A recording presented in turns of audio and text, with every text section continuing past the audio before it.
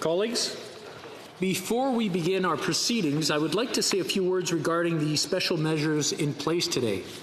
Conformément à l'ordre de Pursuant to order made on Tuesday, May 26, 2020, the application of Standing Order 17 will be suspended for the current sitting to allow members to practice physical distancing. Members desiring to speak and address the chair may do so from any seat in the House. à la Chambre.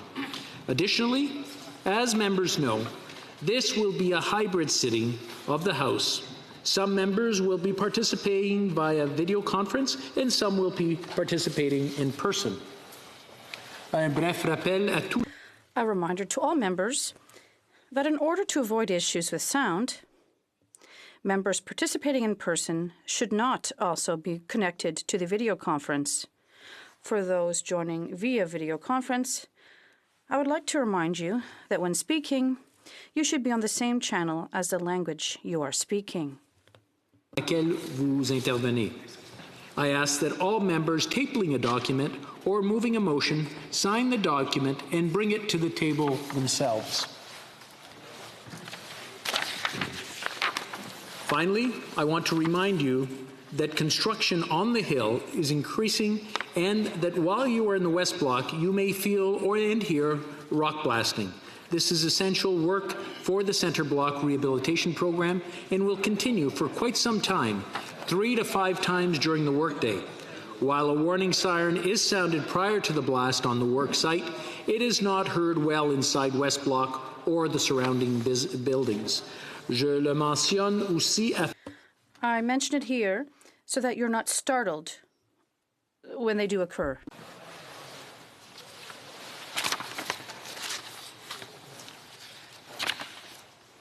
First, I'm sorry? Yes. Un appel au règlement? Point of order. The Honourable Member. Monsieur le Président.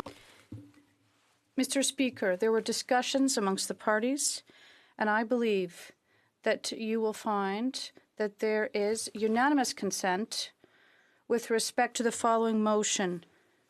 I propose, supported by the member from Moncton, that the House deplore the losses of human lives after the explosion that took place in Beirut on August 4th, 2020, and express its solidarity with the Lebanese people, to the families in particular, in addition to the 170 people who died and more than 6,000 who are hospitalized, and the some 300,000 people who are now homeless because of this explosion, and commit to help and support the Lebanese people in its desire for reform and for reconstruction that is lasting, and continues to support the Lebanese community, both in Lebanon, here in Canada, during these difficult times.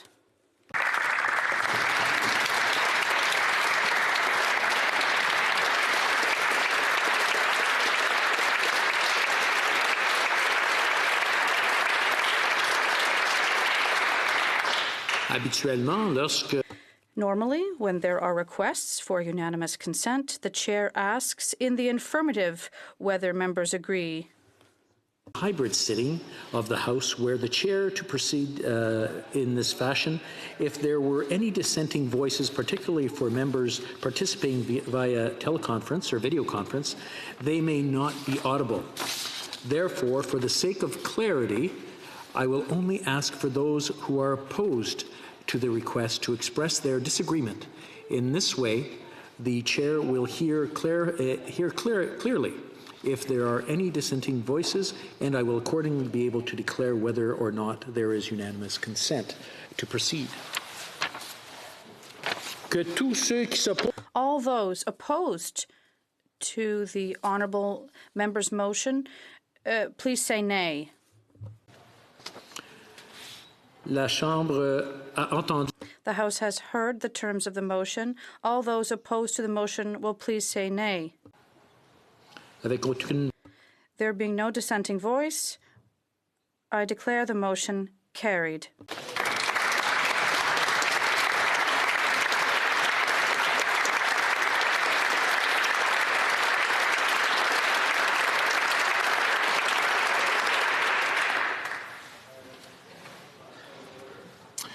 Point of order, the honourable member for Pierrefonds-Dallard. Mr. Speaker, there have been discussions amongst the parties, and if you seek it, I think you will find unanimous consent to adopt the following motion: that the House, A, officially recognize that the Nazis and their collaborators systematically murdered over 500,000 Romani during the Holocaust, and that this atrocity constitutes a genocide against the Romani people. B, pay tribute to those Romani who were murdered, as well as the Romani survivors of persecution by the Nazis. And C, recognize August 2nd as the official day to commemorate the Romani genocide, also known as Paraimos and Samudar Dipen, to never forget the atrocities committed against the Romani people, the harrowing stories of the victims, and the incredible strength of survivors. All those opposed to the honourable members moving the motion will please say nay. Agreed. The House has heard the terms of the motion. All those opposed to the motion will please say nay. There being no dissenting voice, I declare the motion carried.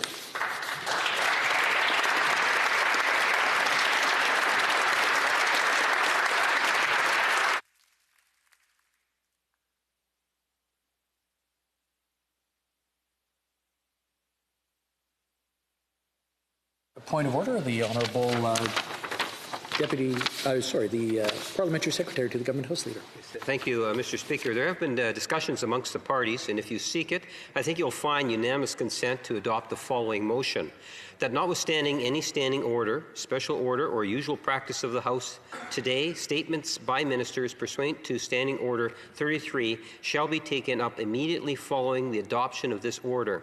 Members may participate in this rubric either in person or by video conference.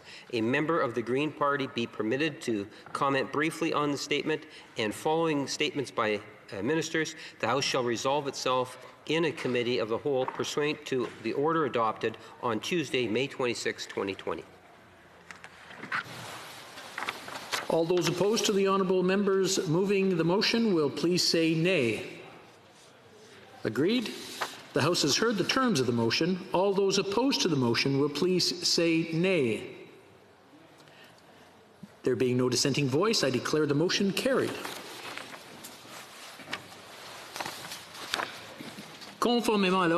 Pursuant to order made earlier today, the House will now proceed to statements by ministers. Minister of International Development. Merci, Monsieur le Président. Thank you very much, Mr. Speaker. I'm going to start in French and then change to English afterwards.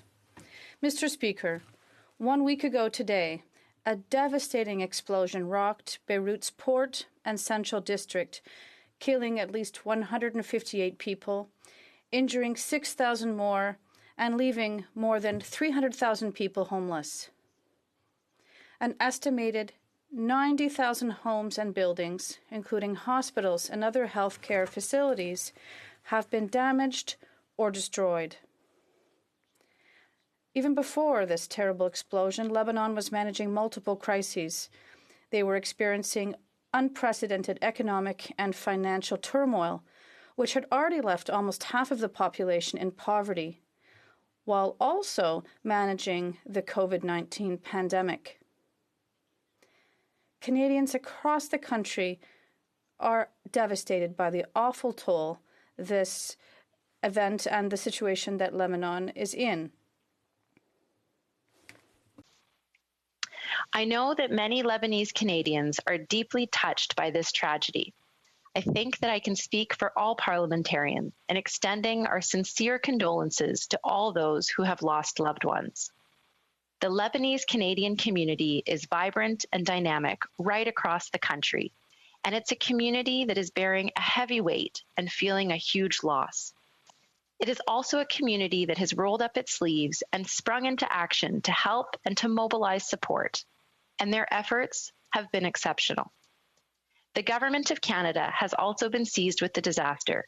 Within 24 hours, Canada announced an immediate initial contribution of $5 million in humanitarian assistance, including $1.5 million for the Lebanese Red Cross in the first 24 hours following the explosion. On Saturday, we launched the Lebanese Matching Fund for donations collected directly from Canadians.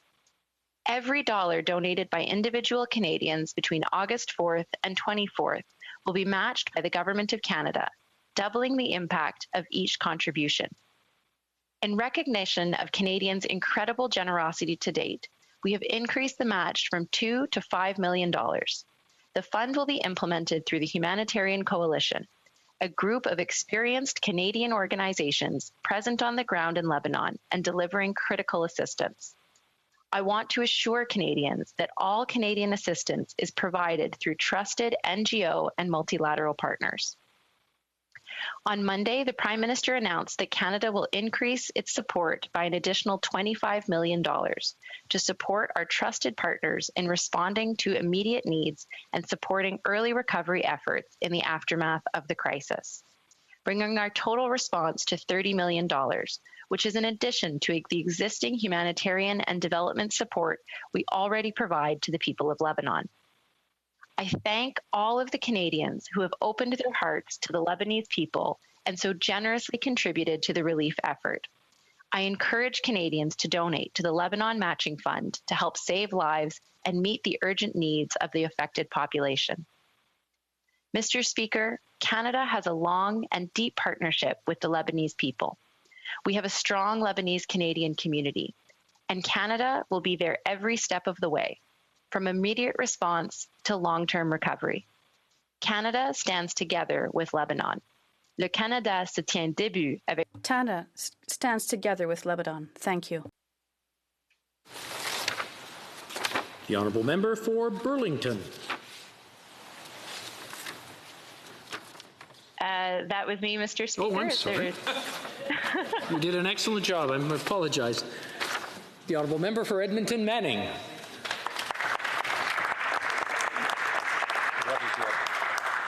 Thank you, Mr. Speaker. Last week, the world was shaken by the devastating news on the massive explosion at the port of Beirut in Lebanon. On the morning of August 4th, the people of Beirut were going about their normal daily routines without any inclination of what to come. They were shaken for those routines, horrific explosions which devastated the city and claimed at least 171 lives and left over 6,000 wounded. People lost their homes, their businesses, their livelihoods. Entire neighborhoods were destroyed. We understand that Lebanese officials continue to investigate the cause of the explosions, and we look forward to the outcome of those efforts. Of course, many Canadians of Lebanese descent have family, friends, and loved ones in Beirut and throughout Lebanon. Canada is proud to stand with our Lebanese community during this difficult time as they process the tragedy and remember and honor the victims. We've heard heartwarming stories of Lebanese Canadians joining forces to organize end deliveries and to offer any support they can, which speaks to the spirit of the community. We also extend our sympathies and condolences to the family and colleagues of Nazar Najarian, a Montreal businessman who was tragically killed, and to all those injured, including a member of the Canadian Armed Forces. We are praying for your speedy recovery. As we know, much of the city is devastated and in dire need of help. I know that Canadians will answer the call. We will support the people of Lebanon as they work to clear the debris and search for people affected by this tragedy. It is important to note that throughout their history, Lebanese people have endured great hardships. Yet, Through their incredible strength and resilience, they have always overcome. I know that this time the outcome will be no different. Over the coming days, weeks, and months, their strength will see them through this latest hardship once again. Mr. Speaker, on behalf of my family and the entire Conservative caucus, I would like to offer my deepest condolences to all those affected by the tragic incident in Lebanon. We will continue to closely monitor the situation, and we are here to provide any assistance we can to those recovering from this tragedy. Thank you, Mr. Speaker.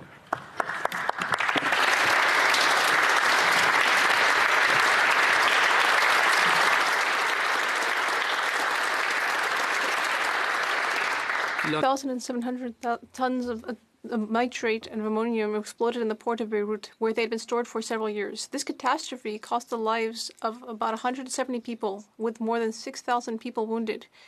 This is one of the most significant explosions that has ever occurred. This was one catastrophe too many for a nation that is currently undergoing an economic and political crisis that has been ongoing for years, not to mention the current health crisis, which has led to a state of severe uncertainty.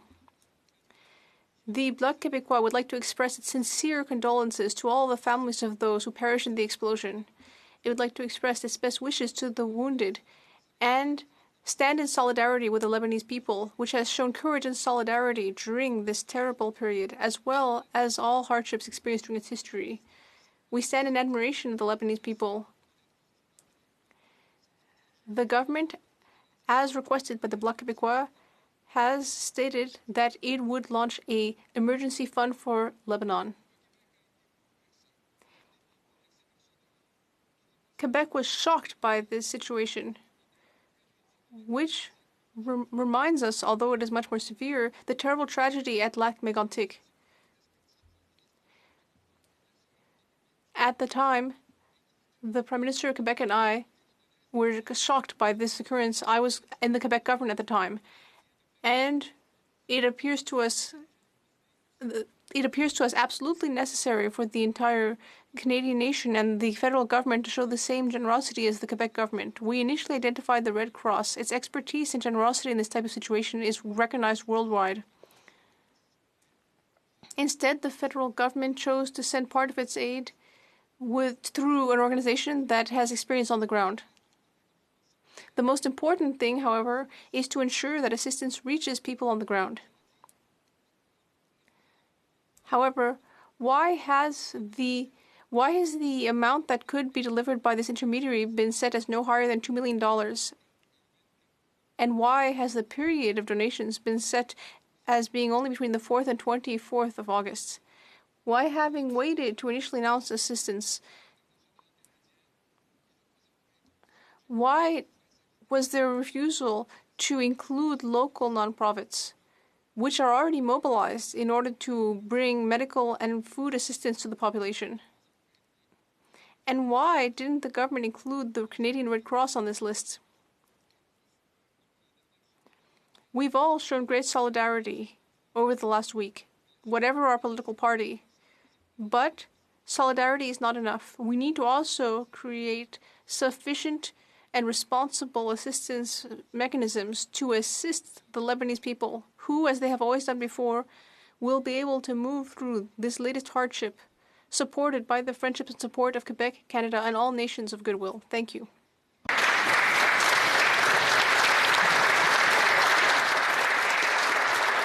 The Honourable Member for Burnaby South. Thank you very much, Mr. Speaker. Like many people across the world and here at home, we were devastated by the images we saw out of Beirut in Lebanon a few days ago. On behalf of all New Democrats and all Canadians, we send our love to the Lebanese people and those affected around the world and here at home by this terrible explosion. But as has been said, sending our love is just simply not enough. We need to send support, relief, and we need to have concrete commitments to supporting the rebuilding efforts. The initial amount proposed by the government was insufficient. And when we talk about Canada being back, this is an opportunity to show that Canada is back by actually building the type of support and by delivering the type of support that the people of Lebanon need at this moment. The Lebanese community has been a vibrant part of Canada, have built up this country, and we need to be allies in this moment and truly contribute. And just a moment while I switch to French. Comme beaucoup de gens à travers le monde et ici au Canada. Like many throughout the world and in Canada, we have been devastated by the tragedy in Beirut, in Lebanon, a few days ago. We are sending our thoughts to the Lebanese people and all those who are affected, throughout the world and here in Canada. People affected by this terrible explosion, but it is not enough to send our thoughts. We need help in relief and in rebuilding efforts. People across the country and around the world have been reaching out to help the people of Lebanon who are already struggling under political instability and the threat of economic collapse and the impacts of the COVID-19 pandemic. Going forward, the people of Lebanon will require significant international support, and Canada must be there to help. By assisting with immediate food and medical and other needs, the federal government must take concrete action to assist the international community's long-term humanitarian efforts. We have to be true partners and support in a way that is proportional to the rest of the international community's response. I'm happy to see the government of Canada heeded our calls for increased humanitarian support, but the government must now commit to a robust long-term plan to provide support to Lebanon and to help rebuild Beirut and their country. This plan must include support for democratic reform, food security, and poverty alleviation. Together, we can support in this difficult time, and the people who need our help the most are counting on us, are counting on Canadians to be there for them. On behalf of all New Democrats, we express our deepest condolences and want to send a message to the people of Lebanon and to all Lebanese Canadians. We will be there for you, and we will fight for you. You deserve nothing less. The Honourable Member for Fredericton. Thank you, Mr. Speaker, and thank you to the Minister and to my colleagues for their important words today. It is critical that we show solidarity and compassion in these dark times.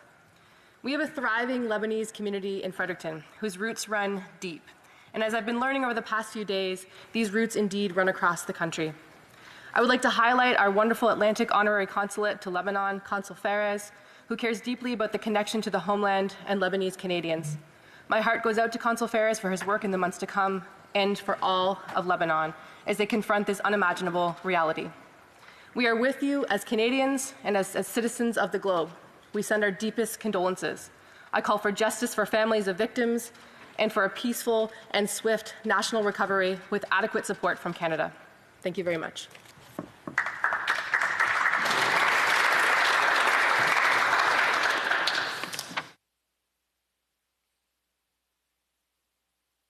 We have a point of order. The Honourable Member for Edmonton Transcona, or Strathcona.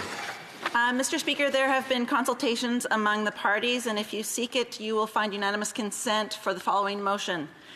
That the House recognize that reopening businesses and the economy entails taking far more action to support parents, especially women, who are worried about going back to work without knowing that their kids will be safely cared for in childcare and school. And therefore call on the government to increase its transfers to provinces and territories for affordable childcare by $2 billion, transfer fundings to provinces and territories to support a safe return to school, and work with all provinces and territories to ensure all federal funds are dedicated to the health and safety of children across the country, while ensuring the transfers to Quebec are unconditional.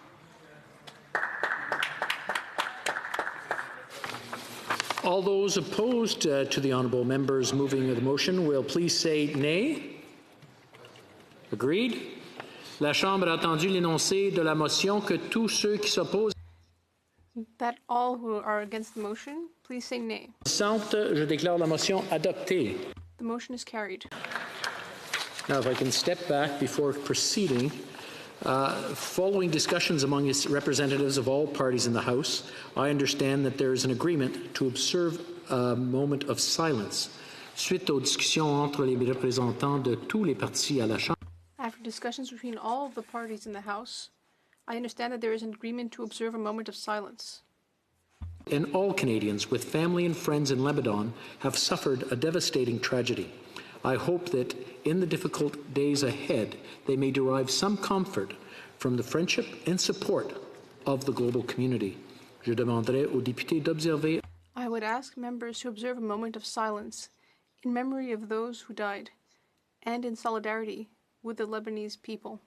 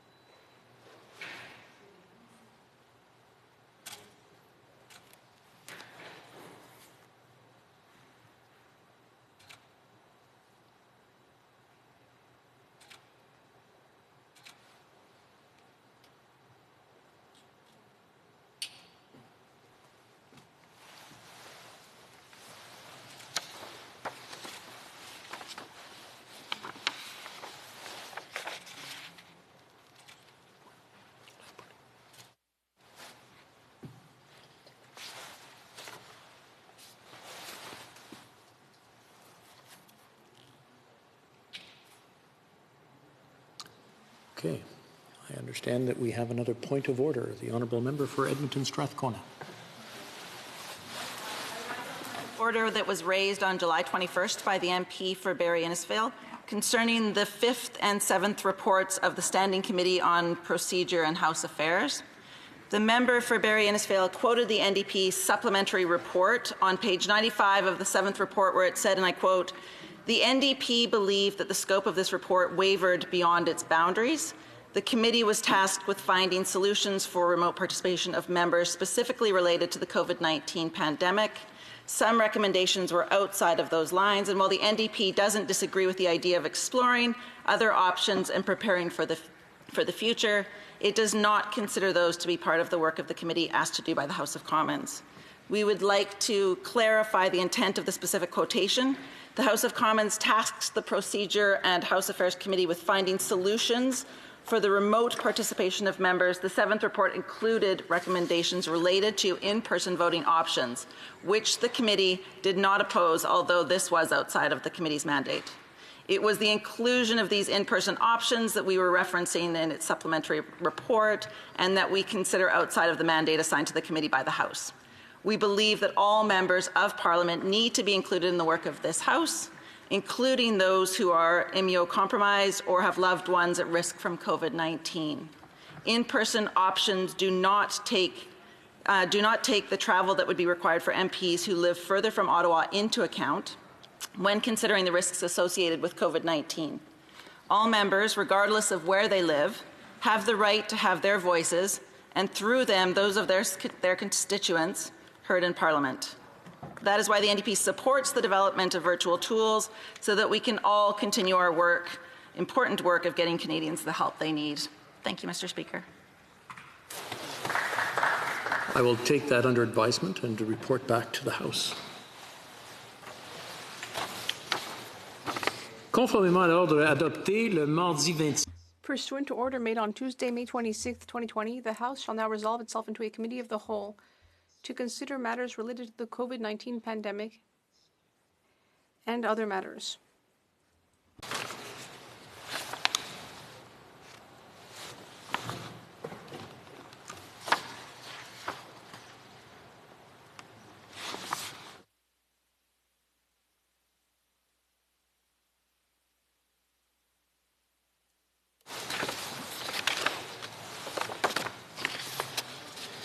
The committee will begin its proceedings with the questioning of ministers on matters related to the COVID-19 pandemic and other matters for a period not exceeding 95 minutes. La présidence reconnaîtra les députés. The chair will call members from all recognized parties and one member who does not belong to a recognized party, in a fashion consistent with the proportions observed during the special committee on the COVID-19 pandemic. Will be recognized for not more than 5 minutes, which may be used for posing questions to a Minister of the Crown, and members are permitted to split their time with one or more members by so indicating to the Chair. Please note that we will suspend this part of the sitting halfway for a short period in order to allow employees who provide support for the sitting to substitute each other safely. We will now begin. The Honourable Leader of the Opposition.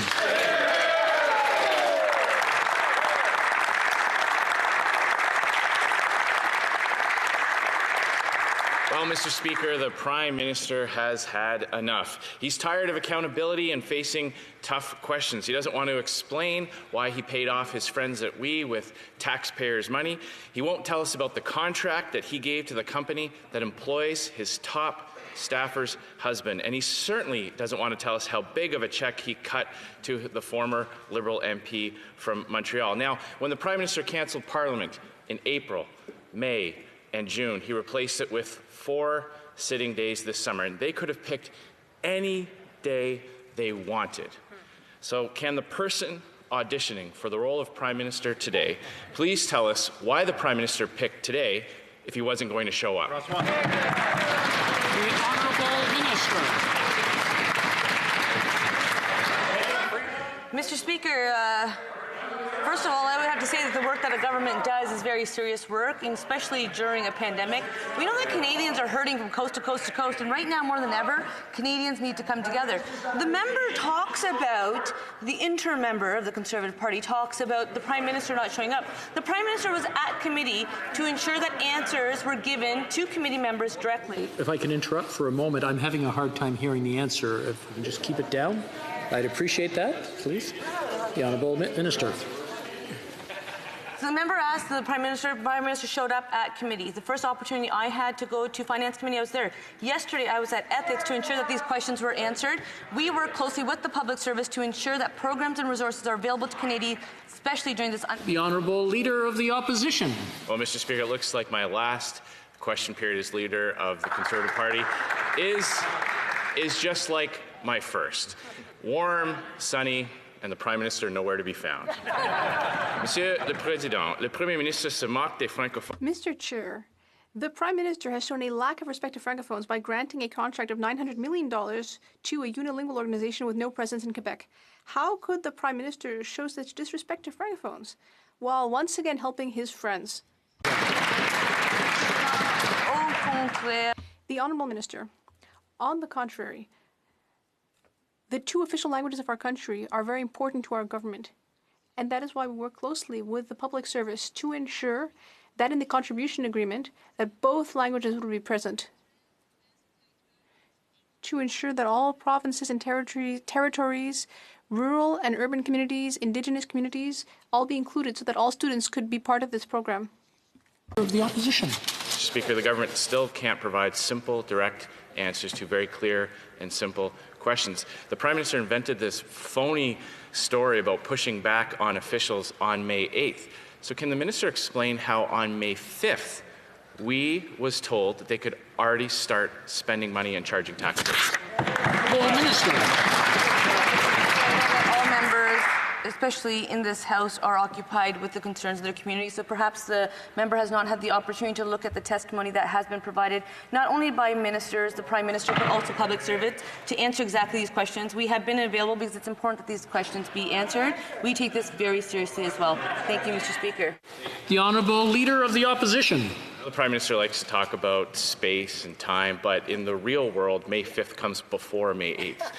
Mr. Speaker, during this time of crisis, Canadians deserve and demand a steady hand leading our country. But instead of stability, we have a government in chaos. Cabinet ministers being summoned to testify. The Prime Minister's office focused more on damage control instead of fixing their flawed programs. And now, senior sources close to the Prime Minister have told the Globe and Mail that the Prime Minister is inventing a phony policy excuse, a dispute, as an excuse to dump his finance minister, even bringing in a backup quarterback just in case. So when will the Prime Minister finally put the finance minister out of his misery? The Honourable Minister. Mr. Speaker, I want to address the question by saying that we will continue to have our focus, as we have over the course of this pandemic, on Canadians, on the work that needs to be done. What we've done over the course of the last number of months by putting out the CERB, which has supported millions of Canadians, by not only putting in place the wage subsidy but extending it, has given support necessary to face this challenging time for Canadians. The Honourable Leader of the Opposition. Well, Mr. Speaker, it's not the first time the Prime Minister have told Canadians that the story in the Globe and Mail was false. Speaking of that scandal, Mr. Speaker, on March 31st of 2019, the Prime Minister's lawyer sent me a letter threatening to sue me for telling Canadians about his corruption. On April 10th, 2019, I stood outside the chamber and repeated every single thing I said, the sordid facts about the SNC-Lavalin scandal. Now, he didn't like that I was telling Canadians about how he politically interfered in a criminal court proceeding. And I was looking forward to being sued because then the Prime Minister would have to testify under oath and go through discovery. So, after next week, my calendar is wide open. Could the Prime Minister please tell me when I could expect to see him in court? The Honourable Minister.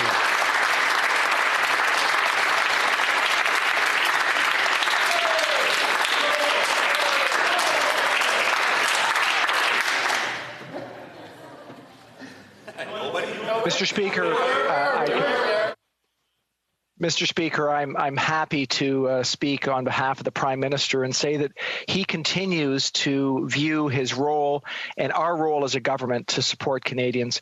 We continue to be in emergency time. The work that we're doing, not only on things like the extension of the wage subsidy, but thinking about how we can get our employment insurance system back up and running, is our area of focus, because we know this is what Canadians are concerned with as they think about how they can continue to support their families. The Honourable Member for Belleuil-Chambly. Thank you very much, Mr. Speaker. It is a pleasure to draw the House's attention to the government, to a number of things that the Leader of the Opposition said that I agree with. And when the Conservatives and the Bloc are in agreement, the government should start to reflect seriously. Well, there are people behind us. Once again, I was on vacation and I chose the date of my return to be here today because there was a sitting. Yes. I had the opportunity in the Magdalen Islands to speak to a lobster fisherman, and he said, well, you're staying the course as a leader. Continue to do what you're doing, and that's what we'll do. Their questions are arising. And over a 5-week period, as the Leader of the Opposition said, one day, well, it should be organized when the dates are chosen. 4 sittings for the whole summer. They could be organized, these dates, but the government said that it wanted to be accountable. It wanted to be sincere and open. We have the Swiss charity scandal, and once again, I agree with the Leader of the Opposition. There were no Francophones involved in this issue. And then there's a new scandal of $84 million from the PMO. And there's also the wage subsidy. And I understand that, well, the person who will be leader of the Conservatives is saying among the 2 main candidates that the Liberals are moving towards $2 million of wage subsidy to fund the next election campaign, which could come quickly. Mr. Speaker, we would have expected people to be present because I shouldn't be highlighting the absences today. There are people who are missing, and that concerns me. And I would like to say this, Mr. Speaker. There are people who asked questions this morning and said, but yes, are you really going to bring the government down? And I said, is this government still worthy of our confidence? And they just gave us the answer. Thank you, Mr. Speaker.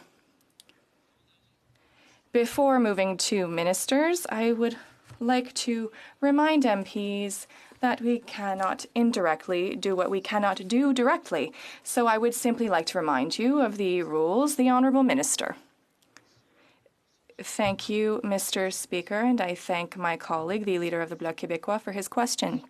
He highlighted an important reality that our government and the Prime Minister himself and members of our Council of Ministers have always been available to answer questions, whether it's in the House of Commons, in the Committee of the Whole, before committees of the House of Commons.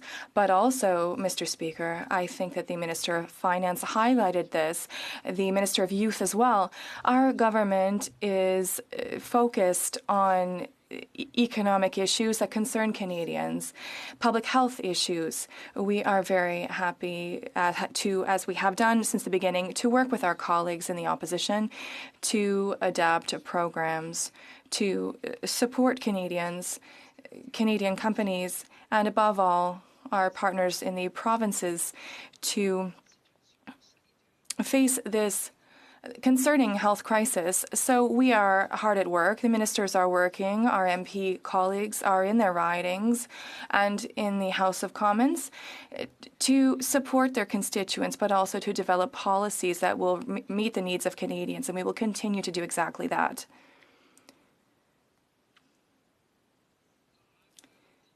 The Honourable Member for Burnaby South.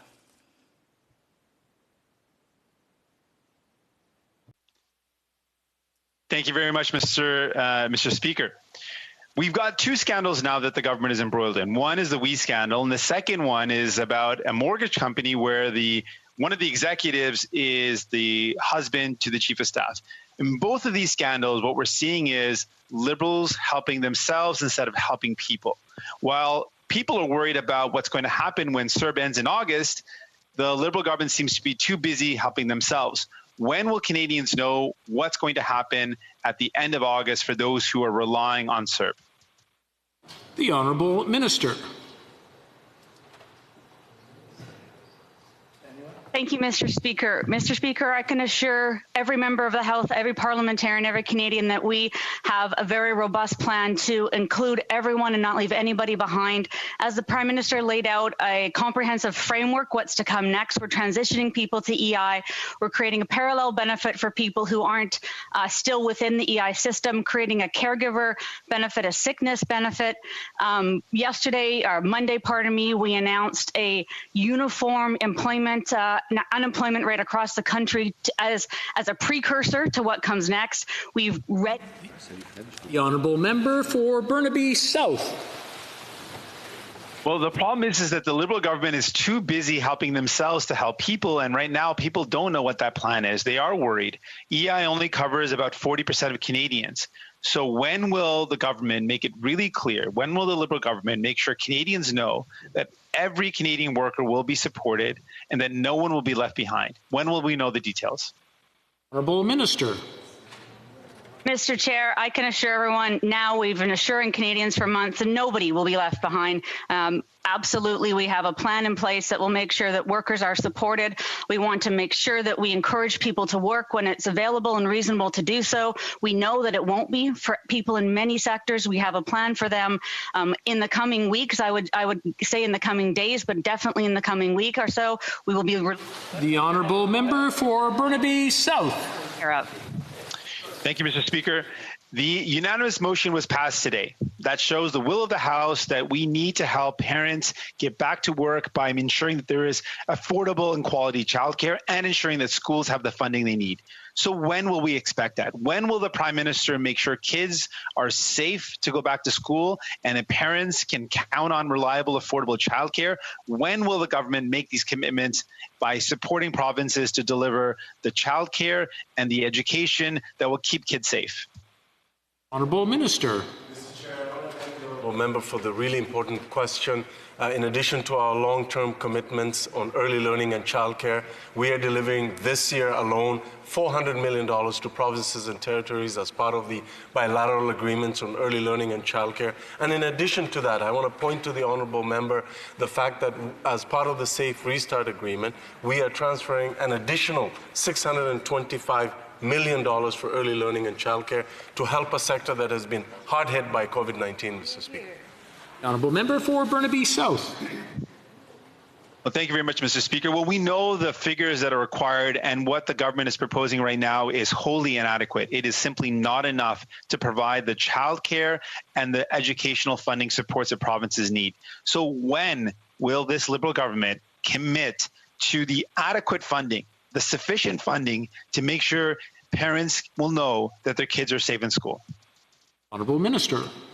I find it really hard for the leader of the NDP to claim that $625 million plus $400 million just in the next 8 months is inadequate. That is completely opposite to what we're doing. We're providing federal leadership and resources to back the safe restart of the early learning and childcare sector. We've been there for parents for the long term, and we're there for parents as this sector recovers from COVID-19, Mr. Speaker.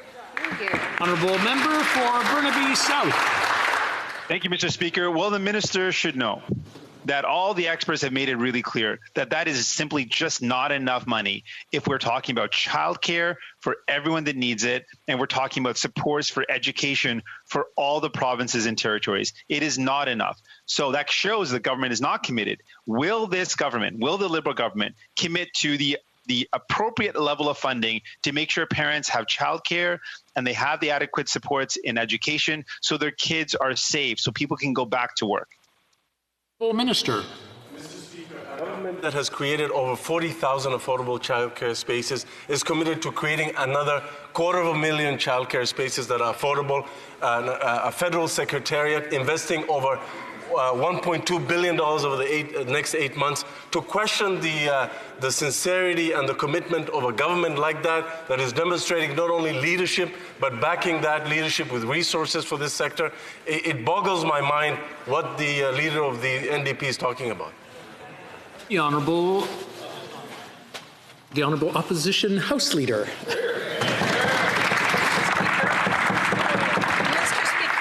Yesterday in the National Post, the Prime Minister's office refused to answer some questions, so I would like to give the government the opportunity to provide some clarity. Did the Prime Minister or anyone in his office meet or speak with Rob Silver, who is the husband of the Prime Minister's Chief of Staff, Katie Telford, about commercial rent? Yes. The Honourable Minister. Mr. Speaker, I want to thank the Honourable Member for the question. The Canada Mortgage and Housing Corporation is an independent government body that works on delivering on the Canada Emergency Commercial Rental Assistance Program, a program that is doing a lot to help small businesses and employees across the country.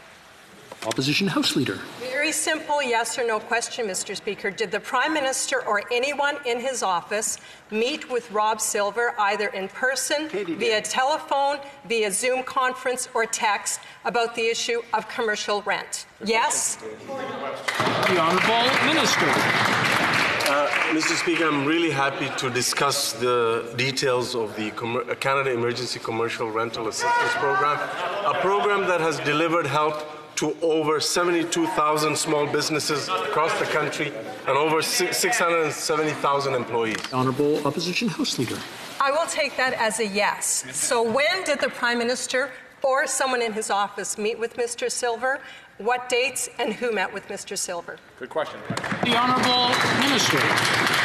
Mr. Speaker, the Canada Emergency Commercial Rental Assistance Program is doing exactly what it was supposed to be doing, which is delivering help to small... Honourable Opposition House Leader. Thank you, Mr. Speaker. Has the Finance Minister or anyone in his office met with Mr. Silver about commercial rent? The Honourable Honourable Minister. Thank you, Mr. Speaker. I want to just address what the Honourable Member has asked. The Office of the Ethics Commissioner was consulted, a screen was put in place, and all steps were followed regarding this matter. Well, Opposition House Leader. Speaker, then they should be able to answer the question, and I take that as a yes. Who in the Finance Minister's office met with Mr. Silver, and when did they meet with Mr. Silver? Good question. The Honourable Minister. Mr. Speaker, I want to repeat that the Office of the Ethics Commissioner was consulted, a screen was put in place, and all the appropriate steps were taken. The Honourable Opposition House Leader. Mr. Speaker, evasive non-answers. 6 months into this pandemic, 6 years of government, and this Prime Minister will be remembered for a $343 billion deficit and setting the lowest bar ever for a Prime Minister's conduct in the history of this country. This Prime Minister inappropriately groped a woman. He wore blackface. He and his friends and family took a prepaid, lavish vacation to Billionaire Island. He interfered in an SNC criminal trial. He then fired his Attorney General, because she wouldn't go along with his cronyism. He has tried to give almost $1 billion to his friends at HoC, who not only, we now know, have been campaigning for him, meeting with tens of thousands of young people, trying to get them to vote Liberal. But we've also found out HoC has given the Prime Minister's family and friends, family especially, hundreds of thousands of dollars. And now we found out that the husband of the Prime Minister's Chief of Staff got a nice $83 million contract from the Prime Minister. It really is, with the Liberals, about who you know, not what you know.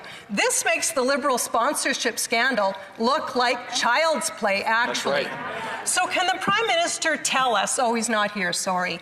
Can somebody on the side tell us why the Prime Minister thinks the rules do not apply to him?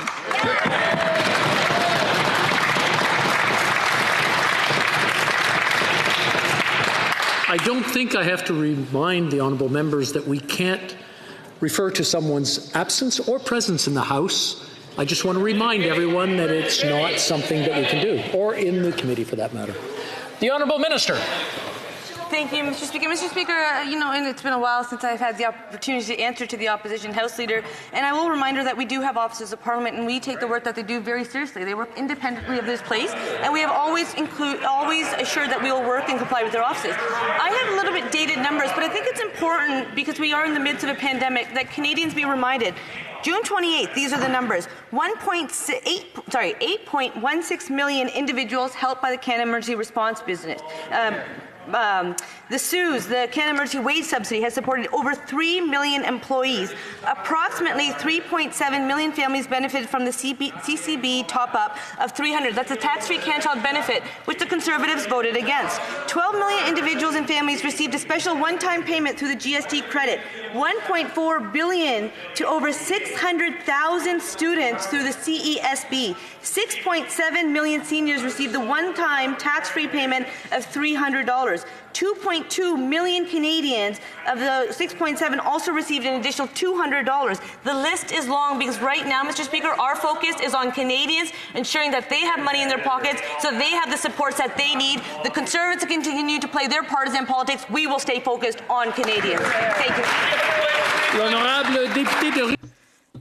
The Honourable Member for Richmond-Athabasca. Mr. Speaker, can the Prime Minister and Minister of the Liberal government, are they aware that the Crown Corporation, CMHC, has the mandate to manage the commercial assistance program delegated to MCAP, a mortgage broker? Yes or no?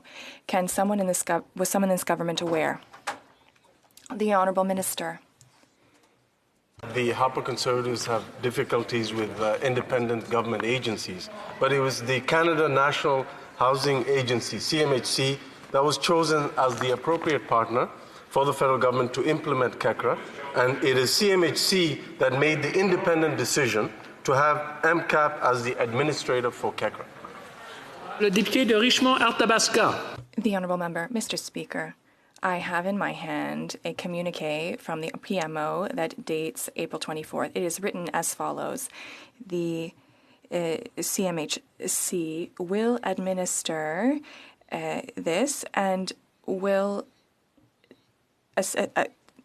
administer the commercial rent assistance program. How is it that the government's mandate to manage a program of multiple millions of dollars decided to subcontract for a amount of $84 million to whom? To MCAP, which magically the vice president of whom is the husband of the chief of staff, the most powerful person in the PMO. Can someone in this Liberal government, was there someone available, aware that this was subcontracted to this company which has ties to the chief of staff of the PMO? The Honourable Minister. This is the result of the Canada Emergency Commercial Rental Assistance Program. Over 670,000 employees assisted through this program. Over 72,000 small businesses assisted through this program. Over $712 million of relief given to small businesses. That is what KECRA has done, and that is the record of this government, Mr. Speaker. The honourable member for Richmond-Athabasca.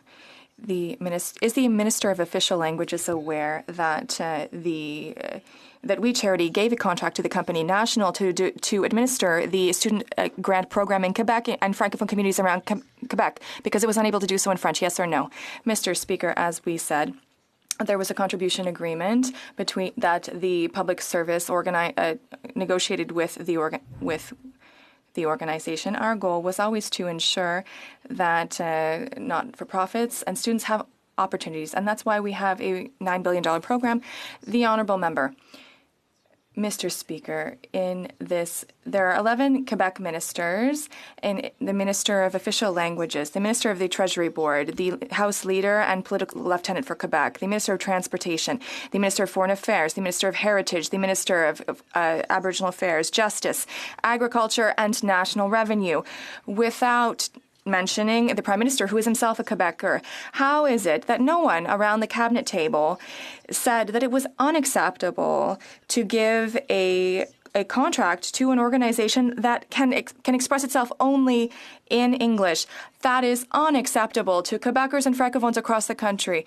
Did any single one of these ministers stand up to say that this makes absolutely no sense? The Honourable Minister. We know that the Conservatives never appreciated this, and we could see this is still the case, but we were reassured that the public service made this recommendation. We accepted it, and they were able to include all provinces and territories, and they would have provided this in both official languages for the CSSG. It was designed to help the greatest number of students as possible, and during these difficult times, we were reassured that this organization would be able to do so in both official languages. Thank you. The honourable member for Richmond-Athabasca. We're starting to recognize a pattern here. They give a contract to a pattern that to a company that outsources it to friends of the government. Can the minister tell us whether We Charity paid back the $30 million? Can anyone in this government, whether it's the clerk of the Privy Council, a minister from the PMO, tell us if these $30 million, which belongs to Canadian taxpayers, will return to the government's coffers? Yes or no? The Honourable Minister. Mr. Speaker, like the organization has said, it will pay back all the money to the government. And as I said, when I testified before the Ethics Committee yesterday, we're going to work with We Charity to ensure that that is the case. Nose Hill. Thank you, Mr. Speaker. I'll be splitting my time with the member from Barrie-Innisfil. When a request to provide security scanners for Canada's embassies came up, K-Prime Technologies responded. However, instead of working with this company to provide sensitive security equipment, and it's a Calgary-based company, the Liberals went with a company who is mired in a major international Taiwanese bribery scandal and has links to the Chinese government. And here's the kicker: at a higher cost than what my constituent's company would have charged. Why? Honourable Minister. Mr. Speaker, I'd like to thank my honourable colleague for the question. As she will know, the moment I learned about that, we immediately asked the department, Mr. Speaker, to launch a review to make sure that security would be part of our contracting practices. I want to assure all Canadians and my friends in Calgary, obviously, that no purchase whatsoever has been made by Global Affairs Canada with that provider. This was only a frame agreement. I've asked the minister responsible at PSPC to look again at the procurement process for that, and we have launched a review. The honourable member for Calgary Nose Hill. Oh, come on. I mean, the minister is asking us to believe that the party that had no compunction going to the walls for SNC-Lavalin when they bribed Muammar Gaddafi's son with prostitutes knew nothing about the fact that they just ignored a Calgary-based company's legitimate bid to provide sensitive security equipment for embassies to a company that, by all intents and purposes, ignores the rules around international bribery scandals. This isn't, oh, we just forgot about this. This is ridiculous. When is that review going to be done? It should have been done ahead of time. I want to see it right away. And will it be made public? Honourable Minister. Mr. Speaker, I'm very happy to answer that question. As a former Minister of the Crown, she would know well that at the moment that I was made aware of that frame agreement, and I want to reassure people in Calgary and Edmonton, everywhere across Canada, no purchase has been made whatsoever. And I've asked the review. The review is undergoing. There's nothing more important, Mr. Speaker, than the security and safety of our people and our embassies around the world. And security will come first at every time we make purchase, which could be sensitive for the security of our embassies around the world. The honourable member for Barrie Innisfil. Speaker, I think Warren Kinsella said it best in his latest blog post. He said there's a name for what we have right now, and there's a name for a government like Justin Trudeau's, a government run by those who seek status and personal gain at the expense of the rest of us. It's called a kleptocracy. Now, I looked it up in the dictionary, and it comes from the Greek origin thief, I steal, and power rule is a government whose corrupt leaders, kleptocrats, use political power to appropriate the wealth of their nation, typically by embezzling or misappropriating government funds at the expense of a wider population. Now, in a kleptocracy, corrupt politicians enrich themselves secretly outside the rule of law through kickbacks, bribes, and special favors, or they simply direct state funds to themselves directly or indirectly and their associates. Now, we've had $343 billion in deficits, $1.2 trillion in debt, and that gives a government a lot of room to misappropriate that wealth, or in the case of the debt of our nation, to direct those state funds to themselves or their associates. And there's a reason why these scandals are profoundly scandalous, Mr. Speaker, especially during a pandemic. It's because the allegations are that Trudeau, his family, his connected insiders, and his friends sought to enrich themselves during a pandemic that is impoverishing millions of Canadians and killing thousands. And while those governed are losing their homes, losing their businesses, losing their jobs, and losing their futures, the Trudeaus and their family and friends are doing just fine. That's how a kleptocracy works. There's the WE scandal. There's the Prime Minister's family enriching themselves. There's the CMHC scandal with Rob Silver, the Chief of Staff husband. And now we find out that Frank Baylis, a former Liberal MP, has received an undisclosed value contract for $100,000 in non-health approved ventilators. The sponsorship scandal will look like a speck of sand in a desert when this is all over. And when this is all over, Trudeau and Morneau will be just fine. So I ask this question on behalf of every Canadian before more stories surface, and they will. How many more Liberal-connected friends, families, insiders have had their palms greased and have personally financially gained from this pandemic at the expense of Canadians who have suffered so much during this crisis? Will they be honest for once, or do we have to wait for the Auditor General to tell us? The Honourable Minister. Mr. Speaker, I'd like to take us back to where we were in mid-March and talk about the things that we focused on for Canadians over the course of the last number of months. In mid-March, we obviously found ourselves in an unprecedented situation where Canadians were asked to stay home, to protect themselves, to protect their families, to protect other Canadians. And obviously that was the right decision from a health standpoint, but it had real implications from an economic standpoint. As a government, we took the reins at that time and said we need to think about how we can ensure that we support Canadians through this extraordinarily challenging time. The first thing we set out was the reality that we had so many Canadians that would not be receiving a paycheck. And that's how we came up with the Canada Emergency Response Benefit.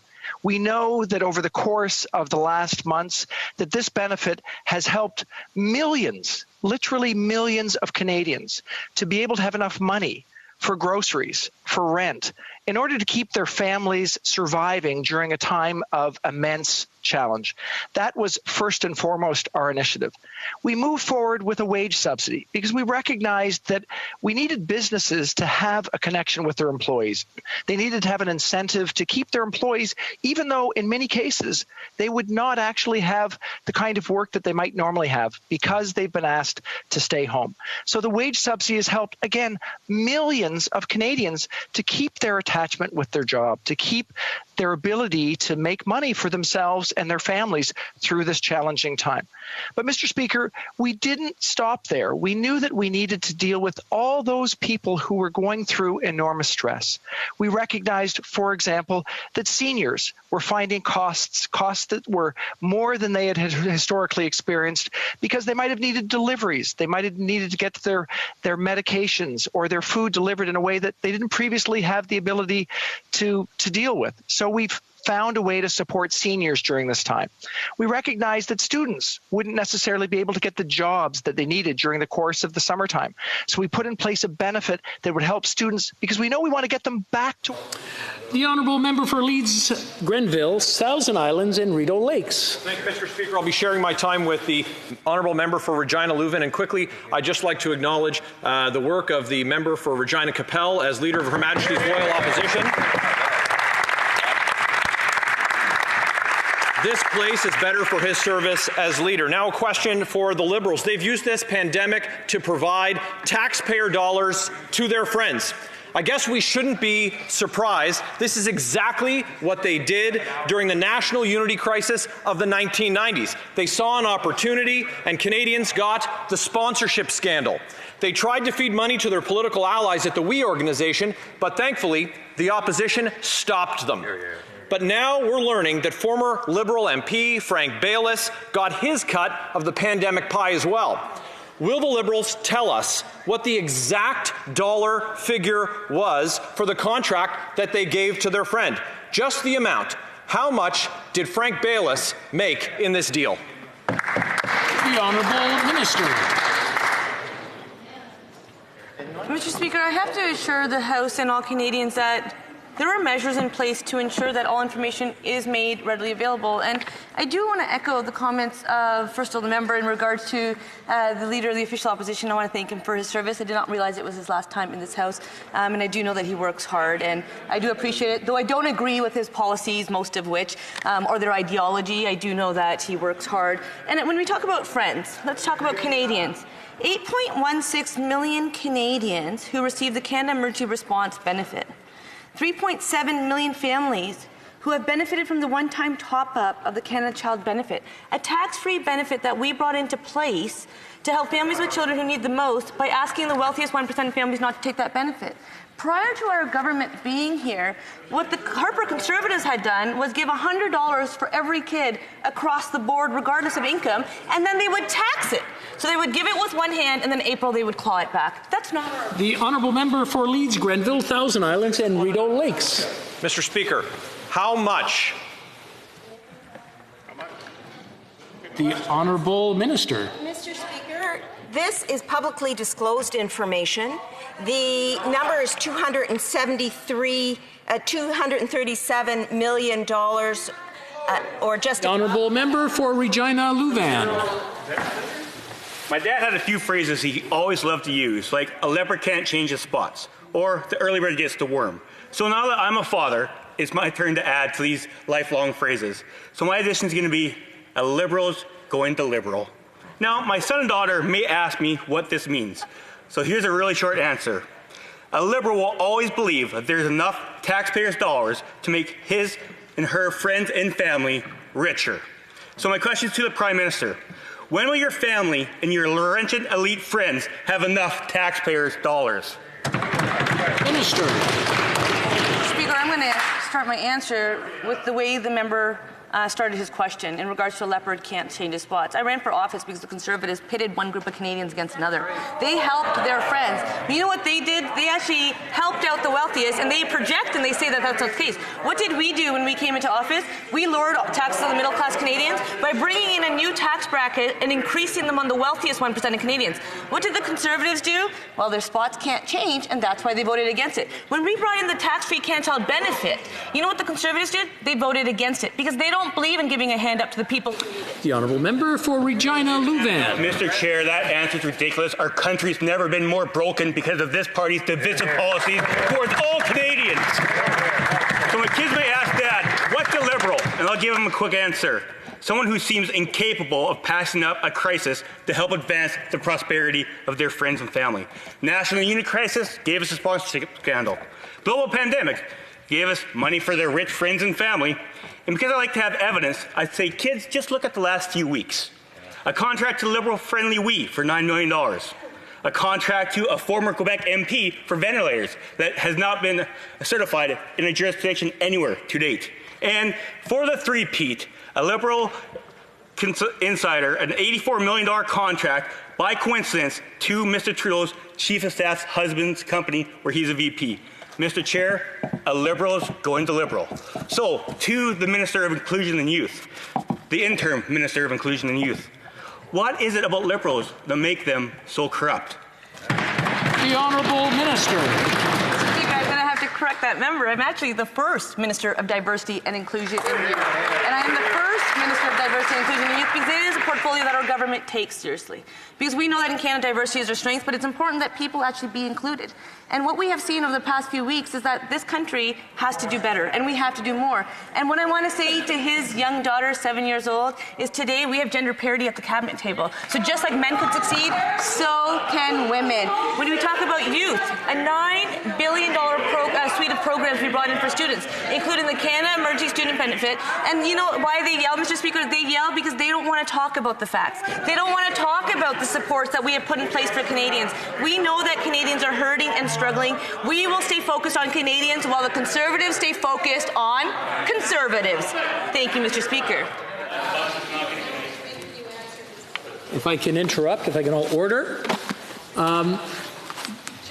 There's just something came to mind as I was sitting there, and I started doubting myself and asking questions to myself. But when there's a committee of the whole, in these exchanges, and according to the third edition of the House of Commons and Procedures Practices on page 932, chapter 19, in the exchanges, members should nevertheless always refer to one another by the names of their ridings, as is done in the House. I just want to remind everyone what the rules are, and I'm sure this is a learning experience for all of us. Now we'll proceed. The Honourable Member for Lakeland Stubbs. Thanks, Mr. Speaker. It's sort of amazing to hear that member talk about gender parity when the women over there, the most competent ones, they all seem to get demoted, booted, or have to do the king's dirty work. So I don't know. I guess it's all talk. I'll split my time with the member for Foothills today. The Liberals are no doubt devastating families in Lakeland. No federal help for this year's agricultural emergency in my riding, with families facing a third year of damaged crops and a minister that hikes costs on them and dismisses farmers as being emotional. It's been 140 days since the finance minister promised help in hours for oil and gas, but not one application has been made or granted for large employers. Not one mid-sized loan has been granted by the BDC because the conditions are prohibitive, and a methane fund has yet to be launched. Drillers and oil services are left out. Fixed loans won't bridge the year. Tens of thousands of Albertans are losing everything in real time. But in 2 weeks, these Liberals, they were able to approve almost $1 billion for the PM's friends at WE, who pay the Prime Minister's family members and campaign for the Liberals. And a former Liberal MP, he recently scored a lucrative contract for ventilators before they were approved by Health Canada. Yeah. This is all bad. But what's worse is this. The Liberals' failures and corruption harm Canadian unity. Pierre Trudeau's strategist once said, "Screw the West, we'll take the rest." It's clear the second wave just might be worse. Why are these Liberals intent on sabotaging Alberta? The Honourable Minister. Mr. Speaker, we have been there for the oil and gas sector of Alberta, Saskatchewan, and Newfoundland and Labrador from the get-go. Last month, BDC opened their applications for companies with revenues between $100 million and $500 million. They were financially viable before the pandemic. Loan amounts now will fall between $12.5 million and $60 million. Our government has been supporting smaller companies in that field for months with the BCAP program. They make up 85% of the jobs in the oil and gas sector, and we have their backs. Thank you, Mr. Speaker. The honourable member for Lakeland. Oh, I'm sorry, we're out of time. The honourable member for Foothills. The Agriculture Minister has, in her own department stats, have shown that 10,000 agri-invest accounts have an account balance of zero. 73,000 agri-invest accounts have less than $10,000. But yet, during this pandemic, she is telling Canadian farmers empty accounts and money that you do not have before she's willing to lift a finger. When is the Agriculture Minister going to start doing her job, develop a program specifically for Canadian farm families to help them through this pandemic and protect a vital pillar of our food supply chain? The Honourable Minister. Thank you very much, Mr. Speaker. Colleague, everything we have done for the agricultural sector since the beginning. We have changed the eligibility to the Canada Emergency Business Account that will allow a greater number of farmers to apply. And it could mean up to $670 million from the forgivable portion only. $58.3 million have been announced very recently to boost the temporary foreign workers program. $125 million through agri-recovery. The launch of the emergency processing fund, $77.5 million, and I could go on. Happy the minister brought up the Canadian Emergency Business Account, which actually they've managed to give more money to their friends at WE in 2 weeks than they have to an entire industry of agriculture. And the minister knows that she keeps telling farmers, use the CEBA account, that's all you're going to need. She knows most farmers do not qualify for that program because they use personal business accounts, and most of their expenses do not qualify for the CEBA program. When is the minister going to stop making excuses to find every way possible not to help Canadian farmers and expand the eligibility criteria for CEBA so these farmers can access this program? The Honourable Minister. Thank you, Mr. Chair. We have made significant changes to different programs. We have changed the eligibility criteria to include a greater number of farmers. We are working very hard with the provinces right now to see how we can improve different business risk management programs. But let me remind you that these business risk management programs allow the farmers to get at least an average of $1.6 billion a year, and it might be closer to $2 billion this year, in addition to all the other investments that we've made. L'honorable député de Rivière-du-Nord. Merci, monsieur. The honourable member for Rivière-du-Nord. Thank you. Mr. Chair, initially, the fees for We Charity were supposed to be $19 million to implement the program. Now it says it's $43 million. Why?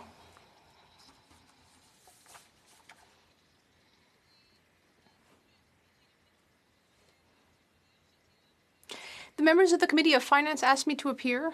I appeared to answer questions. May I ask the Minister to start again? We'll just stop the clock, and we're going to ask the Minister to start her answer again. Yes, after your question, it will go back to the way it was. The Honourable Minister. The details of the contribution agreement were shared with the members of the Finance Committee. As we were requested to do, we shared all the information. Thank you. The Honourable Member. Similarly, initially the program was supposed to be $300 million in value. Then we heard $900 million, and finally the contract says that it's $500 million. Why are these changes? The Honourable Minister. That this information be out there. So the way the contribution agreement is written, there is the cohort 1, a supplemental cohort, and a cohort 2. The way contribution agreements work is that there's measures into place to ensure that performance measures are in place to... Monsieur le Président, qu'on faisait affaire avec We Charity. The Honourable Member, we were told that the program was going to be with We Charity. Then we see that it's actually the We Charity Foundation. Why this bait and switch? Monsieur le Président, encore une fois. Mr. Chair, Once again, the Finance Committee members asked me to appear before the committee, and I did. And I also went before the Ethics Committee yesterday to answer questions and to ensure that all of the information is shared. The Honourable Member for Rivière du Nord. We were told that the only organization that could manage this program was We Charity because it had a network throughout Canada. But now we're learning that there was no network in Quebec or in Francophone communities outside Quebec, and that part of the program had to be subcontracted. Why? Au contraire, Monsieur le Président. On the contrary, Mr. Chair, we stated that the public service had made a recommendation that the We Charity was the only organization that could take care of the program on the timeline. And we asked that all provinces and territories be part of the program. The Honourable Member for Rivière du Nord. In parallel to this program to assist We Charity and friends of the Trudeau and Morneau families, this government had also created a program called the Wage Subsidy Program to help the Liberal family, which has up till now received $800,000, and now it's been extended until next December. Why? The Honourable Minister. Je m'excuse, Monsieur le Président. Je dois le faire en français. I'm sorry, Mr. Chair. I just needed to switch to French. Mr. Chair, the wage subsidy is very important. With the extension, it will be made available to all organizations in our country that have seen their income decrease. In this way, there will be more jobs throughout our country. This is an important approach during a pandemic. The Honourable Member. Well, when it comes to being caught with your hand in the cookie jar, Mr. Chair, this government also offered an $83 million contract to a company where the spouse of the Prime Minister's Chief of Staff is VP. Why?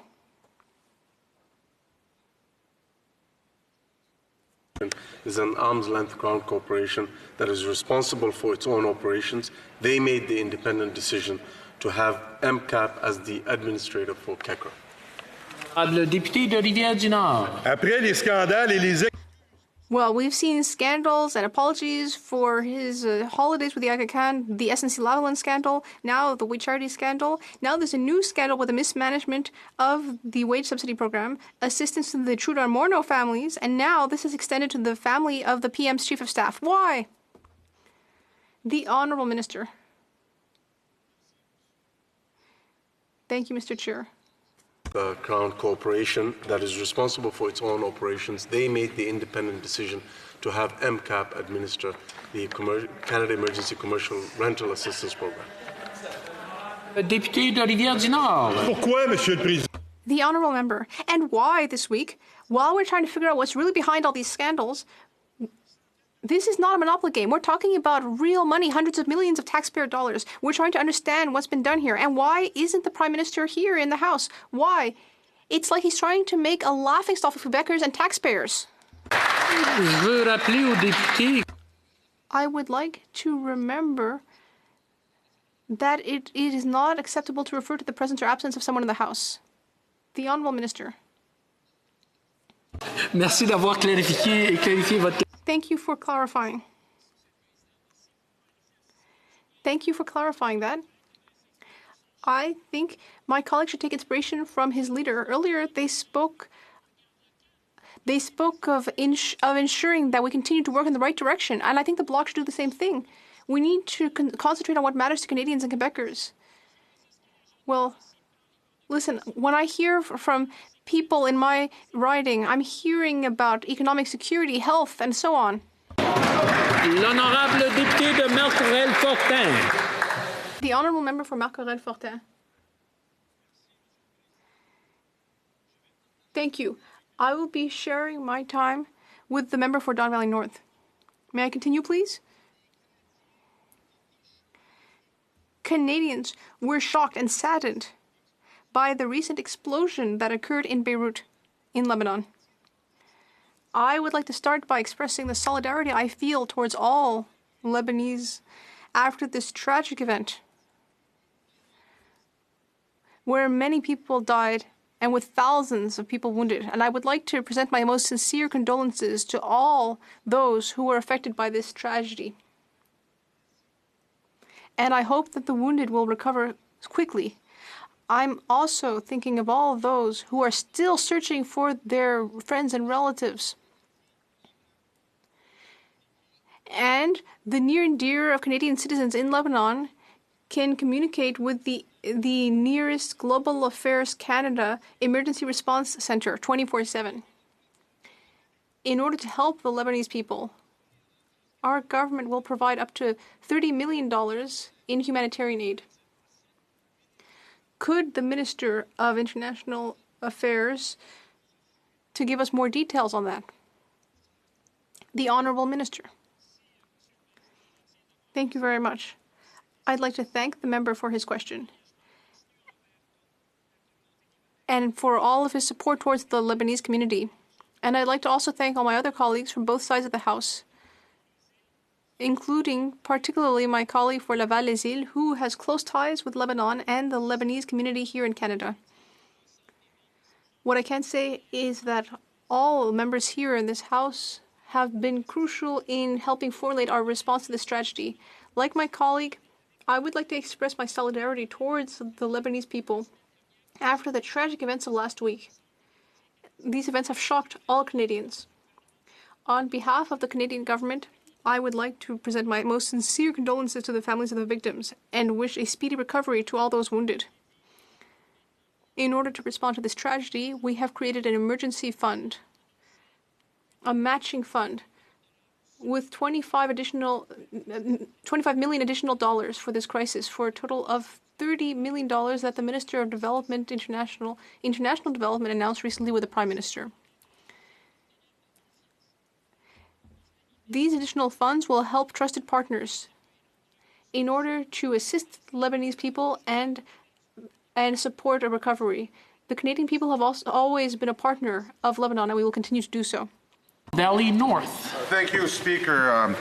A Team Canada response to COVID-19 has been essential in protecting the health and safety of Canadians these past few months, and will continue to be important as we move forward in our continued response to COVID-19 and recovery. But this pandemic has also had a significant economic and social impact on communities across Canada. I've heard from many residents in Don Valley North who are asking for help getting back to work in a safe and responsible manner. That's why I was so pleased to see the Prime Minister announce the Safe Restart Agreement, which was reached with provinces and territories.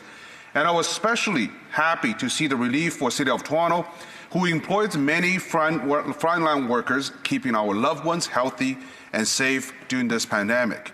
In addition to providing services that residents of Don Valley North rely on, this includes the support for TTC, an essential service that so many of us rely on every day to keep us moving across the city.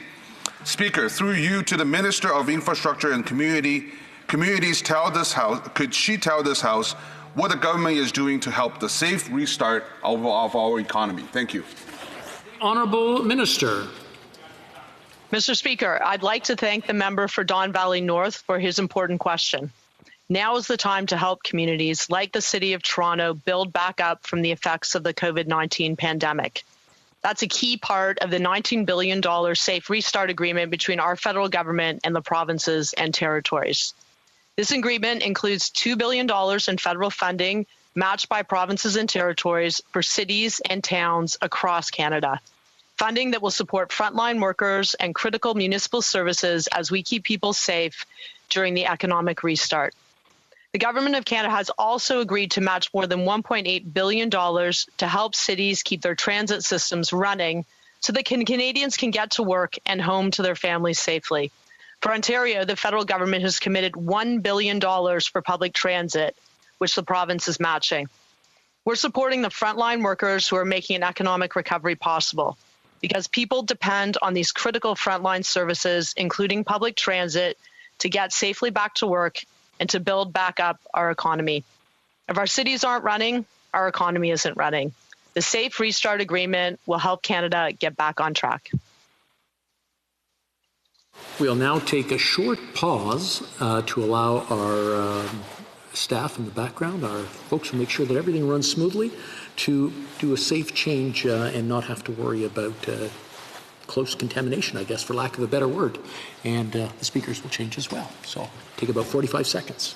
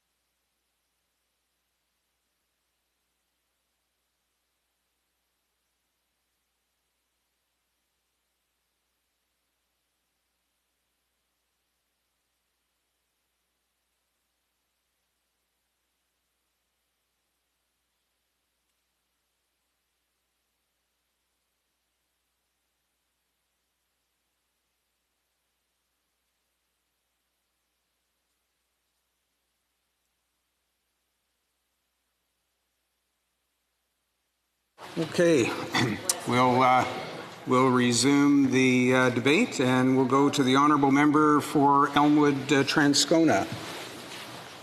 Thank you, Mr. Speaker. Please know that I'll be splitting my time with the member for Winnipeg Centre.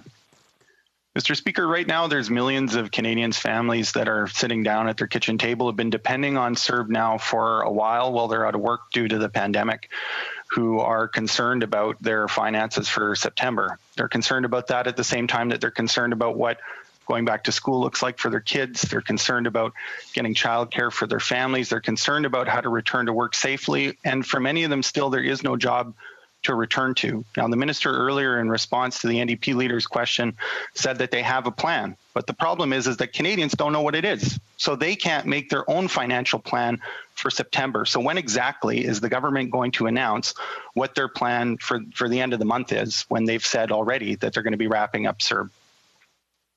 Honourable Minister.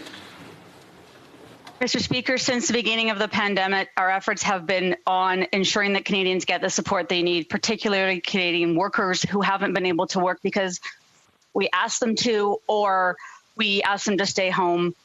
I apologize, Mr. Speaker. Have you lost me? No, we're hearing you fine, Minister. Okay, I apologize. I've got a massive ringing in my ears. Anyway, I apologize. I can assure the member that details will be coming soon, but as the Prime Minister said, we will leave nobody behind. We will have many people transition into EI without disruption of benefits. We'll have a parallel benefit. We'll have a caregiving aspect, a sickness benefit, and everybody will be taken care of. For a short question, the honourable member for Elmwood Transcona. How can Canadians expect to plan for that when they're getting less than 2 weeks' notice? The Canadian Centre for Policy Alternatives has estimated that people transitioning from CERB to EI on average will be receiving about $750 less per month. Maybe that's not the case. Maybe the government's got a plan. But how can Canadians be expected to plan for September? We're talking 2 weeks away when they don't know what the government will provide in terms of income support come September. The Honourable Minister. Thank you, Mr. Speaker. As I've said, and as the Prime Minister announced the week before last, we have a robust plan that we will be giving Canadians details of next week. We've already explained to Canadians that they can rest assured that the EI system is ready to ingest the number of people that will have to. We on Monday announced a uniform unemployment rate across the country, which sets a minimal eligibility threshold for EI recipients. That should give comfort to many, many Canadians who are worried about their levels and hours they have to get into EI. We are putting a caregiver aspect to it, a sickness benefit aspect to it, as per our promise. I think Canadians can be assured with what we've said, and we will give further details very soon. Thank you. Can't plan. We'll now go to the honourable member for Winnipeg Centre. I think we'll just have to ask the honourable member to just unmute there.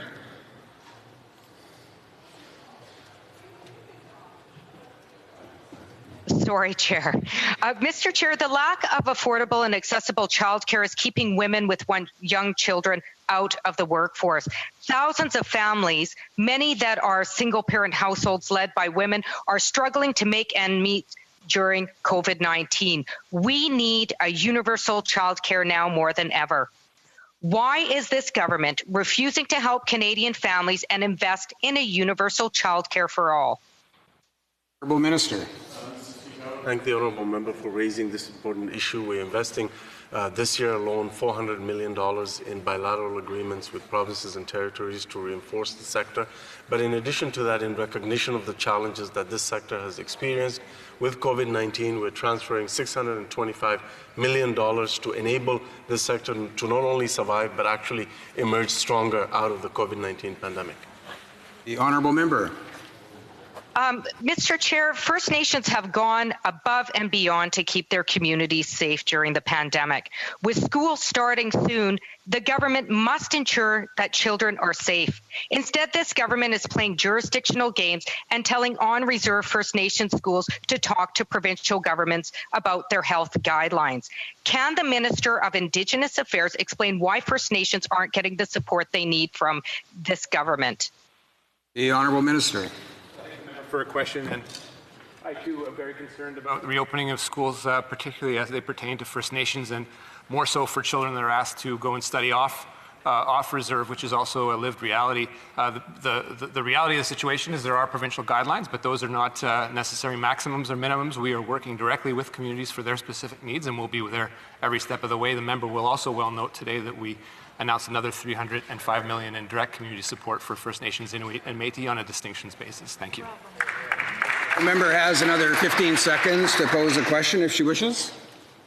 Mr. Chair, 2 days ago, I attended a vigil of a young man in my riding, the latest murder in Winnipeg Centre. As the pandemic goes on, individuals are becoming increasingly financially strained and mental health is rapidly declining. When will this government stop financing their corporate friends and increase their investments into accessible, affordable social housing and frontline organizations?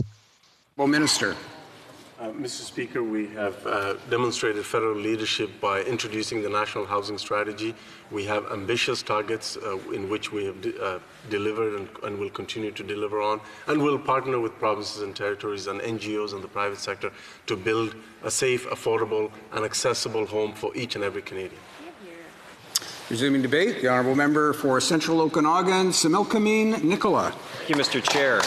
For months, Conservatives have been asking about new and expectant parents who will not have enough hours to qualify for EI parental leave due to COVID-19, and still this government refuses to address the problem. They've said over and over again, it will be solved, but parents are having children now and are being told by Service Canada that they're not eligible.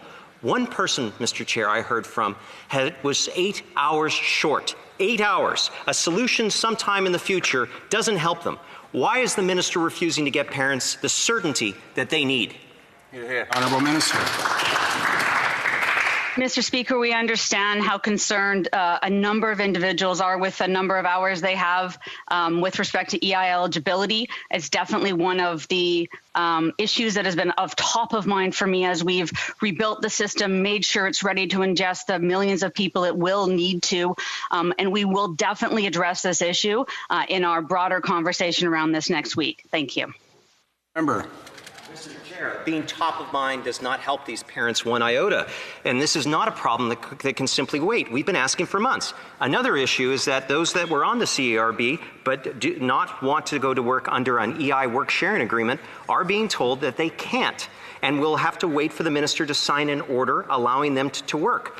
Why has this minister failed to sign that order? Why? The Honourable Minister.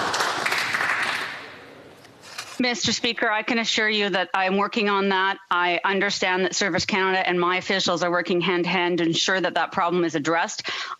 Honestly, Mr. Speaker, I want to make sure that everything we do is done well and done properly, and I'm not going to make a situation halfway. This is going to be solved. Retroactive payments will be made. This will be solved. Thank you. Member. Mr. Chair, people are sitting at home and not working when they want to work, and there are jobs for them. The only delay is this government is refusing to solve the problem. It could be new parents or people wanting to go back to work, and over this government refuses to lift a finger to help. Why doesn't the government just make the changes and get it done today? Honourable Minister. Mr. Speaker, in some ways, the CERB was a very blunt instrument that we had to implement during a time of crisis, and it has benefited over 8 million Canadians, and I make no apologies for doing that. Transitioning people back to EI allows us to use our more sophisticated system, which will have in place elements of work sharing, working while on claim, access to training. All the things that people need in order to return to work and transition back to work will be in place for them, and we are weeks away from making that transition. I thank the officials at ESDC. Back to the honourable member. Mr. Speaker, on the transition, I got a briefing last spring from ESDC staff, and they told me the best case scenario was updating EI would take 10 years. Now the minister says they can fix it all in time for the end of the CERB, which is fast approaching. Will the government commit to having 0 Canadians lose their benefits they are entitled to as part of this rush process? The honourable member. Mr. Speaker, one of the reasons we put in place the CERB was that the EI system couldn't ingest the millions of people we knew would need help. We have been working since March 15th to address that, and I am confident that come beginning of September, people will transition into EI seamlessly and without benefit disruption. Thank you. Member. Chair, a massive EI change is fast approaching with very little details, and the government also refuses to tell us what the status of the EI operating account is. I've asked before, and the answer I got, later this year we will learn how much money was in the account as of this March. We won't get an accurate COVID-19 status in the public accounts until 2021.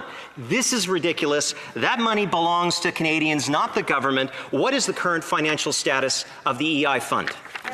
The honourable minister.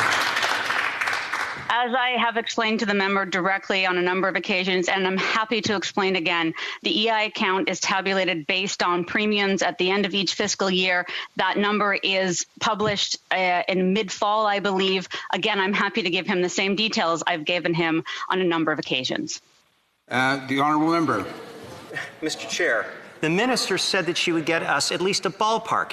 Is it in deficit? Is it a major deficit? We get 0 answers from this government. They're expecting to do a major transition to a new EI system, and they're giving the Canadian public 0 details as the status of the fund. What is going on that side of the House? Honourable minister.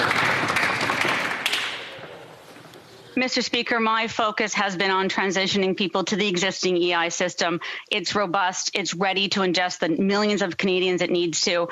We are going to make sure that no one is left behind. We've started our process by creating a national uniform unemployment rate so that everybody has the same criteria for eligibility no matter where you live in this country. That's huge, as EI regions don't necessarily match the phasing in of economic recovery throughout our country. We are confident that we will be there for Canadians, Mr. Speaker. Resuming debate, the honourable member for Carlton Trail, Eagle Creek. Thank you very much, Mr. Chair. And I will be splitting my time with the honourable member for Cariboo Prince George. Thanks to the New York Times, we know there are at least 17 manufacturers in China that use Uyghur forced labour to produce PPE. Despite having a budget that far surpasses the Times, PSPC officials could not tell us if this government has purchased PPE manufactured by slave labour. Can the minister? The honourable minister. Thank you, Mr. Speaker, and I thank the honourable member for the question. I want to begin by saying that we, in our contracting, are ensuring the highest ethical standards for government procurement. When awarding contracts, we at PSPC require suppliers to agree to terms and conditions prohibiting these labour practices and conducting an integrity check into each supplier's background. I, like the member opposite, am very concerned about supply labour issues and am committed to making sure that we're on top of this issue. Thank you. Honourable member. Well, Mr. Chair, those same officials also informed us that in order to bid on procurement contracts, these manufacturers must simply self-certify that they respect human rights. A self-certification in this regard is as trustworthy as a pinky promise. When will this government get serious and ensure taxpayer money is not being used to support the enslavement of Uyghurs? Honourable Minister. Once again, I thank the honourable member for our actual mutual interest in this important topic. I want to emphasize that Canada remains deeply disturbed by the troubling reports that she mentioned, and we have voiced our concerns. We've taken action by publicly and consistently calling on the Chinese government to end the repression in Xinjiang, for example. And with regards to procurement, it is top of mind for me as Minister, and I will make sure that our department is on top of this in our procurement. Short question, 15 seconds. Thank you very much, Mr. Chair. In the previous Parliament, the honourable member from Scarborough-Guildwood introduced the Modern Slavery Act to combat slave labour. It has now been introduced in the other place as S211. Will the government commit to supporting this bill? Honourable Minister.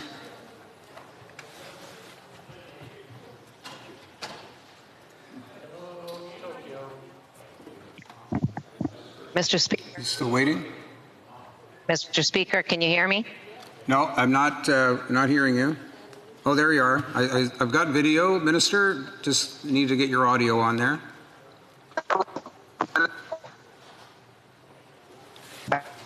With my headset. Can you hear me speak without the headset? We're not getting any audio. Can you hear?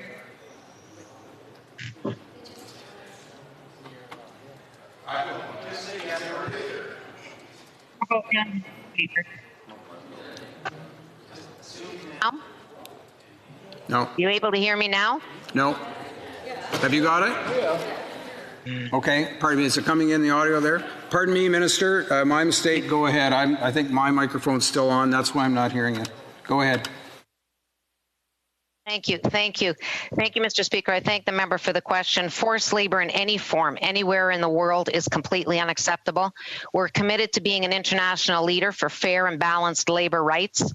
When Canada enters into trade agreements, as the member is aware, with any other country, specific provisions obliging the parties to refrain from any abuse of child labor is included, and we're going to continue to work on this very important issue. Thank you, Mr. Speaker.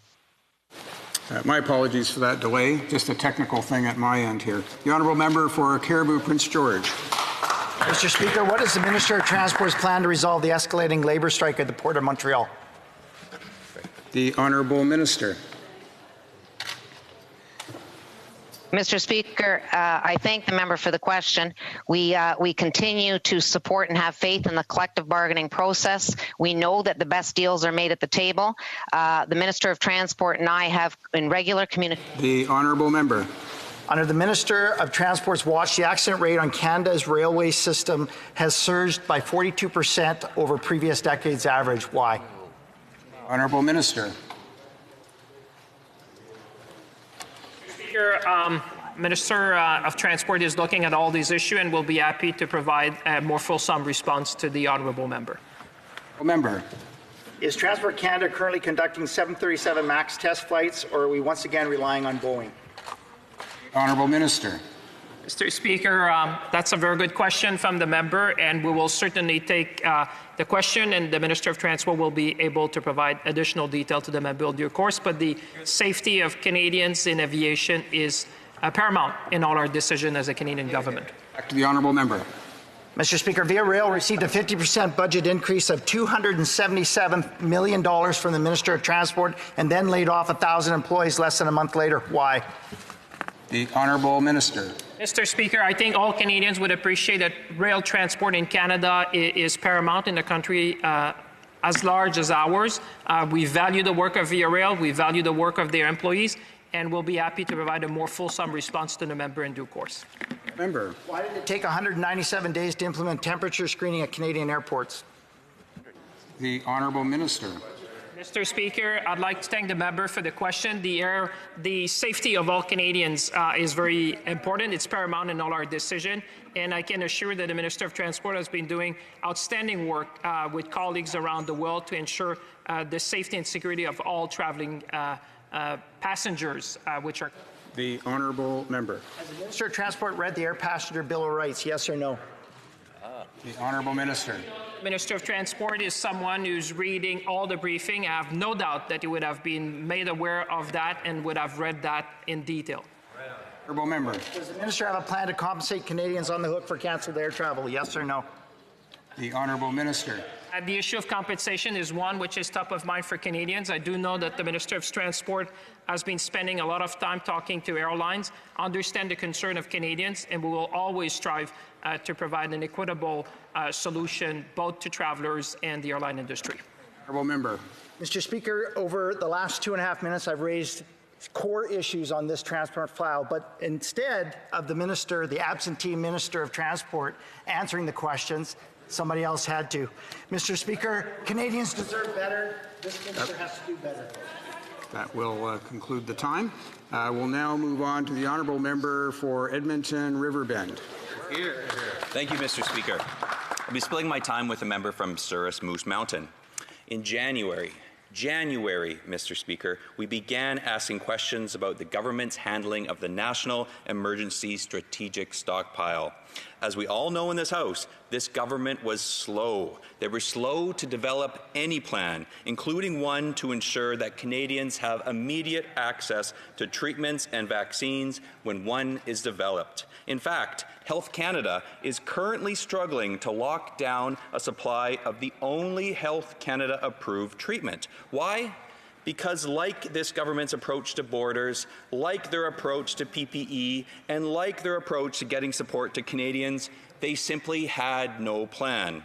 So I'll ask the Minister today, what is the government's plan to ensure that Canadians will have access to the first scientifically proven treatment or vaccine?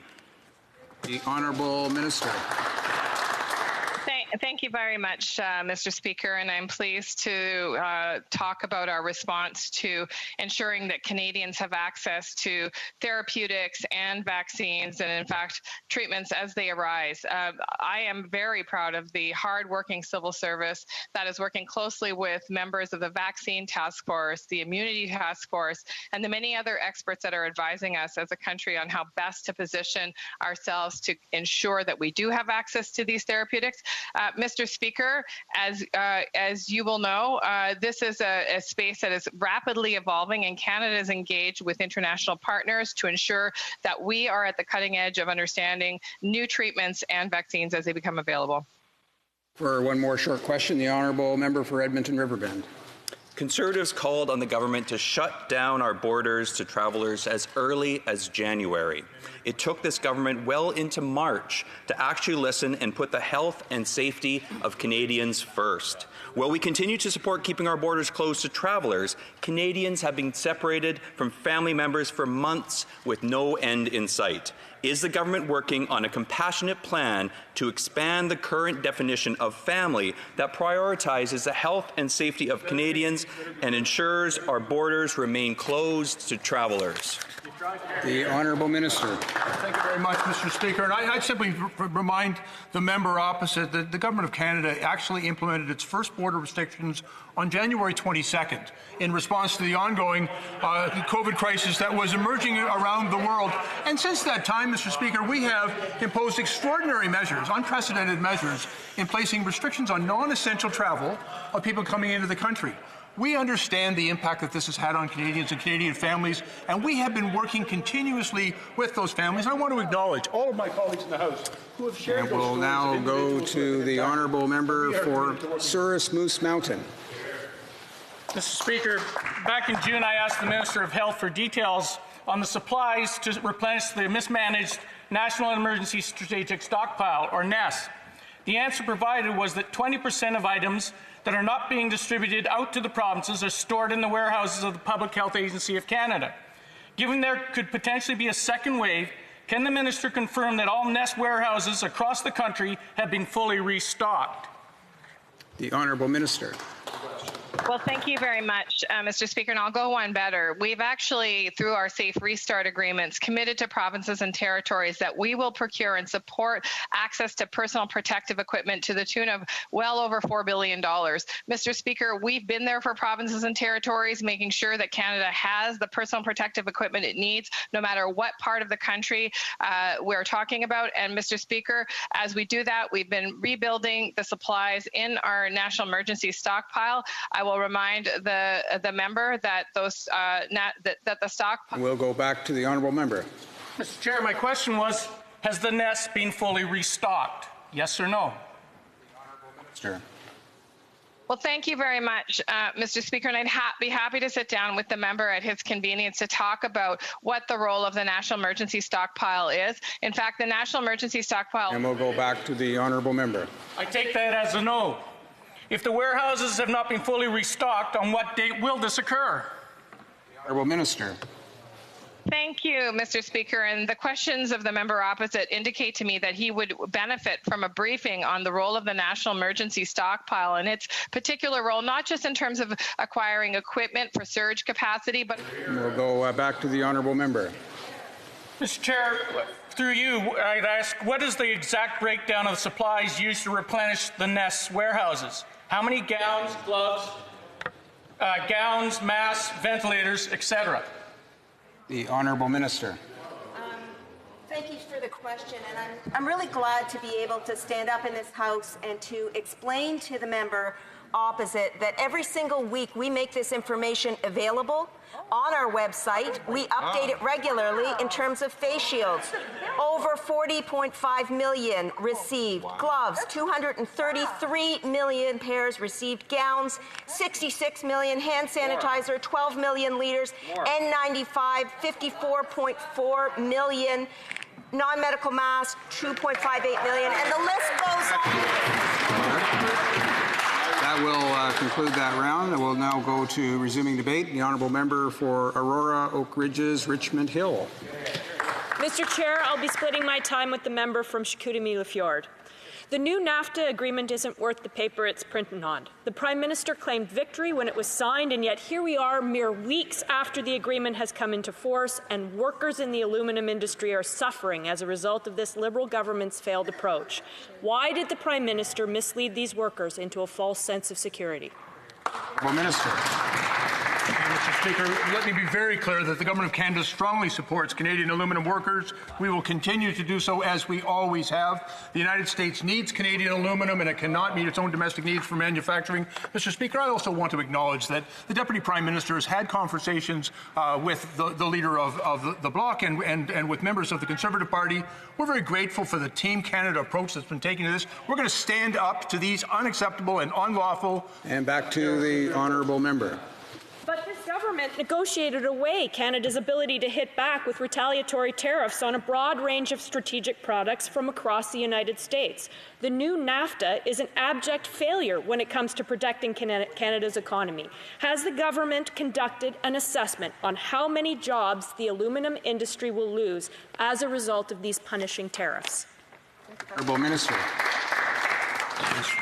Mr. Speaker, we've also made it very clear that we will not back down.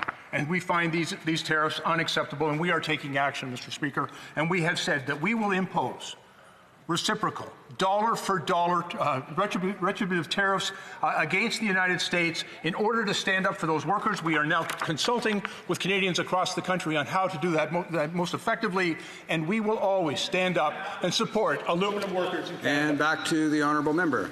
Witnesses at yesterday's China committee stated that the People's Republic of China is actively threatening Canadians on Canadian soil who seek to expose China's authoritarian agenda.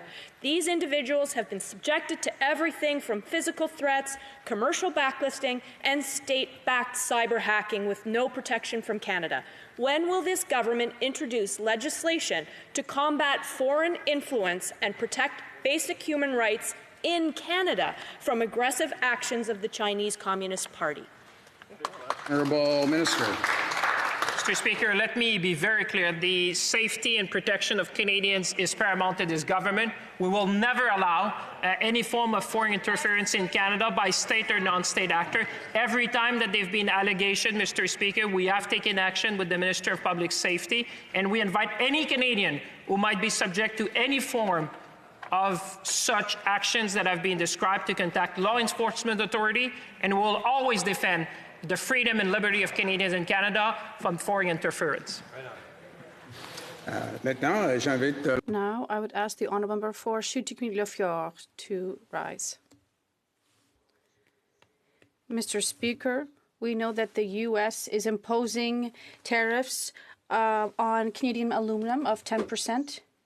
We could have anticipated this, but the government did not take action. we did respond with counter tariffs, but as we saw in the past, the money is supposed to be redistributed to the aluminum sector, but we don't know how this money was spent. My question is, why should we trust the government now when they tell us that the money will be redistributed to the aluminum industry? The Honourable Minister. Well, thank you, Mr. Speaker. And as we've said very clearly, that we strongly disagree. The tariffs that have been imposed by the United States are unacceptable. We believe them unlawful, and we are prepared to take strong reciprocal action. Mr. Speaker, we will not back down in the face of such intimidation, and it is our intent to always stand up for aluminum workers. And as we do that work, we're working closely with industries that are impacted by these unacceptable decisions made by the United States, and we will be there to support those workers and to support those industries as we have always been, Mr. Speaker. The Honourable Member. Mr. Speaker, it's kind of like Groundhog Day here. We're talking about countermeasures coming back again, programs to help this sector, but no accountability. The government could have proposed concrete long-term solutions to help this industry.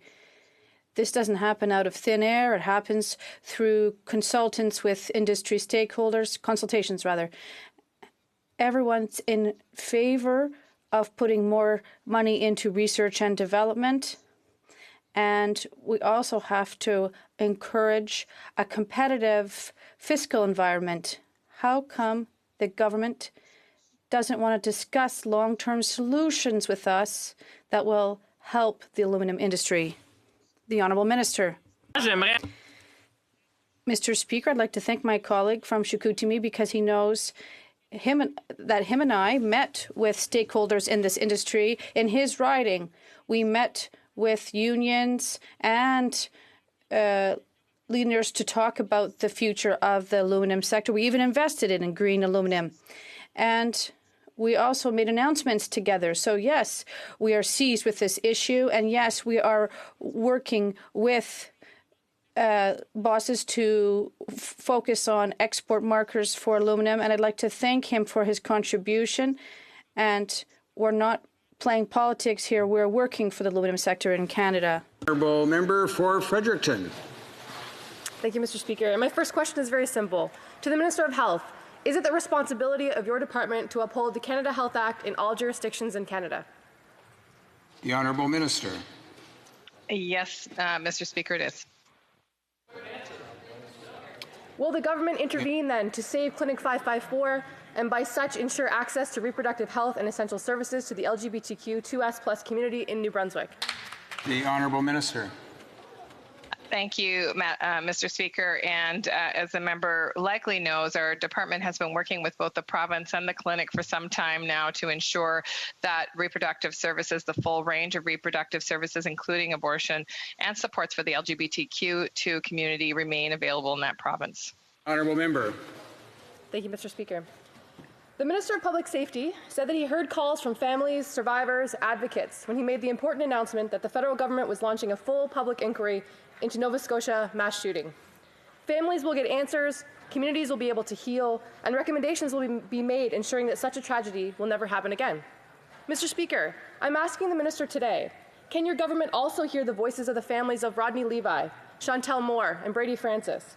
Can you hear the calls from the New Brunswick and British Columbia chiefs, the Indigenous leaders and advocates, and launch a comprehensive, open, and fully transparent inquiry on how the legal and law enforcement systems have failed Indigenous people in New Brunswick? The Honourable Minister. Mr. Speaker, I want to thank the member for this very important question, and we have heard and are listening very carefully. There's ongoing discussions between ourselves, Indigenous leadership, the government of Nova Scotia, or excuse me, New Brunswick in this case, and on this critical issue. And we understand the concerns and the need for answers that people have expressed. We're working with that Indigenous leadership and with the government of New Brunswick. We are committed to getting people the answers that they need and responding appropriately. Mr. Speaker, everyone deserves to live in peace and safety and in a sense of security in every community in this country. We're absolutely committed to that, and we will always listen to the people who are impacted by these tragedies to ensure that we respond in the appropriate way. The Honourable Member. Thank you, Mr. Speaker. The pandemic has shaken to the core the very way we not too long ago thought how to do business.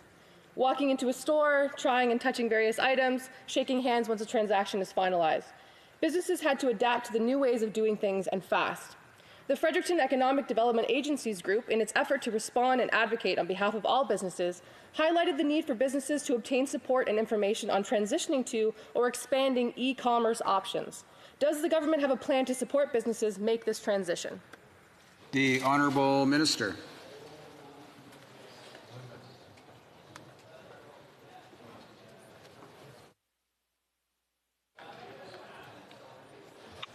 I want to thank the honourable member for that question, that important question.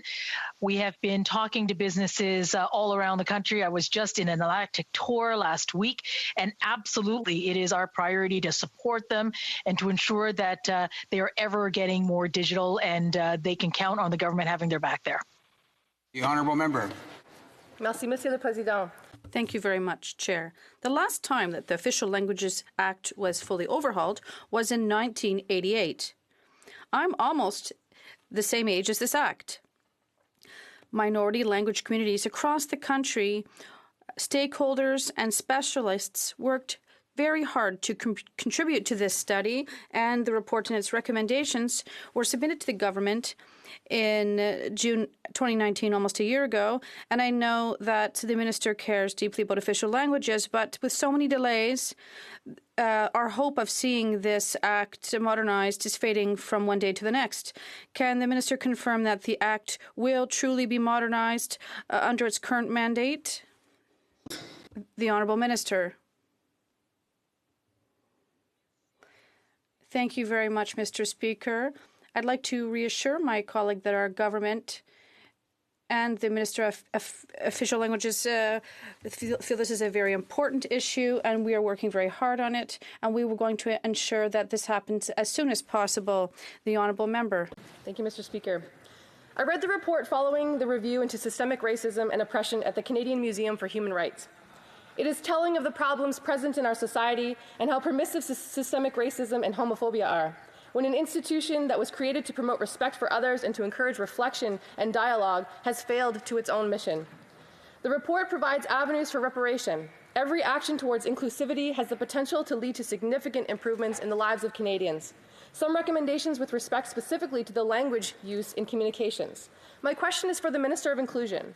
Would the government be ready to adopt a gender-inclusive language, remove gender binaries, and adopt Epicen's style of writing in all of its internal and external communications in English et en français? The Honourable Minister. Thank you, Mr. Chair. I really do want to commend the member for just her style in questioning and actually bringing up issues that are in the backyards of Canadians. And these are actually matters that come to my desk often. I am entirely committed, under the leadership of this Prime Minister, to ensuring that we build back even better and even more inclusive. So yes, these are recommendations that we are considering. I actually understand that the Canadian Armed Forces, under the leadership of this Minister of National Defence, has also brought in gender-neutral pronouns. And also I want to just remind all Canadians that in 2017, royal assent was granted to the amendments we brought forward as a government under the leadership of this Prime Minister to include gender identity and gender expression. We have a lot more work to do, but she has provided me the confidence that together we can get it done. Thank you, Mr. Speaker. We'll now go to the Honourable Member for Courtenay Alberni. I'll be splitting my time with the member from Rosemont Petit Patrie. Mr. Speaker, the minister said earlier today that he's proud of the emergency commercial rent assistance program, but it's only helping 1 in 10 of Canada's small businesses. Is that what the Liberals consider a success? Was that the goal, to make the Prime Minister's Chief of Staff's husband's company millions, but not actually help small businesses? The Honourable Minister. Speaker, the Canada Emergency Commercial Rental Assistance Program has so far assisted over 670,000 Canadians, over 72,000 small businesses, and has delivered relief in the amount of $712 million. That is a substantial progress since the beginning of this program, and we'll continue to monitor this program to make sure that it delivers the help that small businesses need at this difficult time. Back to the Honourable Member. Mr. Speaker, it's a mess that doesn't reflect the facts on the ground. The CECRA was advertised as a program supposedly intended to help small business owners pay their rent, but it was designed to target and provide full control to the landlords. And in the beginning, only landlords carrying a mortgage could be eligible to apply. Why did the Liberals privatize a program that should have been tenant-driven in the first place and hand it to a mortgage company instead of actually helping Canadians? Honourable Minister. Speaker, delivering much-needed help to 670,000 Canadians is something to be proud of. Delivering help to 72,000 Canadian small businesses and delivering relief in the amount of $712 million is something that should be applauded. Unfortunately, the member opposite sees something negative in that, but we are proud to stand behind the record of delivering for small businesses, Mr. Speaker. About 15 seconds left for a question. The honourable member, go ahead. 1 out of 10 is not a success. The Prime Minister's Chief of Staff's husband company made a service fee of $84 million. Mr. Chair, that's 14% of the money they've gotten out the door and with a 90% failure rate. Why did they simply not get the qualified, nonpartisan public service to do this work? Honourable Minister. Delivering help to over 670,000 Canadian employees is something to be proud of. We'll continue to monitor the CACR program to make sure that we help as many small businesses as possible. I would now ask the honourable member for Rosemont-la-Petite-Patrie to take the floor. Yes, Chair. On another one of his whims, President Trump decided to slap aluminum tariffs on Canadian aluminum, and this undermines 30,000 good jobs in Quebec. The government did take countermeasures, but it's not a long-term solution. Will the Liberals listen to the Steelworkers Union and ensure that none of these revenues that they will go to supporting jobs, and also establish a climate adjustment system for Quebec aluminum so that this industry can finally benefit from a competitive edge? The Honourable Minister. As I've already indicated, our government is prepared to stand up to these unacceptable tariffs and take strong action in our disagreement with the United States on this matter. We are also prepared, as we have always been, to support directly the aluminum industry and aluminum workers as they go through the impact of these unacceptable tariffs. We'll always stand up for those workers, Mr. Speaker, and we will not back down from this type of economic intimidation. The Honourable Member. Interesting, but we also have to extol the fact that the greenest aluminum, which comes from Quebec, needs to have a competitive edge in terms of exports. But in another sector, yesterday, in a surprise and catastrophic announcement, the Minister of Heritage told thousands of artists and artisans that there would be no recovery plan for the cultural industry before 2021. So what will all these artists do in the meantime? They hope to qualify for EI, but is that the response from the Liberal government for the cultural sector? The Honourable Minister. Thank you very much for your question. And like my colleague knows, there'll be no recovery before the beginning of the year because it's just not possible. We are going through a very serious crisis, and many sectors had to postpone their activities till 2021. And if he had read the article, he would have seen that we're going to support this industry with $30 million, and we're going to continue to help these artists until the recovery can take place. But because of this health crisis, it's not possible right now for this sector to recover, which my colleague on the other side knows full well. Resuming debate, the Honourable Member for Jean-Pierre. Thank you, Chair. I'm going to share my time today with my faithful colleague from Lac-Saint-Jean. As part of the new NAFTA, the government unfortunately forgot to protect the aluminum sector, which it's produced in my region and which is the greenest in the world. And that is why the Bloc found a solution to close the door to Chinese aluminum. Now we're facing another crisis, which is this government is partially responsible for. And in 2018, there were countermeasures and they were applied to all U.S. exports, Harley Davidsons, bourbon, other types of things, whereas now we're only applying them to aluminum. And how come we're not doing this now? The Honourable Minister. I'd like to thank my colleague because he knows full well that we've always been there for aluminum workers.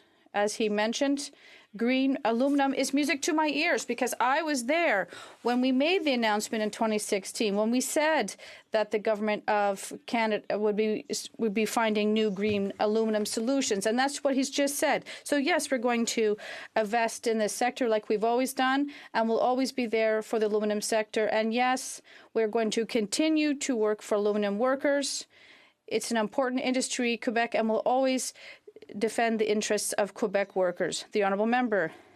Chair, I didn't get an answer. How come we don't have counter tariffs on other products other than aluminum? Because in 2019, you went from a bazooka to a slingshot with these poor measures, and you're defending the second largest export sector in Quebec with a slingshot. So how come we cannot apply counter tariffs to other products other than aluminum now? The Honourable Minister. At the time in 2019, when the previous 232 tariffs were lifted, an agreement was reached between Canada and the United States that we'd work together to resolve all future irritants in the bilateral aluminum trade, and we continue to urge the Americans to come back, but we have been very clear that we will impose reciprocal, retaliatory tariffs on the things that most get their attention, because quite frankly, these tariffs that have been imposed on the aluminum industry are unacceptable and unlawful.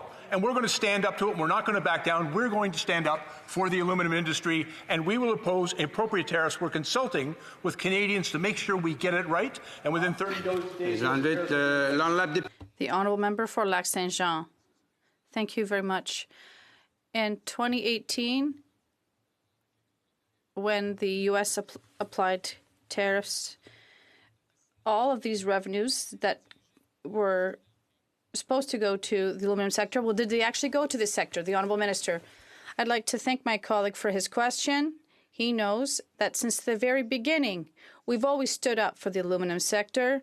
And yes, we were proud to invest in the sector. And as I said earlier, we invested back in 2016. Asked our unions and our workers. Green aluminum is Quebec's future, and it's the future of this industry. And that's exactly why we invested it in innovation to ensure long-term jobs. That wasn't my question, and that's why I didn't get my answer. But it was all the money that was supposed to go back in the aluminum sector back in 2018 from these tariffs. Would they actually send to the sector? The Honourable Minister. Previous round of the 232 unlawful 232 tariffs, we demonstrated an unwavering commitment and no hesitation in providing direct support to the aluminum industry. We remain committed to that support. We will be there for aluminum workers and for the aluminum industry. We recognize its importance to Canada, and those workers are important to us as well. The Honourable Member. Well, I will answer then.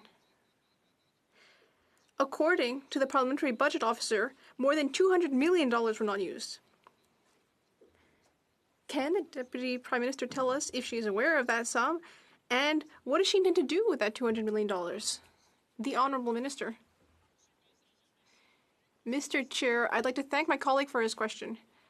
As he said, the Deputy Prime Minister is familiar with this. She negotiated on this and stood up to the American threats of tariffs. And we will continue to do that, and we will continue to invest. We know that the aluminum industry is important for Quebec. We have defended it in the past, we are doing so now, and will continue to do so in the future. There are about 15 seconds left. Well, when the government listens to the Bloc Québécois proposals, we see that it works. So here's the proposal. We need to use that money to help process aluminum products in Canada. And that remaining $200 million, well, we need to use that, but also the money that's coming up, more money, hundreds of millions of dollars. Is that money going to be used for the aluminum sector? Mr. Speaker, I wanted to acknowledge the Deputy Prime Minister has had conversations with the leader of the bloc and with some of her Conservative colleagues as well, and we think a Team Canada approach that works so well for us in standing up to the 232 tariffs is exactly the right approach, and we encourage the bloc to continue to engage in dialogue and to support our efforts to ensure that we together stand up for the Quebec aluminum industry. Hear, hear. Now go to the last 5 minutes, and the honourable member for Kelowna Lake Country. Mr. Committee Chair, I'll be splitting my time with a member from Saskatoon University. Mr. Chair, one of the reasons why Canada lost our AAA credit rating from Fitch Ratings, they stated, was because Canada did not have an economic recovery plan. That was 2 months ago. When will this government be announcing their economic recovery plan? The honourable minister. Mr. Speaker, I just want to make clear, we recognize how important it is that we address this pandemic, and that's exactly what we've been doing. We've been supporting individuals, we've been supporting businesses. That's the right thing to do during this time period. And certainly, as we move forward, we will be considering how best to have a recovery, making sure that we have help. And back to the honourable member. Mr. Chair, one of the other reasons why Canada lost our AAA credit rating, they stated, was because of interprovincial trade barriers. And in May, I questioned the Deputy Prime Minister about the government's announcement to put a hold on all work being done with interprovincial trade. And we were told at the time it was due to COVID-19. That was 3 months ago. What is the government doing now to jumpstart interprovincial trade, and when did this work resume? Minister.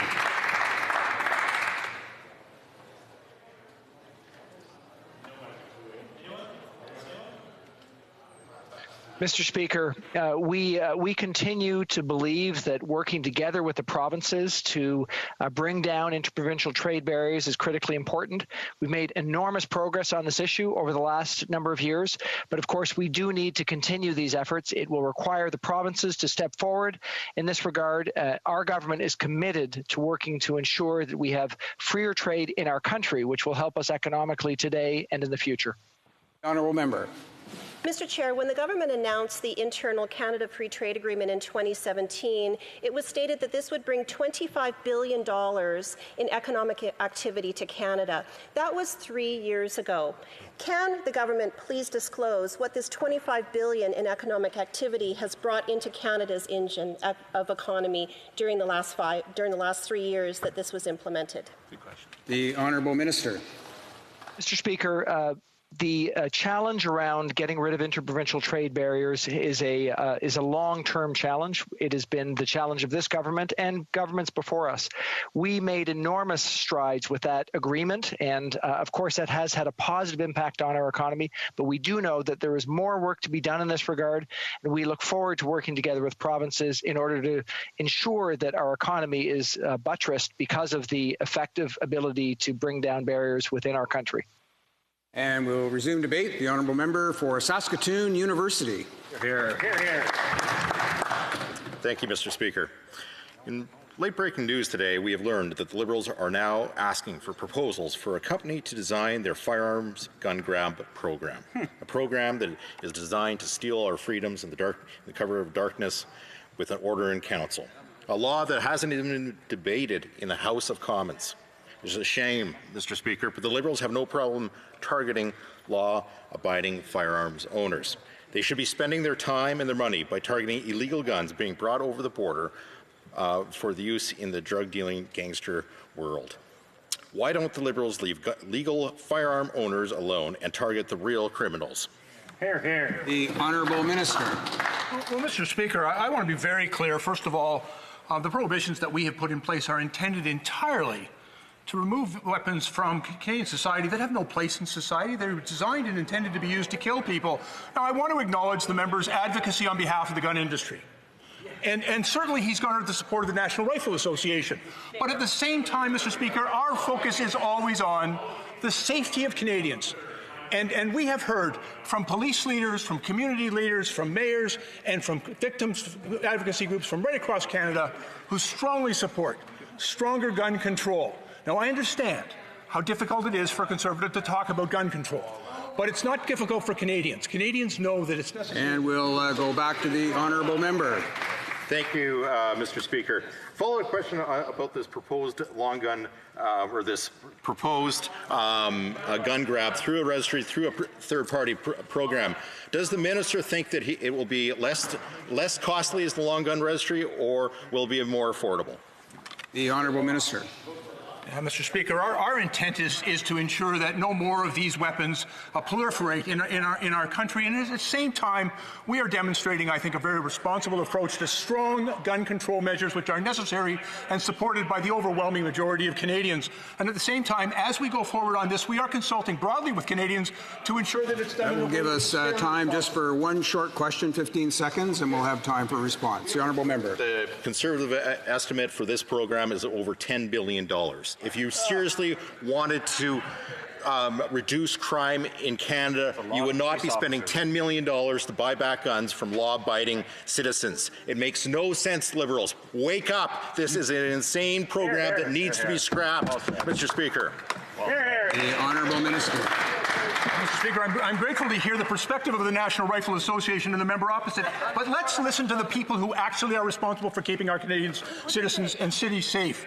The Canadian Association of Police have said that military assault rifles were produced for the sole purpose of killing people, and they called upon the government to ban them. The incoming president of the CACP said he believes that our program finds a balance and ensures the safety of our members when they respond to calls for service. Mr. Speaker, that will bring today's questions to ministers to a close. Conformément à l'ordre adopté le mardi. Pursuant to order made on Tuesday, May 26, 2020, it is my duty to interrupt the proceedings at this time. The committee will now consider motion number 10 under government business. Before we begin the debate, I'd like to remind honourable members of how this next part of the debate will unfold. Our proceedings for the next 2 hours and 20 minutes will be conducted pursuant to the terms of Standing Order 53-1. That's for take-note debates. Each member speaking will be allotted 10 minutes for debate, followed by 10 minutes for questions and comments.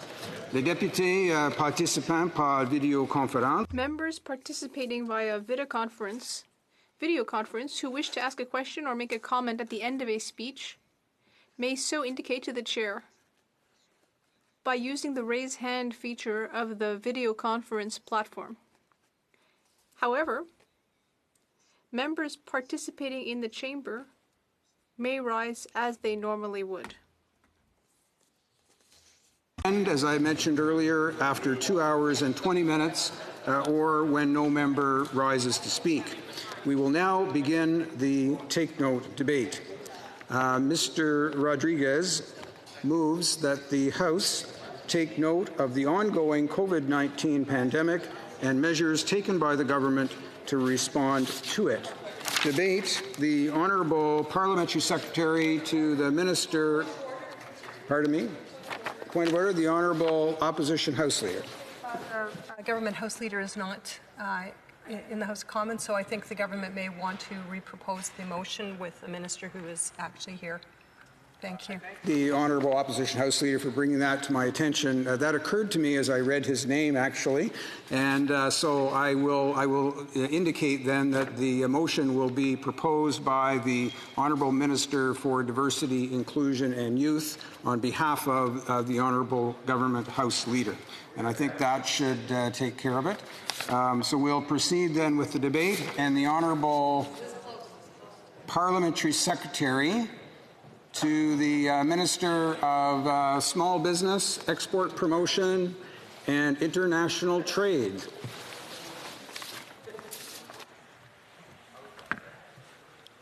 Merci beaucoup, Monsieur le Président.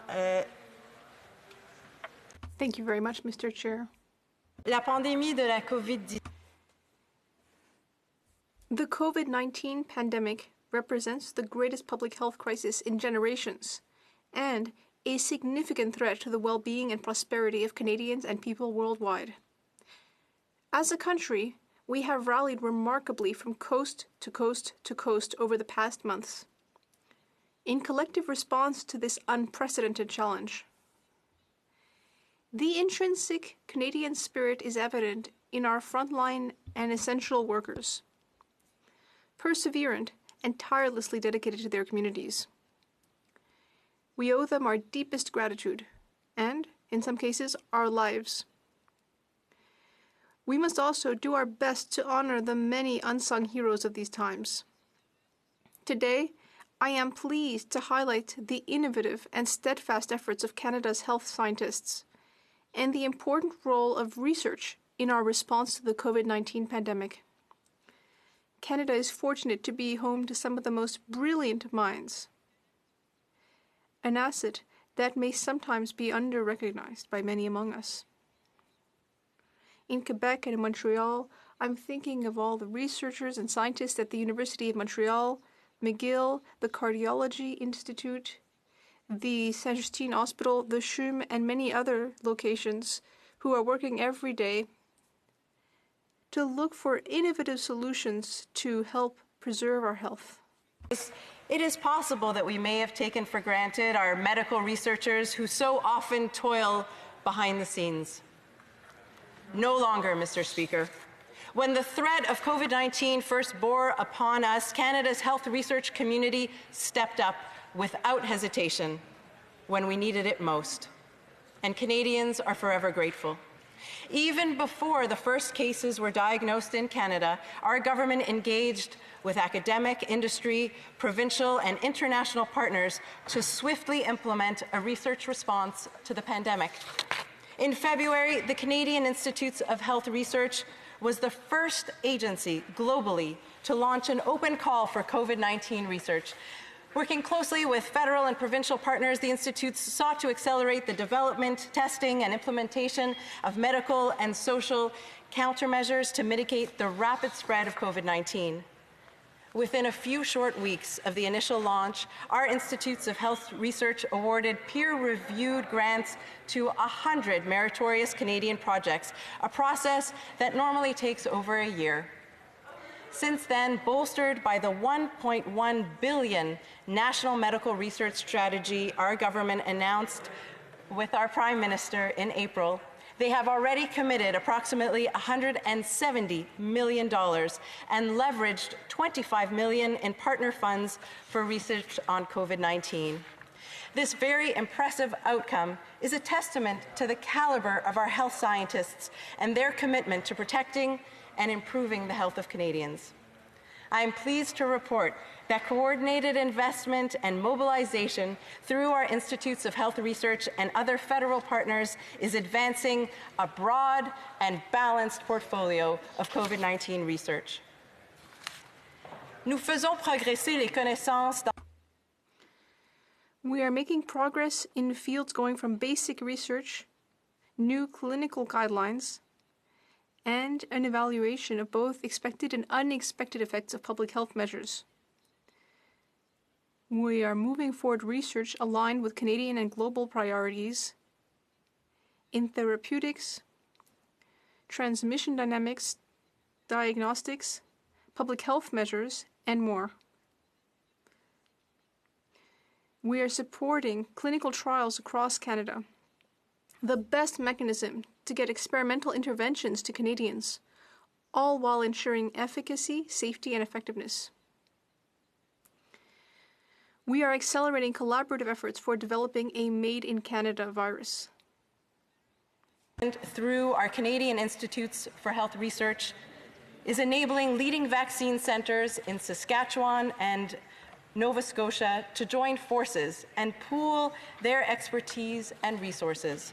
To date, the Health Institute's COVID-19 rapid research competitions have awarded funding to 14 promising vaccine development studies. These investments complement the significant federal investment in vaccine research through Innovation, Science and Economic Development Canada's Strategic Innovation Fund. We are also fostering critical partnerships between academia and medical industry for vaccine development. Le travail qui se fait sur le terrain, Monsieur le Président, est absolument... The work being done on the ground is absolutely extraordinary. For instance, a Quebec-based company called Medicago is using its technology platform to develop antibodies against the virus in collaboration with Laval University. The goal of these research efforts, of course, is to protect the health of Canadians. We must ensure that there is sufficient focus on the Canadian context, as well as on the specific needs of various populations. This means investing in strategic, targeted research to benefit our most vulnerable groups. Increasing anxiety about our health and safety, this pandemic has disrupted many aspects of our personal lives. Job insecurity, isolation, the loss of a loved one, all have significant impacts on our mental health. To address this, the Canadian Institutes of Health Research are leading an initiative to provide urgent data to support decision-making on mental health responses to this pandemic. Guided by an external expert advisory panel, the initiative will inform rapid deployment of mental health and substance use psychological supports. I'm very happy to report that in the month of June, a preliminary body of rapid knowledge synthesis were shared with decision makers and partners within just 30 days of the funding allocation. These reports synthesize current evidence on mental health and substance use services, delivery and guidelines, practice, and related issues placed in the COVID-19 pandemic context. Another very critical area of study pertains to the sex differences in the spread of the SARS-CoV-2 virus and associated immune responses. A government-funded team has already published results highlighting how different sex responses and the mechanisms behind them may help inform novel therapeutic approaches to COVID-19. Les efforts de recherche sont également. Research efforts are also focused on older Canadians. As we have seen in many provinces, Canada's aging population is at particular risk from the pandemic. Especially residents of long-term care facilities, like in Quebec, the CHSLDs. A CIHR-funded team from Dalhousie University recently published on the impact of the virus in care facilities, proposing that biomarkers may help predict disease severity and explain why certain residents are more severely afflicted. Indigenous health research also remains a priority for this government. We know that Indigenous peoples across Canada have been disproportionately impacted by the pandemic. CIHR has identified gaps in the availability of culturally safe, distinctions-based interventions in response to COVID-19, grounded in Indigenous knowledge and evidence-based. In response, CIHR developed a funding opportunity to address these gaps through strengths-based, solutions-focused research that is bold, innovative, and community-led.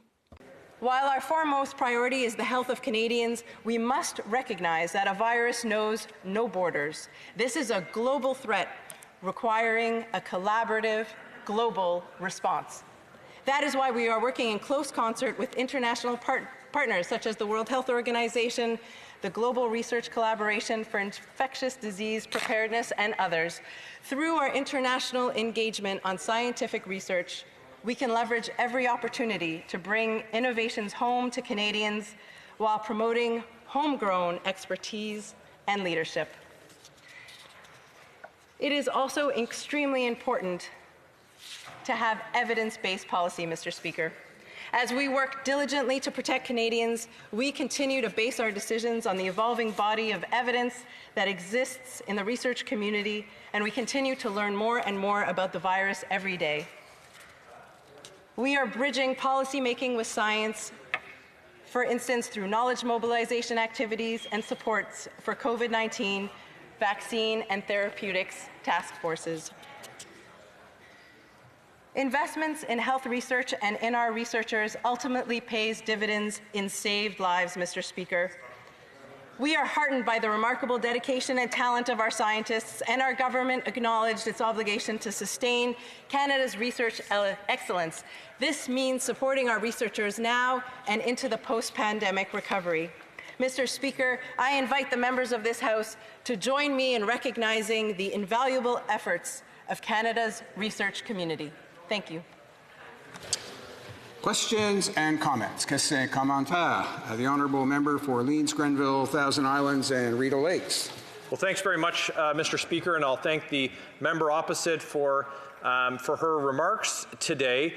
We haven't had the opportunity to hear from the Prime Minister on a few issues that I'd like to invite the member to comment on. The most pressing of which today is the ongoing scandals that have engulfed this government. And we have a tremendous number of unanswered questions. We have an invitation to the Prime Minister to appear at the Ethics Committee, which has not yet been responded to, an invitation to the Finance Minister to attend that committee as well. So parliamentarians have questions for the government. Canadians have questions for the government. We don't have all of the answers with respect to this WE scandal. We have new news breaking every day. So can the member tell us if we can expect to see the Prime Minister and the Finance Minister appear at committee as they have been requested to do so? Honourable Parliament Secretary to the Minister of Small Business. Thank you very much, Mr. Speaker. And I believe that both the Prime Minister and the Minister of Finance have appeared before committee, and they have appeared before committee in order to answer questions from opposition members, such as the member opposite. And that opportunity was provided in order to be as transparent as possible throughout the crisis. I believe that the government has shown itself to be available to answer questions, even more questions than we would normally answer if the House were sitting. I would also note, Mr. Speaker, that it is unprecedented in Canadian parliamentary history for a Prime Minister to appear before committee, and our Prime Minister did. Question et commentaire. La députée de... The Honourable Member for Jonquière. Thank you, Mr. Speaker. I listened attentively to my colleague, and as a spokesperson on research and innovation, I am also interested in the file of Medicago. So just to discuss what spoke, the government came with a number of calls for proposals, 3 or 4, and quickly a firm called Abcelera received funding, and Medicago received a letter from the government, if I recall correctly, in mid-April, guaranteeing that it would soon receive a letter with terms. And a number of interventions later, this letter of terms came back around early July in Medicago. Abcelera received a letter of terms very quickly, and the other organization had to wait 3 or 4 months. And I'm wondering once again today, because there are investors who are nervous, what explains this unacceptable delay by the government for Medicago? The Honourable Parliamentary Secretary. Thank you, Mr. Speaker. I appreciate the question. I would be pleased to look into this situation in detail. I know that it's very important for the government to do things right, as we all know in this House. So if a few extra weeks were needed to properly draft the contract, I think that it's important and normal that we take the time to do so. But I commit to seeking out more information for the member across the way. Thank you, Mr. Speaker. Member for Timmins, James Bay. Thank you, Mr. Speaker. I think it really needs to be pointed out the incredible social solidarity that Canadians from coast to coast to coast have shown in response to this unprecedented economic and medical catastrophe that's befallen us. And I think it's really important to also state that we are not out of the first phase yet. We could be plunged back into a crisis, and if we are plunged back in, it will be a catastrophe for the families who've already suffered enormous economic losses, the small businesses, students who've had their lives upended. So we are just over 2 weeks away from CERB ending. Many people in my riding have no jobs to go back to, or they're only going back to partial work or insecure work. We need to be there for them to get them through this crisis. If we leave people behind at this time, Canada it will take years for our nation to recover economically and socially. So I'd like to ask the member about the efforts that need to be taken between now and the beginning of September to make sure that we have a plan to get us through what may be a very difficult fall and a very difficult winter, particularly if COVID hits us again the way people expect it might. The Honourable Parliamentary Secretary. Thank you, Mr. Speaker, and I would like to echo the comments of my honourable colleague with respect to the solidarity with which Canadians have come together during this pandemic, and also to express my wish for the continued solidarity in this chamber of all parties in order to continue to work for the benefit of Canadians as we continue to fight COVID-19 and continue really to come together in order to get to the other side of this crisis. With respect to the specific question regarding the CERB program, I must admit that it is a program that I hear so much of in my community, and I'm sure in the communities of everybody in this House. I believe that there are over 8 million Canadians that have been helped by this extremely valuable program. It has allowed families to put food on their table and pay for their rent and their housing. And as the Minister of Employment has indicated several times now, we are in the process of transitioning from CERB to employment insurance, but not the previous employment insurance, Mr. Speaker, a modernized, changed employment insurance which will ensure that all Canadians receive the support and the help that they need. Questions and comments. Question commentaire. The Honourable Member for Central Okanagan, Similkameen, Nicola. Thank you. Appreciate it, Mr. Chair, and I appreciate the Parliamentary Secretary's work. I'm going to ask her, though, in her capacity as a Member of Parliament for her area. Now, obviously, we all have constituents. I've heard from my constituents as well as from other members of Parliament that have had the issue where the government has given no certainty to parents on regards to employment insurance parental benefits. And even today, the minister gave zero appreciation other than to say we're working on something. What does she tell her own constituents? And is she comfortable with the government delivering zero certainty to those families? The Honourable Parliamentary Secretary.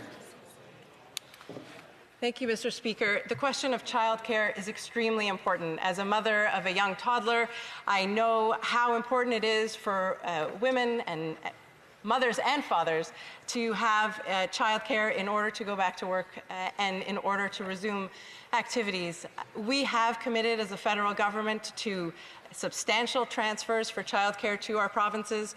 As the member opposite knows, we need to work in conjunction with the provinces on this issue, and we are working hand in hand with the provinces to ensure that all families have the childcare that they need and deserve.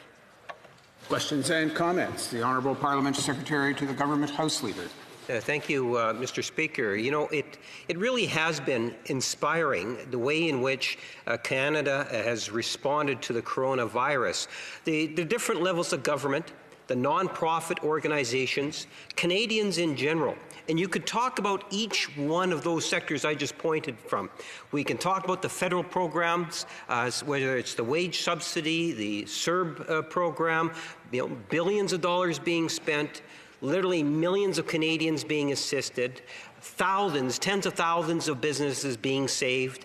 So much has been done in a relatively short period of time.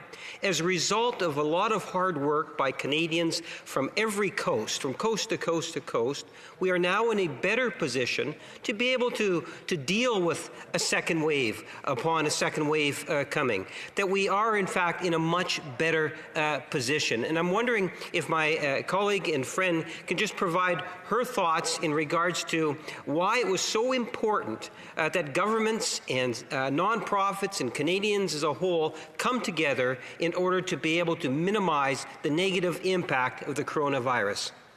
The Honourable Parliamentary Secretary. Thank you, Mr. Speaker. As Parliamentary Secretary for the Minister of Small Business and International Trade, I've been working in close collaboration with colleagues on numerous programs throughout the crisis, and I must say that small businesses in my community and in communities across the country have been extremely grateful for the programs and supports that we have put in place. I'm thinking in particular of the emergency business account with over 715,000 small businesses benefiting from this interest-free loan, which includes a grant.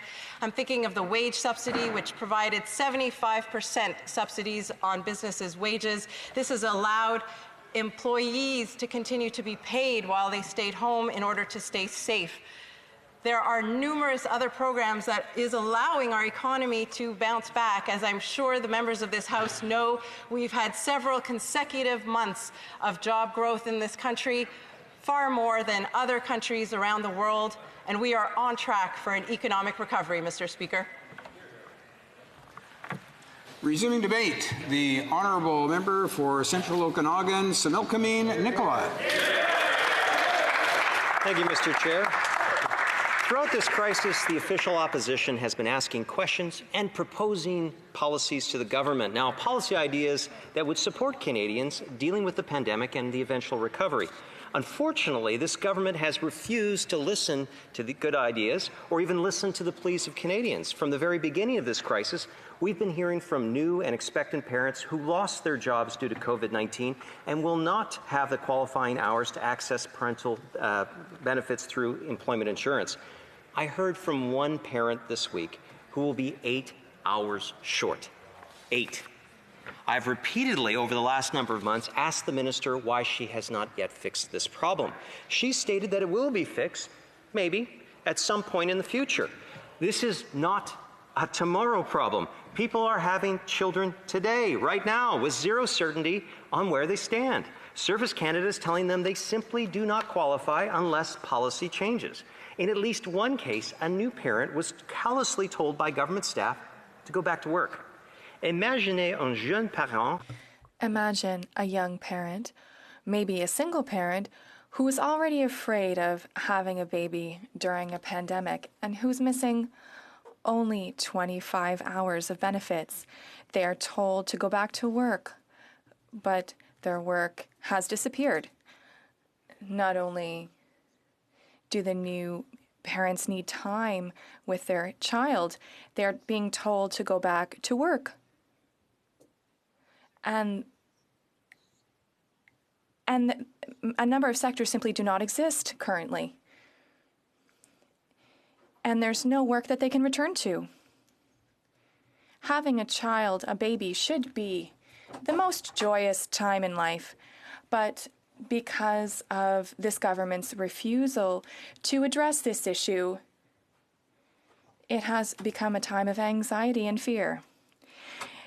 If the government does not intend to solve this problem, it must stop saying that it will do so and triggering hope of people. This government is abandoning a generation of Canadian families, and we will not stop fighting on their behalf. Is that people who are on the CERB but now have jobs to go back to are unable to do so if their employers are using a work-sharing agreement. Work-share allows employers and the government to split the wages of workers in an effort to get people back to work and has been a part of the EI system for some time. Unfortunately, people who were on the CERB are being told they are not able to access work-share until the minister makes a policy change allowing that transfer. Again, Service Canada staff are telling employers and members of Parliament's offices that the only delay is coming from the minister's office. Why won't the government make this change? It's baffling. These people have job opportunities. They want to work, but a technicality is preventing them. A technicality this minister can fix today. Quand nous avons demandé... When we asked her office when it would be fixed, we were told that the real problem was that workers made a mistake and were wrongfully requesting a CERB instead of work share. They are blaming the victims and refuse to fix their problems. For fixing parental leave, these are simple changes that can help people now. The minister could return to her office today and fix these problems, and I hope that she'll do so. The opposition has made was the back-to-work bonus. The CERB is punitive in the way that it cuts off your entire benefit the moment you make over $1,000 a month. No government program should ever disincentivize work, Mr. Chair. No program. But that's exactly what the CERB does. And it doesn't have to. We've provided a perfect policy option that would allow, would make the CERB more generous, more flexible, and make work more attractive. Now, the government, of course, has ignored it completely. Canadians need support to transition into the workforce and ensure that local businesses can still fill their shifts and get back on their feet. At the same time, we know that the CERB is still essential for a great many Canadians. Notre reprise économique. Our economic recovery will be spurred by hard work, innovation, and entrepreneurial spirit among Canadians. We need to ensure that Canadians benefit from the support they need.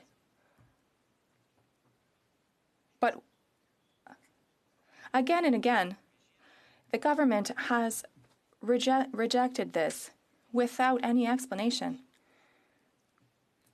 The answer to new parents is nothing. The response to those who want to do work sharing is nothing. Proposal to make sure people can work more and keep their benefits? Crickets. This government is bending over backwards to reward their friends with hundreds of millions of dollars in government contracts while ignoring average Canadians who need the help getting back on their feet. For new parents begging for help, they get told to go back to work. For Liberal friends, it's buckets of cash heading out the door. And now we're coming back to EI. The government has announced that CERB will end and that people will be transferred to employment insurance. And we're talking about millions of Canadians who are not admissible to employment insurance. They'll get something else, probably, but who knows what it is? All Canadians have received from this government is uncertainty and a lack of information. These people need to pay their rent and meet their families' needs. And this government is giving them as much ambiguity as possible. A cabinet position. I did a series of briefings with the ESDC staff. Now, one of the topics was on the future of the EI system. Now, the expert in charge told me that if everything went well, it may still take a decade to transition to a new and modern EI system. They also said that implementing any change to EI would take 16 months to implement. Yet this Prime Minister seems to be saying that such a transfer will happen next month. But also, we can't give you any details, hang tight. Now, CERB is ending. But there are still millions of active claims, and the minister herself said earlier this year they had to put in CERB because the EI system could not handle that many claims. Yet now they want people just to trust them, that it will all go well without providing any proof that anything has been improved. Cette semaine, le ministère... This week, the minister announced that it would set a 13% unemployment rate across the country so that applicants could be eligible for EI benefits in regions where the unemployment rate is lower. That seems like a technical solution to allow an outdated system to accept more candidates. So there's no new system, just the same outdated system that wasn't working. And just like parental leave, it's not a future problem, it's a today problem, and people are afraid. Lawfrey has posed this hypothetical I believe will illustrate a major concern well. And I quote, Joe got laid off in mid-March and put in an EI claim right away. Got CERB, will that count as part of the 26 weeks of benefits, or is the transition into a EI a new claim? End quote. People applied through the CERB, through the EI, would presumably have EI files. Will those be transferred to EI? How does the system know that the CERB time doesn't subtract from future EI time if it's the same claim? Is it the government's assertion that every single CERB claim will seamlessly transfer to an EI claim with zero issues? What proof can they give Canadians that it will work?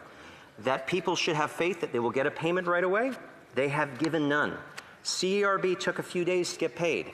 EI took almost a month. Will people have to wait a month from the first transfer to get a payment? That will mean many people will go multiple months with zero support. I'm not asking these questions to scare people or to act like the sky is falling. I'm asking these questions because we have zero evidence that the government is going to address them, and people need certainty. And I haven't touched on many major aspects of this. The people who aren't EI eligible, the government says there will be something there for them. Will they go to EI? Will CRA manage a CERB-like program, or will ESDC? Will this program pay a flat rate like CERB or a percentage of wages like EI? These are important questions that we deserve answers to. Canadians need answers. Wait, everything will be fine. Well, Mr. Speaker, we're going to make sure, as the official opposition, to hold this government account and to seek real answers. Canadians deserve nothing less than that. Thank you.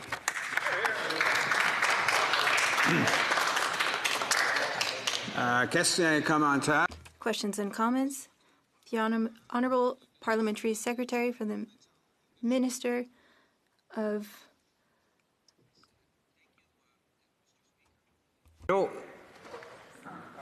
Selon la secrétaire parlementaire du ministre des Anciens combattants, virtuellement. Merci. Thank you. Opportunity to ask a question to my colleague. And before I do so, I would like to thank him, of course, for his French. He continues to improve his French language, and that's impressive. Donc, merci beaucoup. Thank you very much. Continue your hard work. To share that this summer I've been spending time in my riding, meeting and speaking with many people, businesses, for example, who have been talking to me about how important the wage subsidy has been for their businesses. Others have spoken to me about the rent subsidy and how that's helped their businesses, the Canada Emergency Business Account. Those were all key discussions from the business community. But I've also heard, Mr. Speaker, from veterans, I've heard from families, I've heard from seniors, from youth, middle-class Canadians, how the supports that we have put in place to support these different groups, these Canadians, have been so effective. So my question to my colleague is, can he answer why he speaks of delays, why his party has refused for over 6 weeks before we had their support to support and help financially the people with disabilities? Thank you, Mr. Speaker. Member for Central Okanagan, Similkameen Nicola. Well, thank you, Mr. Speaker. I appreciate the member's observations of my French. I will try to improve even more. But I think it's important for us to look back at what exactly happened. The opposition leader, the Honourable Andrew Scheer, had said, we will meet right now to discuss your bill. And, Mr. Speaker, when I've spoken to people in disability groups, I heard that people that were seeking, that are on Canadian pension plan disability, were not included.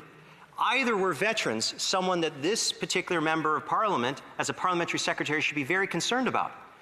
We wanted to have a full discussion. The government did not. The government's in charge. They decided not to have debate and stalled it further. What did we see? Well, we passed, a new benefit. And, Mr. Speaker, it includes veterans.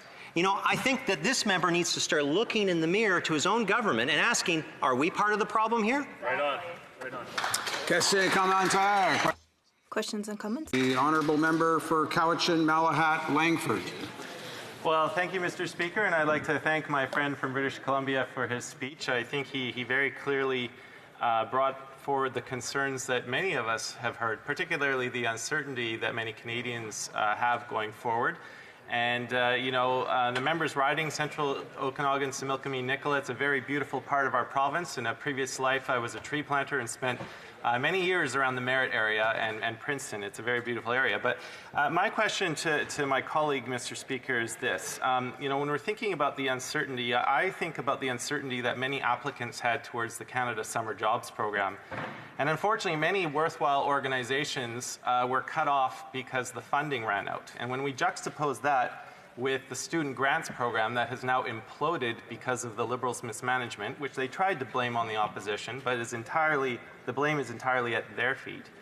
I just think, Mr. Speaker, I'd like to hear my colleagues' thoughts on, how that program, already in existence, already amended to suit the times we're in, how it could have been used to help many worthwhile organizations hire students, and they could be working right now as we speak, Mr. Speaker.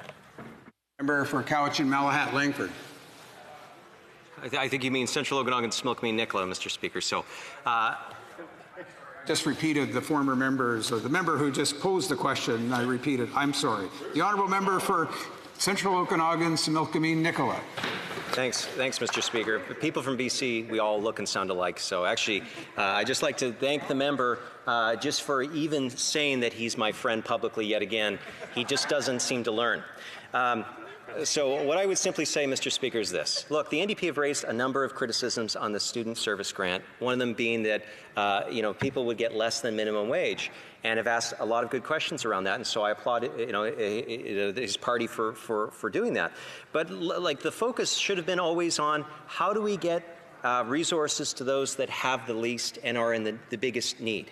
That's something we should be asking ourselves constantly when we're in a crisis. How do we help those the most?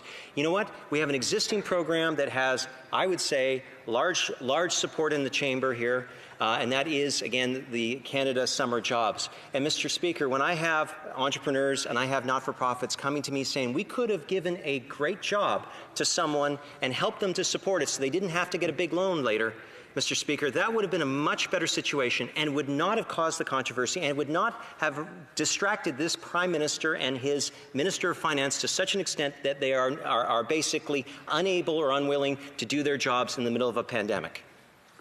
Questions and comments? Questions et commentaires. The honourable member for Barrie Innisfil. Well done, Mr. Speaker. I'd like to ask my honourable colleague. I know, we heard before an accusation by the member from Nova Scotia that somehow it was Conservatives that stalled the disability part of the bill, but in fact it was the government that did stall it because we proposed, as the honourable member said, to make sure that we dealt with that issue that day, and it ended up being stalled. But there are other issues that the opposition has brought up to the attention in this Team Canada approach. The student payments, the emergency wage subsidy, which were significantly lacking in the beginning of the announcements of those programs. So I'd like to ask the honourable member to highlight for Canadians the efforts and effects that the role of the opposition has played throughout this crisis.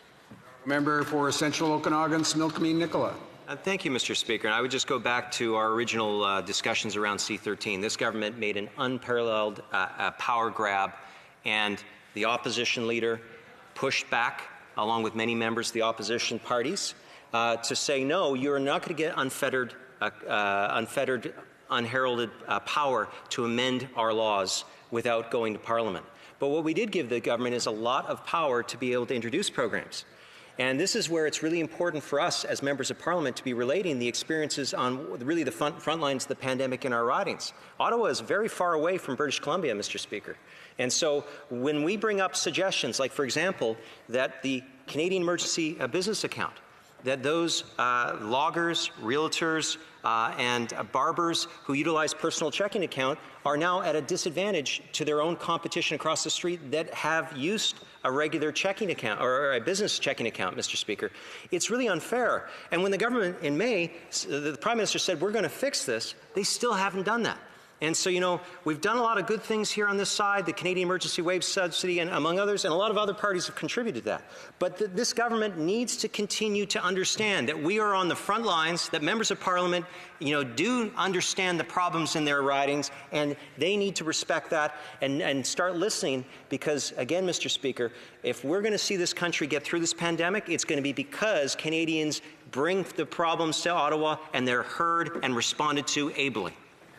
Questions and comments. Questions and commentaires. The honourable member for Kingston and the Islands. Thank you very much, Mr. Speaker. I guess I'll just start by saying, in response to the member from Barrie Innisfil and the member who's been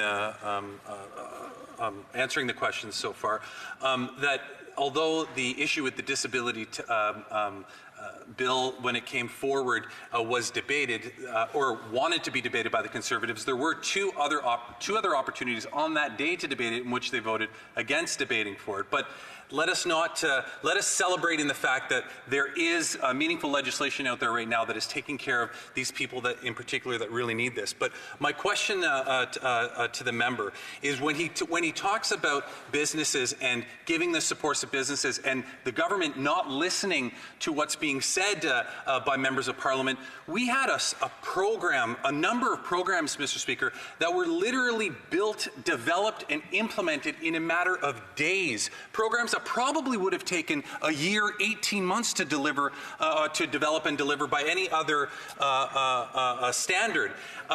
And as a matter of fact, Mr. Speaker, the government did listen repeatedly to stakeholders, to members of Parliament who raised concerns about various programs and reacted very quickly to making changes on those, whether it be CERB or the wage subsidy program. Would the member not agree that there was at least some, Mr. Speaker, back and forth between the government, members of Parliament, and stakeholders to make sure that those programs were as robust and meaningful as possible? Well, member for Central Okanagan, Smilkameen Nicola. Now, Mr. Speaker, I come from British Columbia, so I'm not really aware of the rules here provincially in Ontario. But I think under Stage 3, political back massages, parlors are still not open because that particular MP just gave himself the biggest amount of pats in the back that I've ever seen. So perhaps we need to focus on a little bit on just saying what's true. What's true is we're in a minority parliament. The government put forward a proposal, an expanded one that included veterans, included people with Canada Pension Plan disability. That was a good thing, and they got support for it. But, Mr. Speaker, he's given himself a pat on the back for something that still has not been made available. They will not tell people with disabilities when this will happen. It'll probably be in autumn, months, Mr. Speaker, after. So you know what? This government seems to think that all it has to do is say the right words in this place, and that everything is fine and they should be congratulated. They have a job to do. They were elected to do that job. We were elected to make sure they do it. Thank you.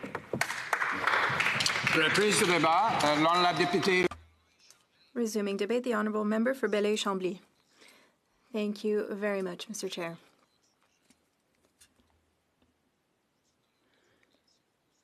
I need to support and happily support my colleagues' words, my Conservative colleagues' words. The Liberals tend to pat themselves on the back for things that they often exaggerate and go back a long time. It's true that at the beginning of the pandemic, the government asked for special powers that we'd never seen before in order to manage a crisis that also had never been seen before. And the government seemed open to suggestions from the opposition parties.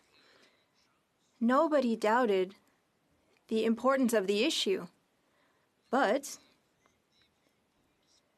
well, we saw some old habits come through. This same Liberal Party that was the Liberal Party at the early 2000s, and we can remember the scandal from then, well, they've rediscovered the habit of having special powers. Even if they're a minority government, they hoped that if they were candid about it, nobody would notice this. But one morning, you wake up, you find out something new, and there may be new cases that come up, and this raises a certain amount of questions. I wanted to be here today. Not everyone wanted to be here, but I'll respect the rules. I don't want to disturb the Liberal Assembly here in this House, even though there are fewer of them than fingers on my hand. But I have a lot of respect for elected officials and institutions. So I took one day to come to the House of Commons. I was saying earlier, well, of course, we'll be fewer members here, but I'm an independentist, and I seem to have more respect for federal institutions than the government party, and I think that's strange. And this fed a reflection that I had this morning, and I shared with the media a basic question. Does the government deserve the confidence of Quebecers and Canadians? And that's not a small question. This is at the heart of our democracy. There's no certain way of confirming this. Canadians don't have a tool for measuring their confidence, but they have left 338 MPs with the responsibility of making decisions for them.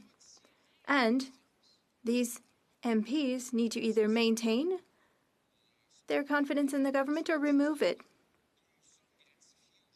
And we've seen the Liberals' attitude today. And regarding confidence, well, I think that confidence might be a little lacking. As I was saying earlier, the government received the goodwill of this Parliament to give them exceptional powers. And a few months later, we discovered, of course, the famous We Charity that shall be remembered for the ages, and I'd like to bring it up again. We talk about this We movement, and in French, Mouvement Uni, even though there was nothing focused on Quebec for We Charity. So much money.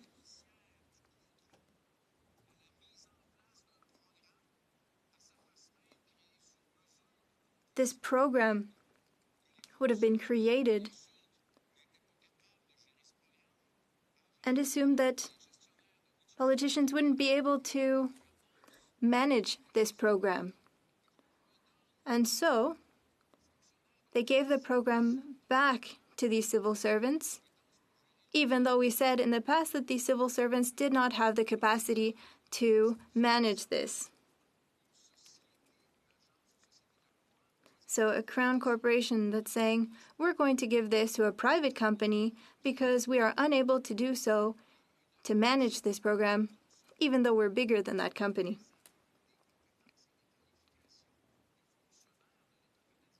We are underestimating the ability of civil servants, and that doesn't make any sense. And then also, suddenly, we see these government friendships, these government friends that are ready to take on contracts for tens of thousands of dollars. It's only tens of thousands of dollars, and that's where we're at. And I took some notes. We're not talking about an energy transition, which is something that we should prioritize because public investments in public infrastructure will be very important.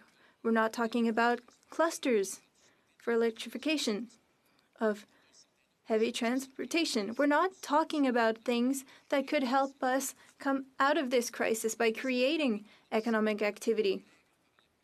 Our colleague talked about this earlier. We're not focusing on certain programs. We understood that a program could have been created in an emergency circumstance and have certain shortcomings that would be fixed. But instead, we're talking about scandals. We're not giving out a second check to seniors that was supposed to cover 3 months. That 3 months is over, and by the time they receive that money, they should have been receiving another one. For seniors who received $300, $300 to get through this crisis, the Liberal Party gave itself, through the wage subsidy program, $850,000, and $1.8 million is going into the pockets of the Liberals for their next electoral campaign. But $300 for seniors. If you have the guaranteed income supplement, that's something else. But we're not giving a second check to farmers with supply management. the government had committed to that, and we're not solving the grant program that would have been managed by We Charity. Think about what Quebec should have received, send it to Legault, and they can manage it themselves. But instead, they would rather give contracts to their friends and take over jurisdiction in the provinces. And perhaps this is the time that we should be asking ourselves some important questions. What would be the worst option? First, having another election if some key players in the government won't resign. Or, second option, let the government continue to act how it's acting. If we have an election, then that wouldn't be easy because we're in a pandemic. There'd be a lot of considerations. Yes, of course. So the government needs to do its job and do so properly. We won't be able to hold a general election if we are at risk of a possible second or third wave of COVID. And yet we can't have this government continue to act as though it were a majority government, racking up scandal after scandal. That makes no sense. So as I said, some of the key players must resign. The Prime Minister, he needs to go. The Finance Minister, he also needs to step down. And the Prime Minister's Chief of Staff, she must also go. Then, qualified, competent individuals would be able to take the reins and replace them, pick up where they left off, and handle the COVID crisis properly. Because currently, the Liberals have been prioritizing their friends, helping out their friends, concentrating on their own re-election, whereas they could have saved many more Canadian businesses and many Quebecois businesses. And that's why, Mr. Speaker, there are some important questions that need to be asked. Questions and comments? The Honourable Parliamentary Secretary, Government Leader in the House. Speaker, and I completely disagree with the leader of the Bloc Party. You know, we have a Prime Minister and Minister of Finance who have done an exceptional job in the last number of months, given everything that we had to be able to overcome in terms of bringing in a wide spectrum of programs which have assisted millions of Canadians in terms of providing money in their pockets, which has saved literally hundreds of thousands of jobs, which has put Canada in a good position to be able to recover from this particular pandemic. And the leader of the Bloc is more concerned about his political future and the political future of the Bloc Party itself, Mr. Speaker. The Bloc wants to outdo the Conservatives in terms of character assassination, it seems, Mr. Speaker. I would suggest, whether you're a resident in the province of Quebec, a resident in the province of Manitoba, or any other province, those residents want us to remain focused on Canada and doing what's in the best interest of Canada as a nation, Mr. Speaker. And that includes the people of Manitoba, Quebec, and other jurisdictions. My question to the leader of the Bloc Party is, does he not see that there is a strong, important role that Canada needs to play in cooperation with all the different levels of government in making sure that we can get through this pandemic in a positive way, Mr. Speaker? The Honourable Member for Belleuil-Chambly. 2 comments, Mr. Speaker. First of all, the Honourable Member across the way says that I want to serve my party. He is absolutely right. And he must thus notice that things are going very well within my party, and that's not the case across the way. Second comment, Mr. Speaker. The Liberals sometimes take positive actions, but are they capable of doing so without profiting and giving money to their friends? Member for Barrie Innisfil. Thank you, Mr. Speaker. Merci aussi pour mon collègue. Thank you, Mr. Speaker. and I thank my colleague for his remarks. The government is a kleptocratic government, autocratic even. Secretly, during the summer, the Liberals used bribes and favors, and the Liberals funneled taxpayer money to their buddies.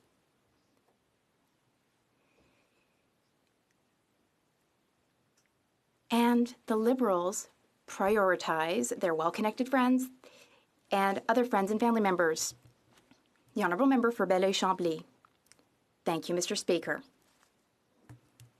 Listen, I wouldn't go so far as to call the government a kleptocracy. I think we're a few weeks away from that, at least.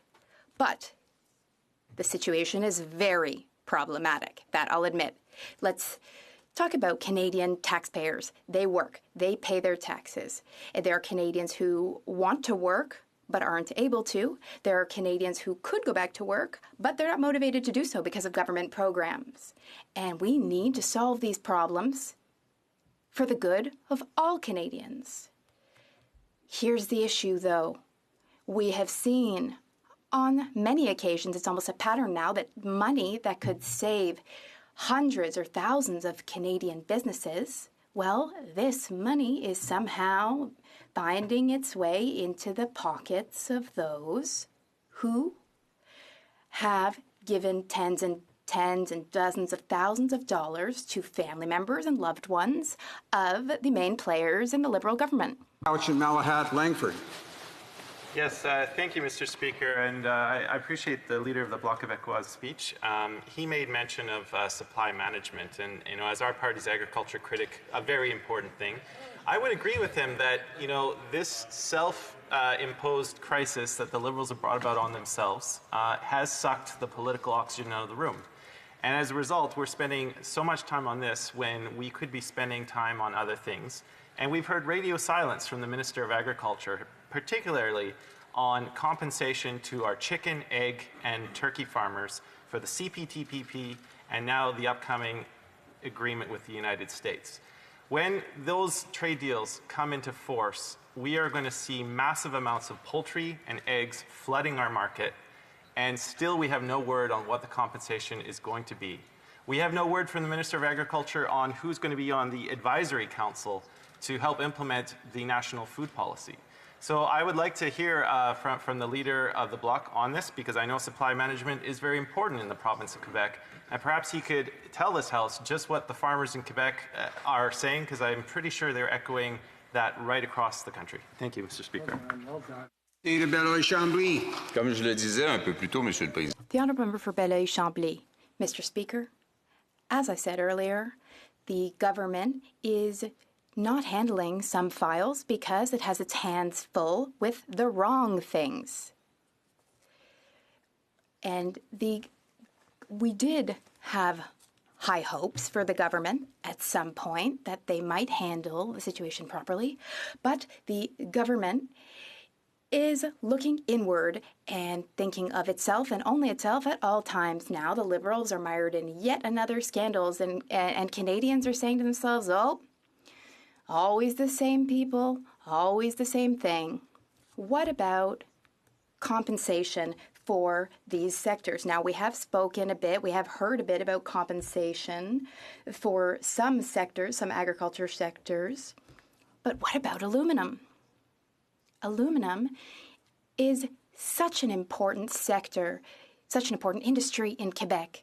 Yet, today, once again, we're talking about Liberal scandals rather than talking about industry. Aluminum has been insufficiently protected, and the American government has taken action. We should have predicted that, or at least been prepared for it. And now aluminum has come under fire, and we need to find someone in the government who has the time and energy to protect us. Thank you, Mr. Speaker. The Liberal government was mired in the sponsorship scandal at the beginning of the 2000s. And now We have the We Charity scandal, and there's the wage subsidy, and I feel like the Liberals can only handle those two issues. I have a simple question to put to my colleague, who I thank for his comments. The sponsorship scandal and the We Charity scandal. Are these two scandals not alike? Isn't this just the good old Liberal Party being the good old Liberal Party as we know it? The honourable member for Belleuil-Chambly. Well, it would be easy to answer your question with a simple yes. Typical Liberals. But I'd like to answer differently.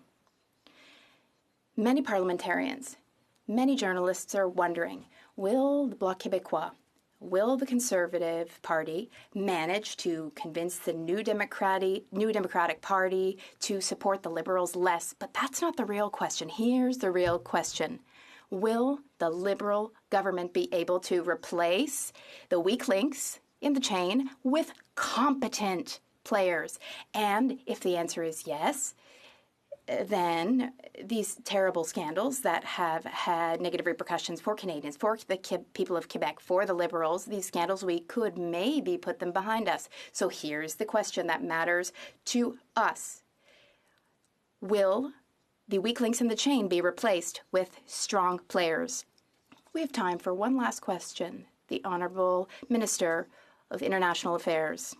Mr. Speaker, I thank my colleague across the way. I just couldn't resist the opportunity to ask him a question.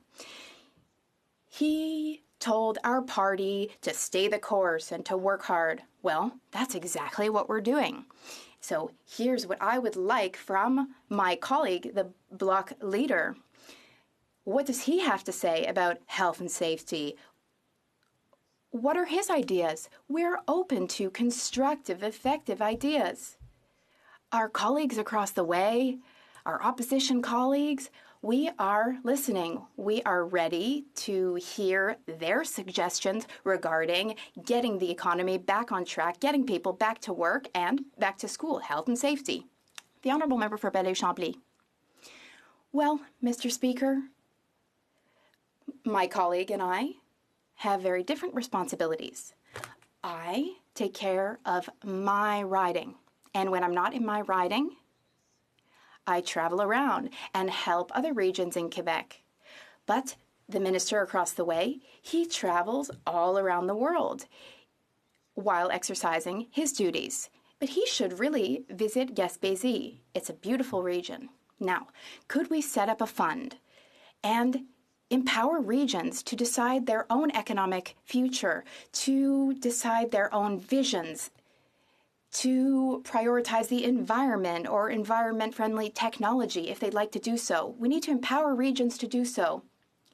The regions of Quebec must decide their own futures and make their own way out of this crisis.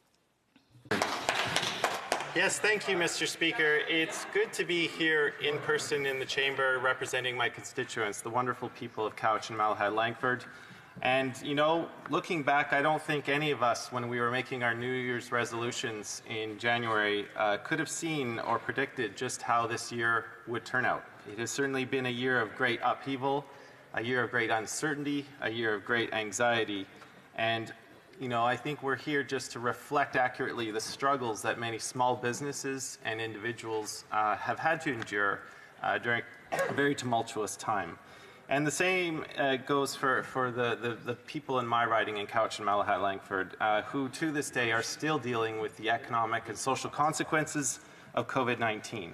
Because, Mr. Speaker, this pandemic has very much laid bare the inadequacies of our social safety net, and it has also made us realize the dependence that we have on essential workers who are often doing that frontline work, putting themselves and their loved ones at risk, often for low wages, because there very much is several tiers of workers in this country. And it is those who earn the least amount, who are struggling on multiple hours per week, but making the least amount, that are often the ones that are putting themselves at danger. And Mr. Speaker, we also have been forced to confront the systemic inequality, poverty, and indeed racism which has very much come to the fore in this 2020 year. You know, Mr. Speaker, our goal, that is the NDP's goal, has throughout this pandemic our goal has been to get more help to more people more quickly.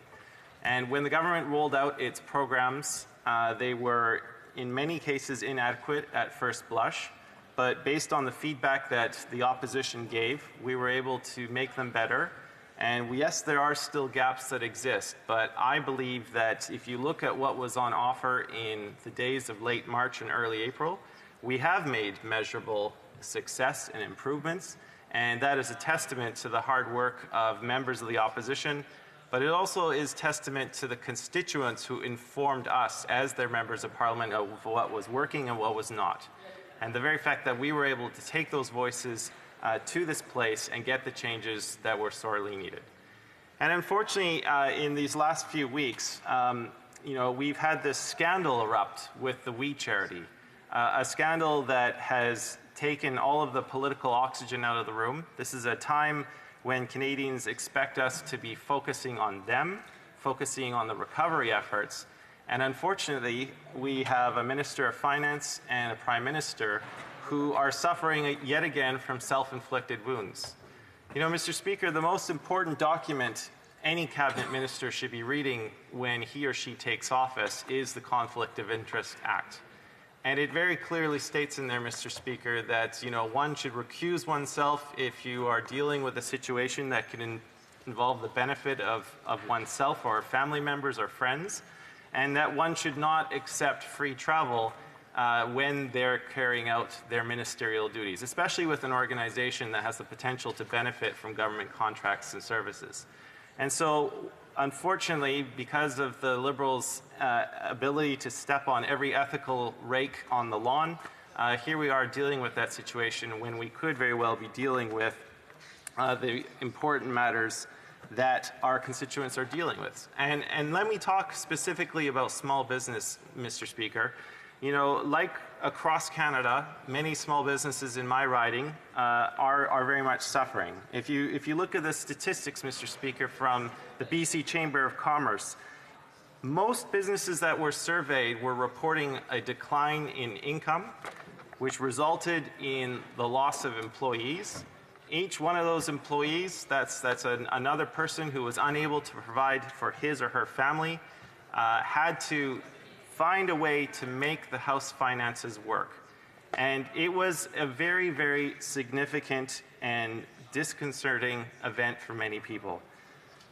You know, if you look at two particular examples in my riding, I'll just highlight V2V Black Hops Brewing, which is in Langford. This is a sort of a social enterprise brewery which donates some of its profits to helping veterans, particularly homeless veterans, a very noble cause, because even though that this government has been given the money by Parliament to try and address veterans' issues, unfortunately, we still have a big problem of providing those adequate veterans services and benefits. And so this program, run by V2V Black Hops Brewery, very, very great program that exists in Langford.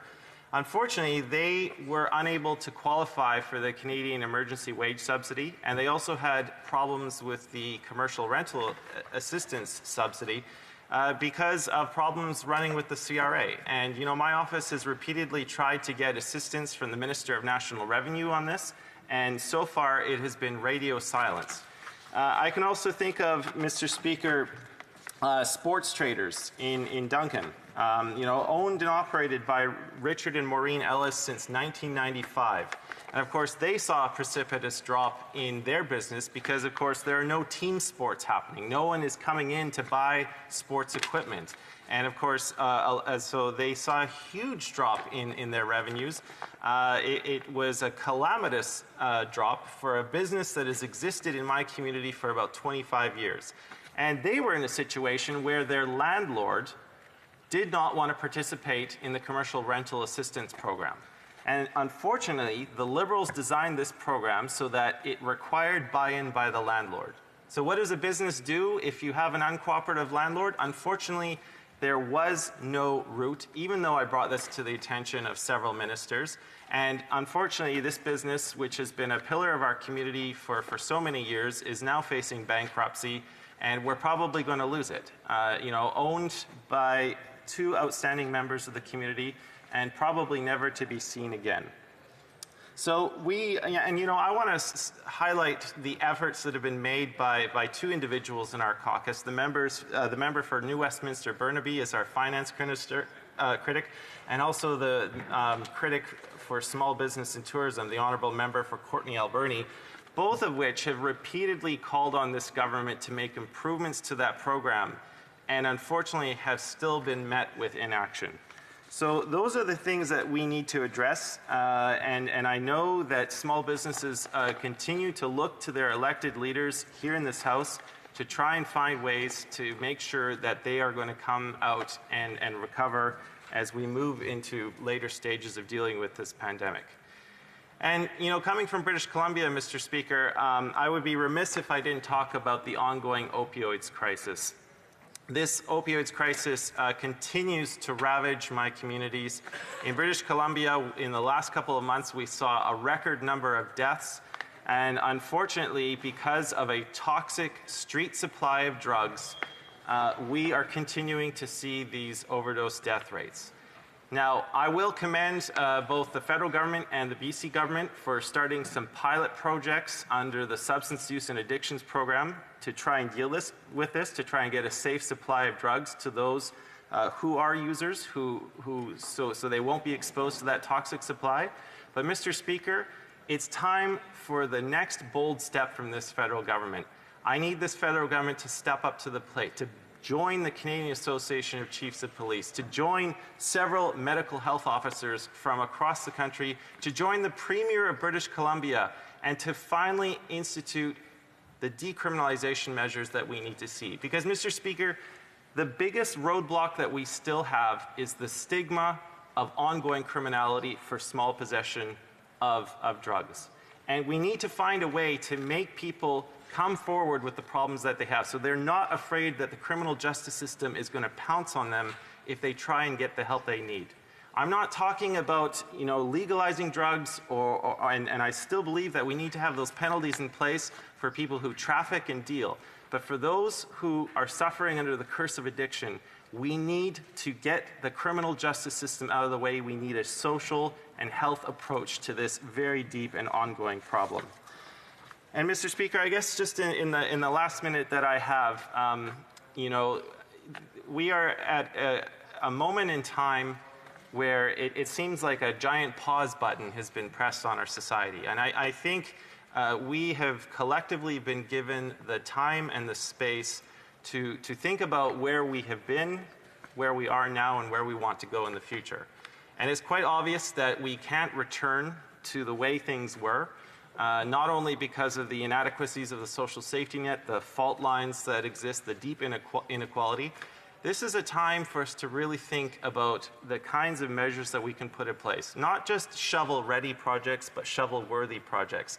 Really making sure that we are looking after people, giving them an adequate income to live on, making sure that we are investing in energy and infrastructure projects that truly meet the needs of a 21st century Canada. Thank you, Mr. Speaker. Questions and comments. Question commentaire, the Honourable Parliamentary Secretary to the Government House Leader. Thank you, Mr. Speaker. We know the CERB program came into existence because it was generally felt that we needed to be able to get money into the pockets of Canadians that were having to or finding themselves out of work as a result of the coronavirus. And the program was a huge success. Over 8 million Canadians ultimately went on to CERB, or the program, Mr. Speaker. And my question is related to that. Much like we had the employment insurance program, and the employment insurance program would not have been able to achieve what the CERB program could, to try to make those modifications. It would not have worked. So we get to CERB. Now we're looking at transitioning the the CERB program. And I'm wondering if my colleague could provide his thoughts in terms of what would he see, or the NDP like to see, in the transition from, let's say, going from CERB into the employment insurance, which seems to be more of a long-term solution for many of his constituents and my constituents, in fact, all Canadians, by moving in that direction. Would he not agree? Honourable Member for Cowichan Malahat Langford. Thank you, Mr. Speaker. And you know, I would like to remind the Parliamentary Secretary that what the government first put on offer at the end of March was not the CERB. And it was the result of the NDP pushing the Liberals that we finally did get the CERB. If you'll remember, Mr. Speaker, and if the Honourable Member will remember, right from the get-go, the NDP was calling for $2,000 per month to every person in Canada, a sort of a universal basic income to make sure that no one was falling through the cracks. It was a simple program. It would ensure that everyone had enough income to adequately deal with the acute phase of the crisis. And while the CERB was an answer partially to that, unfortunately a lot of the other programs became overly bureaucratic, had a lot of hoops to jump through, and we were forced to make little Band-Aid patches along the way. Going forward, Mr. Speaker, I think it's incumbent upon the government to adequately explain what its plans are as we transition from CERB to EI.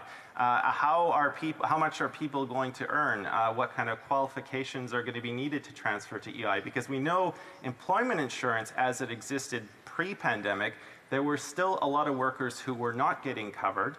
And you know, it required a certain number of hours, which also acted as a disqualifier. So yes, I understand that this transition is coming, but we have to remember there are still so many people who are suffering through this crisis. They work in industries that have not seen the jobs return.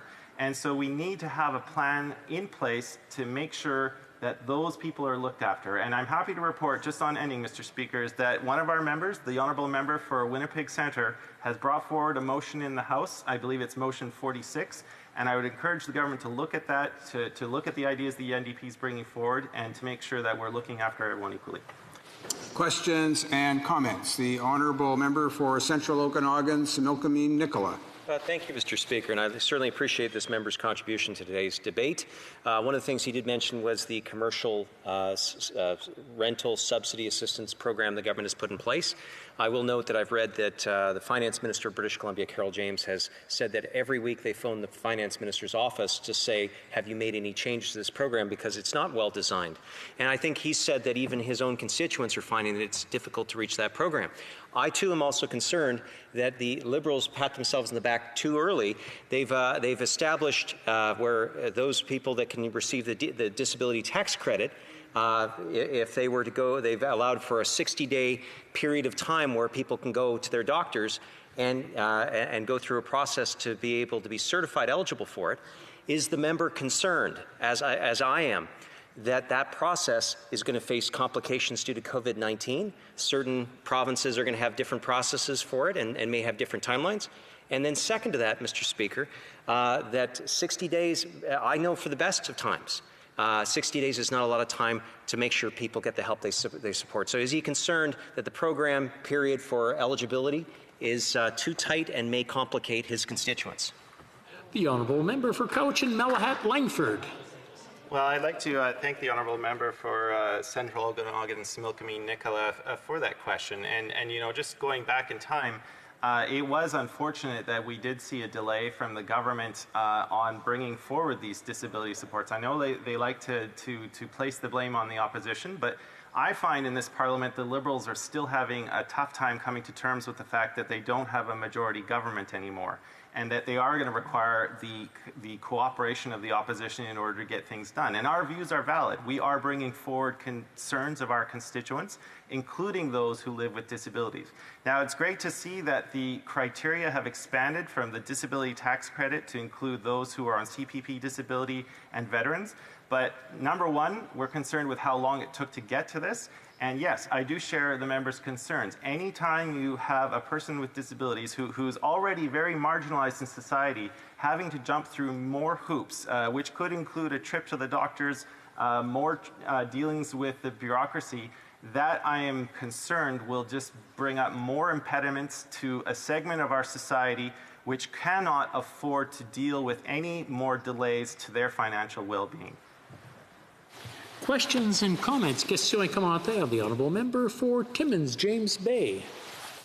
Thank you, Mr. Speaker. There are two pandemics in the country right now. We have COVID and we have the opioid pandemic. And the opioid pandemic, very similar to COVID, is cutting across all sectors of society, rural, urban, rich, poor. I want to ask my honourable colleague about what he's seen in his communities. We know in our far north communities in Treaty 9, communities are so desperate to stop the opioids. They have people at the airports trying to stop the drugs from coming in because they have no other supports. In the city of Timmins, the police are working with mental health workers on the streets of Timmins trying to deal with this because they recognize this is beyond criminal. This is a massive mental health crisis, and we're seeing deaths and suffering in families that are being broken apart by the devastation of these drugs. So we really want to be able to stop the pushers who are making these drugs. It's particularly fentanyl and its destructive nature, but we need to have measures of support to get people out of the nightmare of the opioid addiction. So I'd like to ask my honourable colleague what he's seeing on the West Coast and steps we can take in this Parliament in the midst of this COVID pandemic to deal with the other pandemic, which is the opioid crisis. Honourable Member for Cowichan, Malahat, Langford. You know, I'd like to thank my colleague for that really important question. What I like to say is that every single one of those deaths from an overdose was preventable. Those people were they were sons, they were daughters, they were sisters, and they were brothers. They were members of family, and they are now gone forever because of an epidemic that is ravaging small communities right across the country, particularly in British Columbia and communities like Duncan in my riding of Cowichan, Malahat, Langford. You know, I'm really pleased to announce to the House that the NDP leader, the Honourable Member for Burnaby South, is actually coming to my riding this Saturday, and I'm going to be taking him for a tour through some of the hardest hit parts of our community, where he's going to have the opportunity to speak with local business owners who have been impacted by the epidemic, but also a chance to speak to frontline workers and the PTSD that many of them are going through because of the sheer number of people who are dying from this crisis. Mr. Speaker, to go to the member's question, you know, it's great to see that we have programs like the Substance Use and Addictions Program from Health Canada. But, you know, that program needs to be so much more expanded. It's the toxic street supply of drugs that really need to be tackled.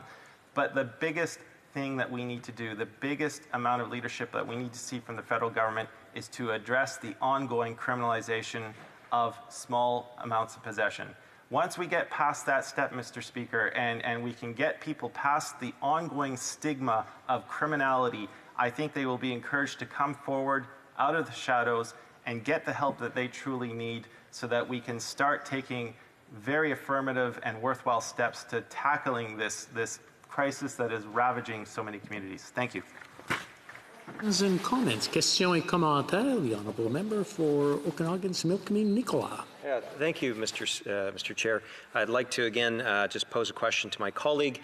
In my area, in his speech, the member had talked about various programs, including the Canadian Emergency Wage Subsidy. In my area, there are many very important charities and not-for-profits that cannot access the Canadian Emergency Wage Subsidy, and that's because they use a contractor for the majority of their activities. For example, the Summerland Youth Centre hires someone to do all the cleaning, and because they're not open in the regular fashion because of COVID-19, they can't afford to pay them.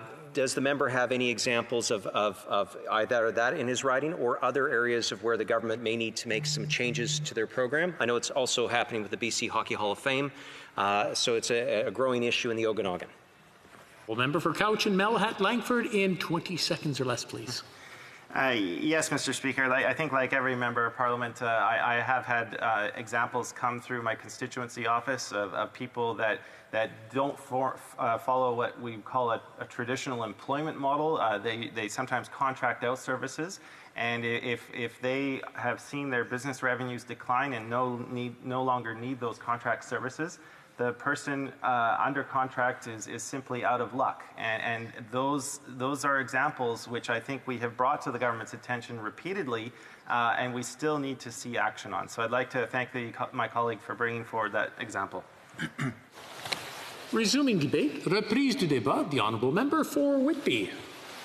Thank you, Mr. Speaker. I want to begin by offering my sincere condolences to the people of Lebanon following last week's devastating explosion in Beirut. My heart goes out to everyone affected by this tragedy and the hundreds of thousands of Lebanese Canadians who are worried about their friends and family. Canada is working with the international community to identify how we can support urgent needs and continue to offer emergency support such as medical aid, food, and shelter. Here at home, the Government of Canada is working with all levels of government to respond to the ongoing threat of COVID-19 and to reduce the impact it's having on families, communities, and our economy. We have seen a decrease in the number of positive COVID-19 cases and associated deaths over the past few months, which shows that we've really flattened the curve. This downward trend is largely the result of two factors. One, governments working together in a coordinated pan-Canadian fashion, and two, the ongoing efforts of individual Canadians who are diligently following our public health advice. As we safely and gradually reopen our economy, we need to remain vigilant. We need to learn from the experiences of other countries which are seeing significant resurgence of cases and prevent that from happening here at home. For today's debate, I'd like to highlight some of the actions that have been taken by the Public Health Agency of Canada since the onset of this pandemic. As you know, collaboration is the cornerstone of good public health. That's why the Government of Canada has taken a whole-of-government approach to managing this crisis and is committed to working with the provinces and territories and our international partners. The Public Health Agency of Canada officials have been working closely with international organizations such as the World Health Organization and the Pan American Health Organization, as well as with public health agencies such as the U.S. Centers for Disease Control and Prevention, to protect the health and safety of Canadians and the global community. We've been engaging with G7 counterparts on a regular basis to share information on public health measures, learn from their experiences, share best practices, and identify possible joint actions to tackle this outbreak together. And of course, we've been working very closely with the provinces and territories throughout this time on vital issues such as developing guidance on infection prevention, conducting laboratory testing, and ensuring facilities are equipped with the personal protective equipment and ventilators that they need. It's important to recognize that the science around COVID-19 is rapidly evolving, which means our public health guidance continues to evolve along with it. Researchers at PHAC are working with scientific experts in various fields across the country and around the world to continually review and evaluate the latest scientific evidence.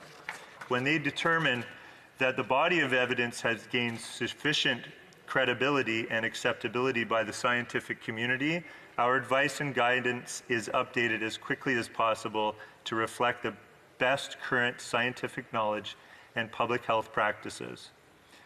Since the beginning of the outbreak, PHAC officials have worked with provincial, territorial, and international partners to detect signals and investigate transmission patterns of COVID-19 in communities across Canada. Multiple data streams are used to monitor and illustrate the current situation in Canada, including daily case information by province and territory and developing outbreak scenarios. PHAC analyzes this data on a daily basis to monitor trends for early detection of new patterns of transmission. PHAC also monitors early warning signs and systems to collect and exchange timely information on public health events with its members. The Government of Canada, in collaboration with other orders of government and across sectors, has developed a new nationwide mobile app to let users know if they may have been exposed to COVID-19. The app, called COVID Alert, is available to all Canadians for free to download. COVID Alert uses strong measures to protect the privacy and confidentiality of any data it collects. The app does not track a user's location or collect personally identifiable information. It is another tool Canadians can use to help slow the spread of infection, prevent future outbreaks, and protect our communities as we ease restrictions and restart the economy. I urge all Canadians to download this app and to use it. Certainly, the more people that use it, the more effective it will be.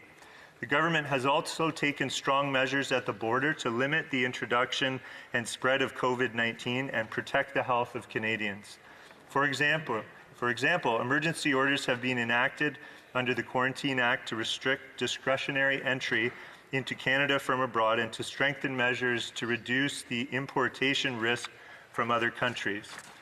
This means that people entering Canada, no matter their country of origin or their mode of entry, are required to quarantine for 14 days. Some exemptions to the mandatory quarantine are allowed, so critical infrastructure, essential services, and economic supply chains can continue between Canada and the United States. All travelers entering Canada are required to provide certain information upon entry, including contact information and an appropriate quarantine plan. The government has developed the mobile app called Arrive Can to allow travelers to input their information quickly and easily and securely before, during, and after their arrival at the border. Mr. Speaker, I am pleased to see that thousands of travelers to Canada are using the Arrive Can app. This means that they're spending less time with border service officers, public health officers, and other travelers, and in lineups. PHAC is increasing its public health presence to 36 points of entry across the country, which cover 90% of all traffic coming into Canada during normal operating circumstances. This positions us well to deal with increasing non-essential travel now that international travel is starting to resume. I also want to mention vulnerable populations. The government recognizes that while public health measures are essential for stopping the spread of COVID-19, they have taken a toll on Canadians. COVID-19 is creating stress and anxiety for people, particularly for those who do not have ready access to their regular support networks. This has had an impact on mental wellness and has increased the risks associated with family violence and substance use. This is why our government created the Wellness Together Canada portal to connect Canadians with mental health and substance use supports.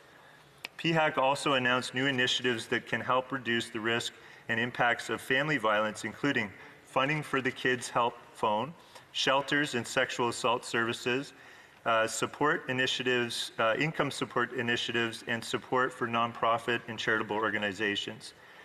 In addition, PHAC continues to work closely with Correctional Services Canada to strengthen measures to prevent the introduction and transmission of COVID-19 in federal correctional institutions across Canada. Mr. Speaker, this is just a snapshot of some of the actions that the Public Health Agency of Canada has taken to protect the health and safety of Canadians from COVID-19. As all members in this House can appreciate, an incalculable amount of work is going on behind the scenes across all orders of government and with our many partners in the public health, academic, and research communities. By continuing to work together, we will further our understanding of this novel coronavirus and gain the scientific evidence and data we need to inform our public health planning and response at local, national, and international levels. We need to continue to be vigilant, operate based on scientific evidence, which is accumulating, and adapt our public health measures accordingly. This is part of being a responsive government, which I'm very proud to say that I'm a part of a team that I think is being really responsive at a time when Canadians need us most. Lastly, I'd like to commend all of our public health agency staff right across the country. We have professionals that are top-notch, and they've done an incredible job of helping all of our communities. So thank you very much, Mr. Speaker. Questions and comments. Questions et commentaires. The Honourable Member for North Okanagan, Similkameen Nicola. Well, thank you, Mr. Speaker, and I certainly appreciate the member's speech for joining this debate. I just have a simple question for him. He's talked about the COVID-19 app that the Government of Canada has put forward. First of all, would he have any idea when provinces like British Columbia will have access to this? Second to that, Mr. Speaker, or Mr. Chair, also, it's been brought to my attention that those that have iPhone 6 or older phones are not able to download the app and utilize that, as well as people that do not have the money for a smartphone. And so has the Government of Canada considered these factors? Obviously, we want as many Canadians to be able to access at the same level of service that others do. But there are a number of questions here of whether or not this will receive pickup, having them apply across the country, as well as the issues with the different operating systems and age of phones, as well as access to it. Is it a concern to him? For Whitby. I want to thank the member opposite for his important question and his deep concerns to make sure that this app is accessible to all Canadians. I think the government has done a great job of developing an application that will, I think, be adopted by many users across the country. As with many of our measures, they're not perfect. We roll them out and we obtain feedback and continue to work on them, which I think with every one of our measures during COVID-19, I've been proud to see that we've remained responsive to the feedback that we've gotten. So I appreciate the feedback that you've given. There may, in fact, be some portions of the population that will not be able to access it, and I hope that we can address those concerns. Thank you. Questions and comments? We have a question from the honourable member for Victoria, who's joining us virtually. Mr. Speaker, talked about the health response to the COVID-19 pandemic in his speech and vulnerable populations, but he didn't mention the other national health crisis that we're facing in Canada. Last week in Victoria, I went to a Mom Stop the Harm event calling for decriminalization and an end to the opioid crisis. I spoke with healthcare workers, community members, and families who have lost loved ones. The member was highlighting the science-based and evidence-based approach that the government has taken to the COVID-19 pandemic. And it is time for this government to do the right thing, to act with logic, compassion, and courage, to take an evidence-based approach to decriminalize drug use and to medically regulate a safe supply. As we deal with the COVID-19 pandemic, we can't ignore the staggering death toll from the opioid crisis. When will this government listen to the experts, respect the evidence, and treat addiction as a health issue, not a criminal one? These deaths are preventable. A safe supply saves lives. Honourable member for Whitby.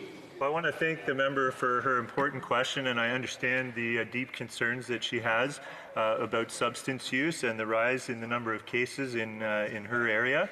I think from my perspective, our government has tried to implement numerous measures to address the many different segments of the population that are vulnerable during the pandemic. So I know that the Wellness Together Canada portal is one that offers text support, info and videos on mental health issues, modules that people can use in terms of coaching, monitors in terms of community support and individual counseling. I know this doesn't fully adequately address the issue that she has posed, but it certainly is a start. And not to mention the fact that we've given $157.5 million to shelters and another $40 million to women's shelters and sexual assault services. We've also put $350 million out for the community or the Emergency Community Support Fund, which nonprofit agencies, many of whom are doing the work on the front lines for people that suffer from substance use or substance abuse issues. And I would just say, you know, in general, I'm very proud of our government for adopting a harm reduction approach. And I think that's one thing it gives me a lot of confidence. Thank you. Questions and comments? Questions et commentaires? L'honorable député de Montarville. The honourable member from Montarville. Thank you, Mr. Speaker. I have no reason to doubt his motives. They seem very noble. I met with him after the election during orientation for new MPs, and I understood that he had come here, he had campaigned here in order to serve his riding well and to serve Canada well. I think that he was very sincere in his motives, but my question is a simple one. How does he feel about the fact that the government benefited from the support that opposition parties gave him in order to take on the pandemic, only to put Parliament on the wrong path. The Parliament is no longer able to do what it's supposed to do. The government is acting as though it were a majority government, and it isn't. It needs to be accountable. If I were a Liberal MP, I would be quite disappointed to see that the government is skirting around democracy, and things can't continue this way. The Honourable Member for Whitby. I appreciate the member's question, and I appreciate him expressing the sincere intentions that I've had in running for the election and supporting the Liberal Party. And a very conscious decision on my part. I certainly believe that our government has stepped up and showed leadership during this pandemic, and I think we've remained responsive every step of the way.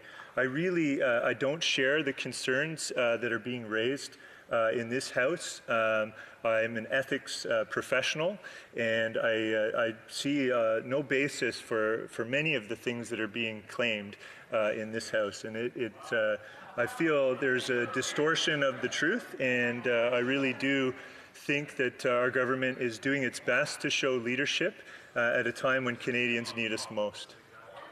Questions and comments? Questions et commentaires. The Honourable Member for Kingston and the Islands. Thank you very much, Mr. Speaker. I want to hit on something that the member mentioned towards the... should I wait till they're done, Mr. Speaker? Order. Order. I just want to remind everyone, if they're going to have a conversation, just kind of get together and have it.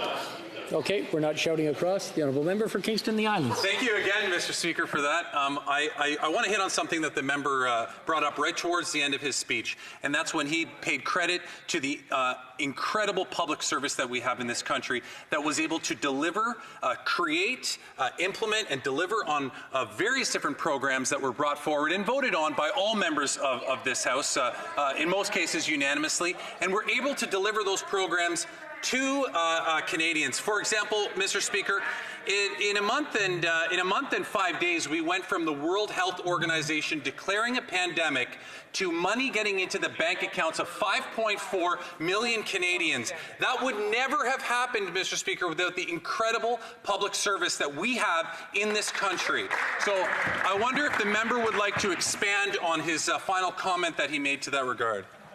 Well, Member for Whitby. I appreciate my colleague's question and the opportunity to give more praise to our public service. I really can't believe, I've never in my life seen a government respond more quickly in a time where people needed it most. And I really, oftentimes I think what we see and what we hear in the public realm is people feeling like our institutions don't move quickly enough. And what I've seen is that our government has launched programs in record amount of time, and all of this work has been done by the public service. Certainly there's roles that we all play, just as I value the role of the opposition members in these debates and conversations. I value the leadership that our caucus has shown in relaying all of the feedback we've been hearing in our communities to ensure that, that the Canada Emergency Response Benefit reflects the needs of people on the ground. It's been restructured. Same with the wage subsidy. It was restructured multiple times. And I really do feel like all of the changes that have been made have included the feedback that we've heard. It's incredible work. I'm really proud to be Canadian. I'm proud to be a part of this government, and I really think we're doing exceptional work. And I thank my colleague for the opportunity to give more praise to our public service. Resuming debate, reprise du débat, the Honourable Member for Lakeland. Thanks, Mr. Chair. It's become clear the Liberals are using the pandemic to shut down accountability and transparency, and potentially to usher in big government dependency while targeted support isn't actually getting to Canadians who desperately need it. And over 5 years and now, no province has borne the brunt of the Liberals' divisive anti-business, anti-energy, anti-resource policies more than Alberta. The Liberals outright campaigned against Albertans and oil and gas in 2019, and now this government is using COVID-19 to finish what they started, the destruction of Canadian oil and gas. What's crazy is the finance minister and the natural resources minister actually even keep acknowledging how bad it is for Canadian oil and gas right now, that the OPEC cartel has dropped prices, disproportionately harming Canadian energy while demand has declined due to the pandemic, with no plan to go forward for Canadian energy, and the programs they've promised to help are complete failures. So Albertans can be forgiven for concluding that the lack of support is by design, that it's intentional. After 85 days after the finance minister promised help in, quote, hours or days, the specific help for small and medium-sized oil and gas companies never actually happened, and it just got merged into a generic mid-sized loan program. But to qualify, a medium-sized company needs $100 million in annual revenue. I guess Liberals have a different definition of what a medium-sized business is than the rest of us, or are completely oblivious to the damage that's happened in the sector so far. And even if a company does qualify, the interest rate is higher than the banks. The large employer program has interest rates that rise to 15% by year 5. That's payday loan rates. That's not emergency assistance. And the small business loan amounts are too small for oil and gas suppliers, while drillers face 1 or 2 years of zero revenue, so short-term and fixed loans are really of no use.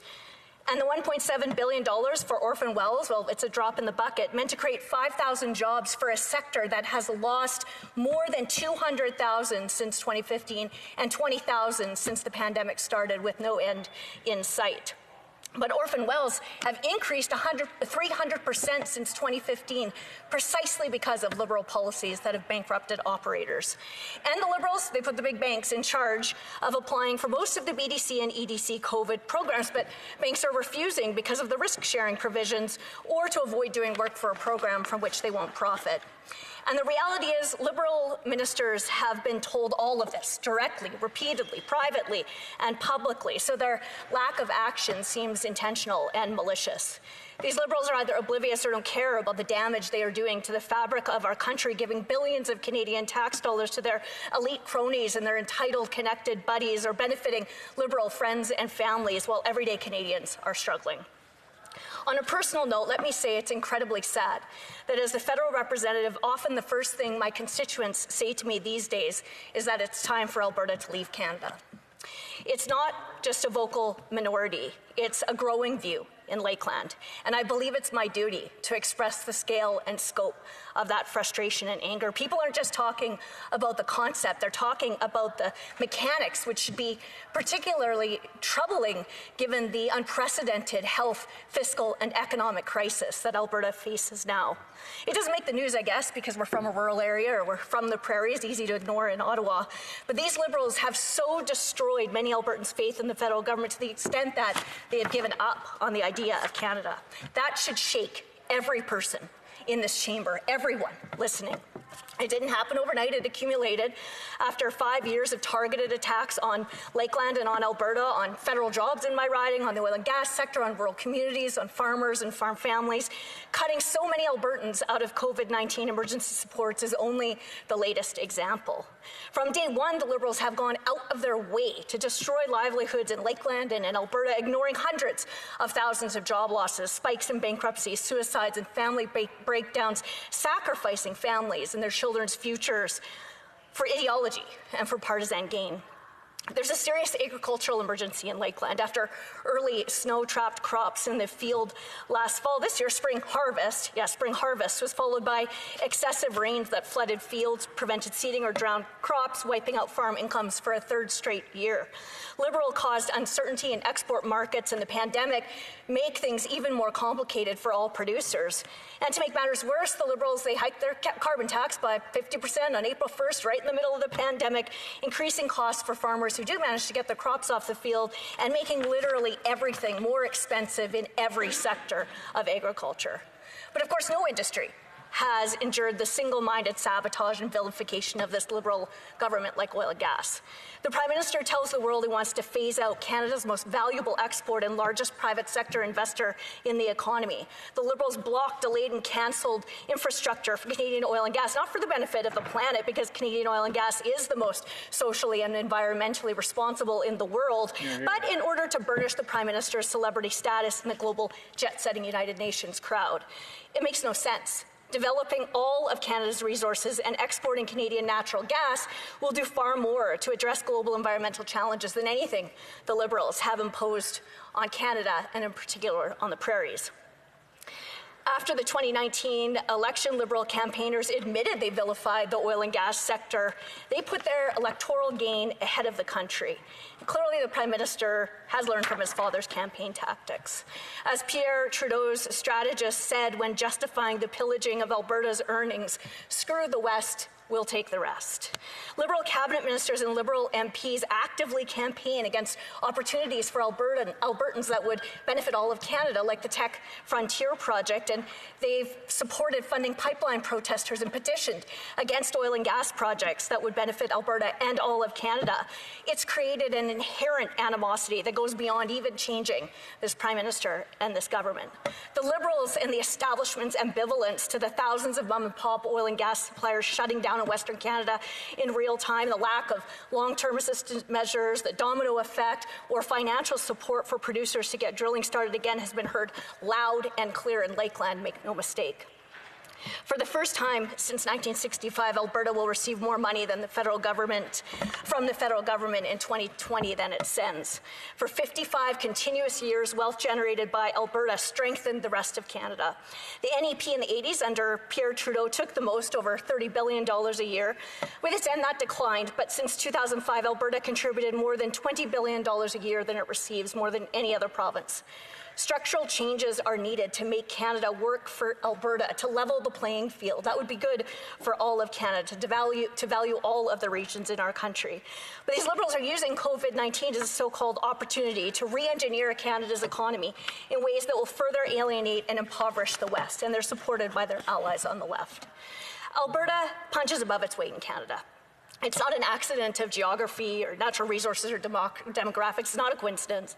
It's because generations of Albertans and Albertans by choice created an advantage, combining hard work, innovation, personal responsibility, and free market principles and policies to create private sector opportunities and a growing economy that attracted the best and the brightest and the youngest from all across Canada and the world to work and raise their families. It's because of free markets and free enterprise policies that propelled Alberta's economy to create 9 out of every 10 new full-time jobs in Canada as recently as 2014, and to be a net contributor to Canada continuously for more than half a century. But the worst damage has always been done by federal intrusions into Alberta's natural resources policies, such as the NEP, now the dismantling of oil and gas through bills like C-69, like C-48, blocking pipelines, other regulations and roadblocks, barriers to exploration, to drilling, the carbon tax, and now the failure of COVID support programs. And other provinces and regions, they have similar natural resource assets and opportunities, but they've not taken the same approach. It was because of the private sector and Alberta's entrepreneurial, risk-taking innovation combined with positive federal and provincial fiscal policies that unlocked remarkable opportunities in Alberta for all of Canada. After the 2015 election, in my first words in the House of Commons, I said, "A strong Alberta means a strong Canada." It's really a tragedy for my riding and for our country that the Liberals have done everything they can to undermine that reality. On election night, the Prime Minister said he heard Alberta and that he would do better.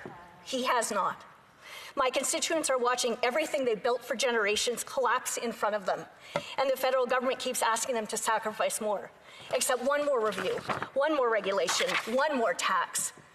It's suffocating Lakeland, and because of Alberta's outside contribution to Canada, it will suffocate Canada's economic recovery.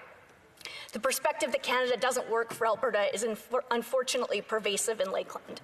As elected representatives, we owe a duty more than platitudes about our positions on industries and laws and taxes, more than politics for personal and partisan gain. This is obvious to freedom-loving Albertans and Albertans by choice. In Lakeland, it's a self-evident truth that the status quo is not acceptable nor sustainable. And I hope if anything I've said in the chamber today makes colleagues angry or uncomfortable, I hope it weighs on them. I hope it keeps them up at night like it does me. And I hope they stop enabling and helping the most corrupt and entitled and out of touch Prime Minister doing all this damage to our country. Questions and comments. The Honourable Member for Regina North. Yes, thank you, Mr. Speaker. And the member's comments, even though I respect what it is that she, as a member of Parliament, can express whatever she wants to inside the House and attribute it to her constituents. And it is somewhat upsetting when I, as someone that grew up in the prairies, I have been in Saskatchewan, Manitoba, and Alberta. That's where I spent my military days, was in Alberta. And I think that there are very strong nationalists, Mr. Speaker, that truly value and appreciate the contributions of being in a country with 10 provinces and 3 territories and so forth. This member, probably more than most, will stand up and, the story of a wolf in a sheep's clothing, to try to give an impression, a false impression, that the government of Canada does not care about the province of Alberta is absolute false. It's a bunch of garbage, Mr. Speaker. That is the reality of it. This government has given more money, more resources than Harper ever gave the province of Alberta and indeed the prairies, Madam Speaker. You can speak the myths, truths all you want, but it does not change the facts, Mr. Speaker. And at the end of the day, I see myself as a nationalist that's very proud to be coming from the prairies. And I stand up for the prairies all of the time, Mr. Speaker. And I take exception to a member that tries to give the impression that Alberta is not being taken care of from the government of Ottawa. When I was in the military, posted in Edmonton, I was very critical of the provincial government for not divesting Alberta's economy.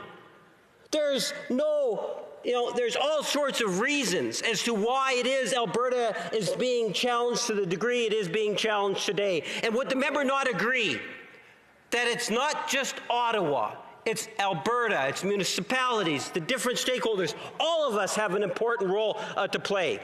And that includes the fine work that I believe that the federal government has done in investing in Alberta as it has in the prairies. Thank you, Mr. Speaker. The honourable member for Lakeland. Well, I guess that captures the irreconcilable difference that we may reach. I would invite that member to come to Lakeland and try that baloney on any one of my constituents. 100%. And the point I'm trying to make is that the sentiment I outlined in my remarks crosses demographics, crosses ages, it crosses partisan lines. This concept of the country not working and needing to A, get a better deal for Alberta, or B, explore other options, is being talked about in my very rural and very conservative, it's true, riding in Lakeland, by people who voted NDP in the last 2 provincial elections, by people who voted Liberal in the 2015 election. They've come up to me and told me that. And I would suggest that the response from a Liberal minister and a senior cabinet or a senior member and a person who's been here for a long time to stand up and yell at me and berate me and suggest that what I've said is invalid and not true is just actually exactly the problem. Now, I need to make one thing clear, and I'm a first-generation Albertan, actually. My mother was from Newfoundland, my father was from Nova Scotia, and just so we understand that personal context. But his comment about this government giving more money to Albertans than other government or ever before, or whatever it is, just like when they promised they were going to be the most transparent and accountable government in the history of the universe, right?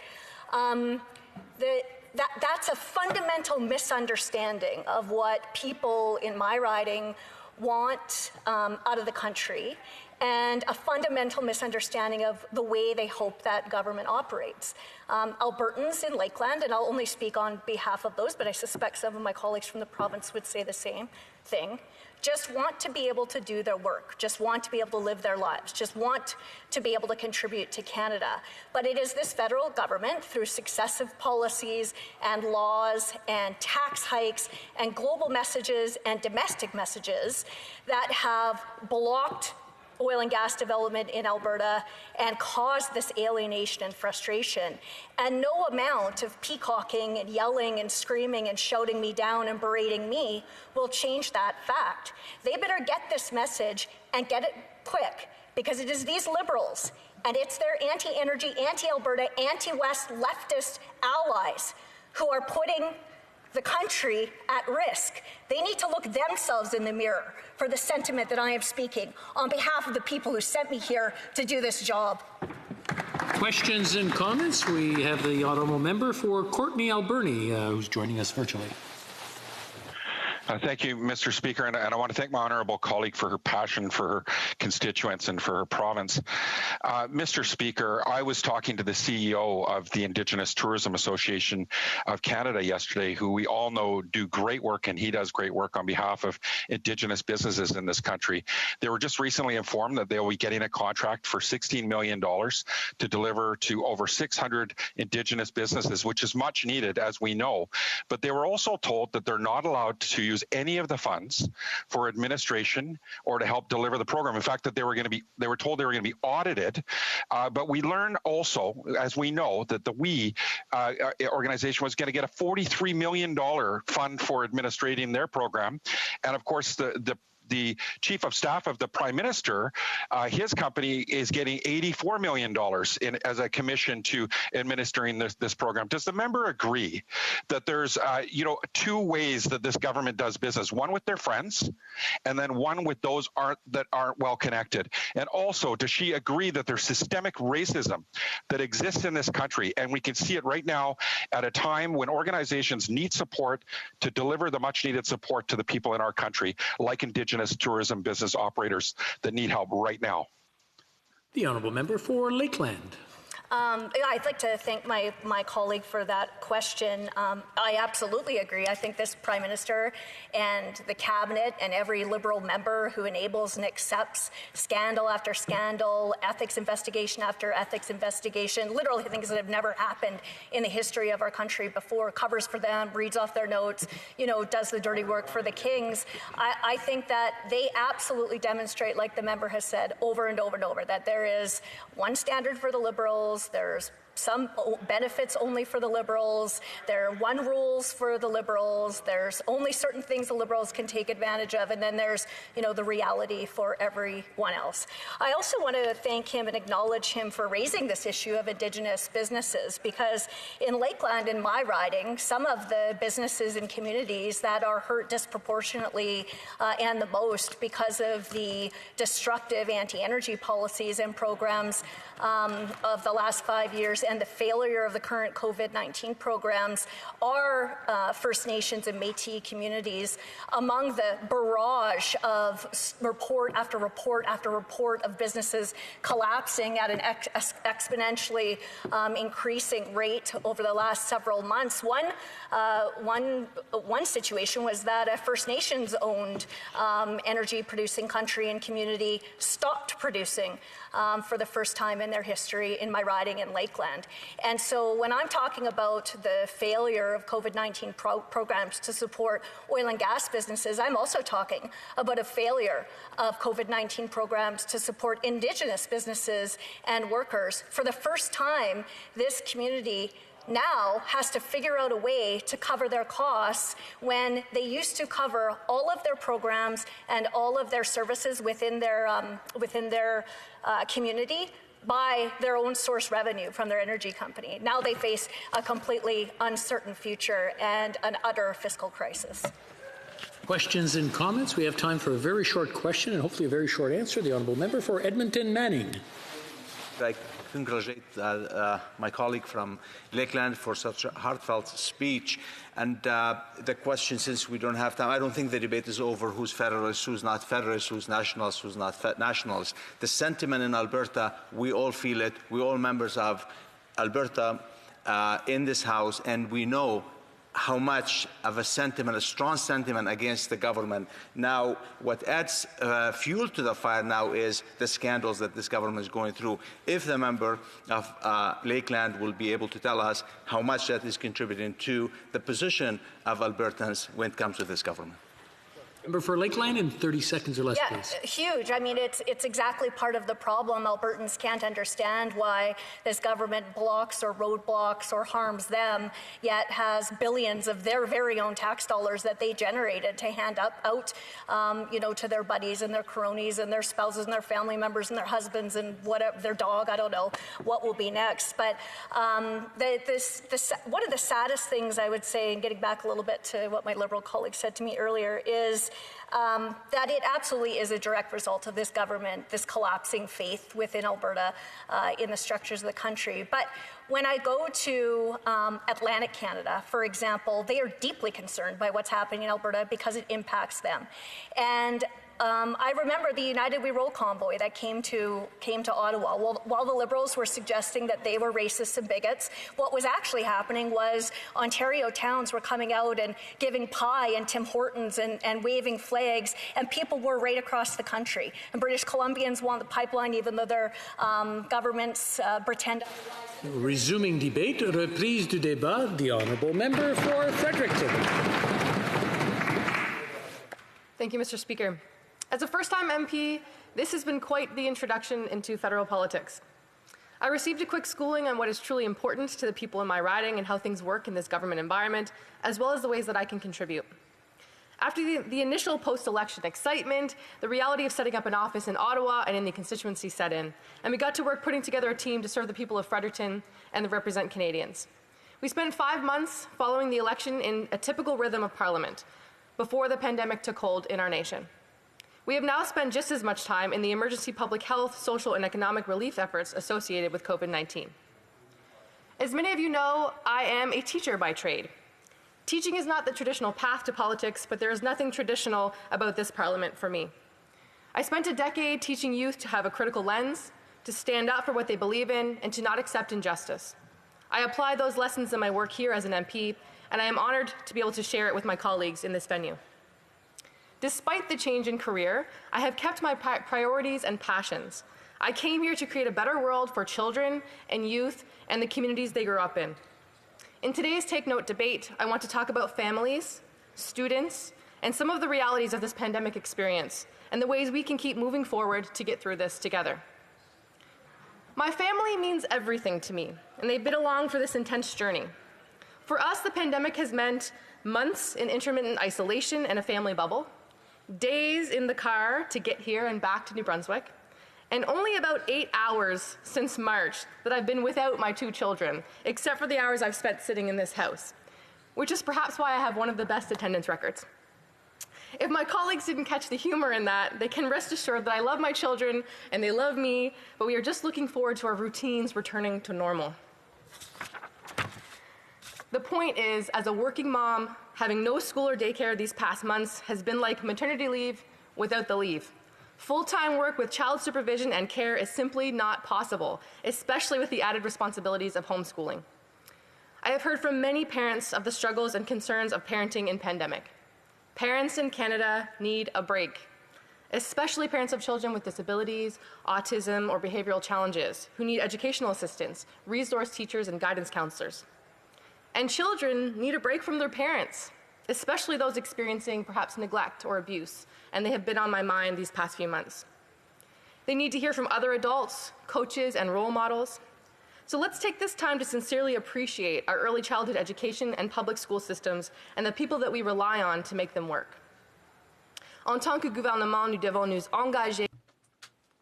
Our government must commit to ensuring that students, teachers, and school employees feel safe as they return to school. Families are stressed and apprehensive with a variety of tough choices ahead. I know there are innovative solutions, ideas out there, and I trust our government to assist provinces as they reopen schools with the clear and cautious health advice. I think also about the families separated by our border closure. Foreign national long-term partners and adult children remain unable to enter Canada to see their loved ones. These families have spent 5 months separated already. While enforcing 2-week quarantines, we could lighten travel restrictions for students and immediate family, enabling them to return to their Canadian families and communities.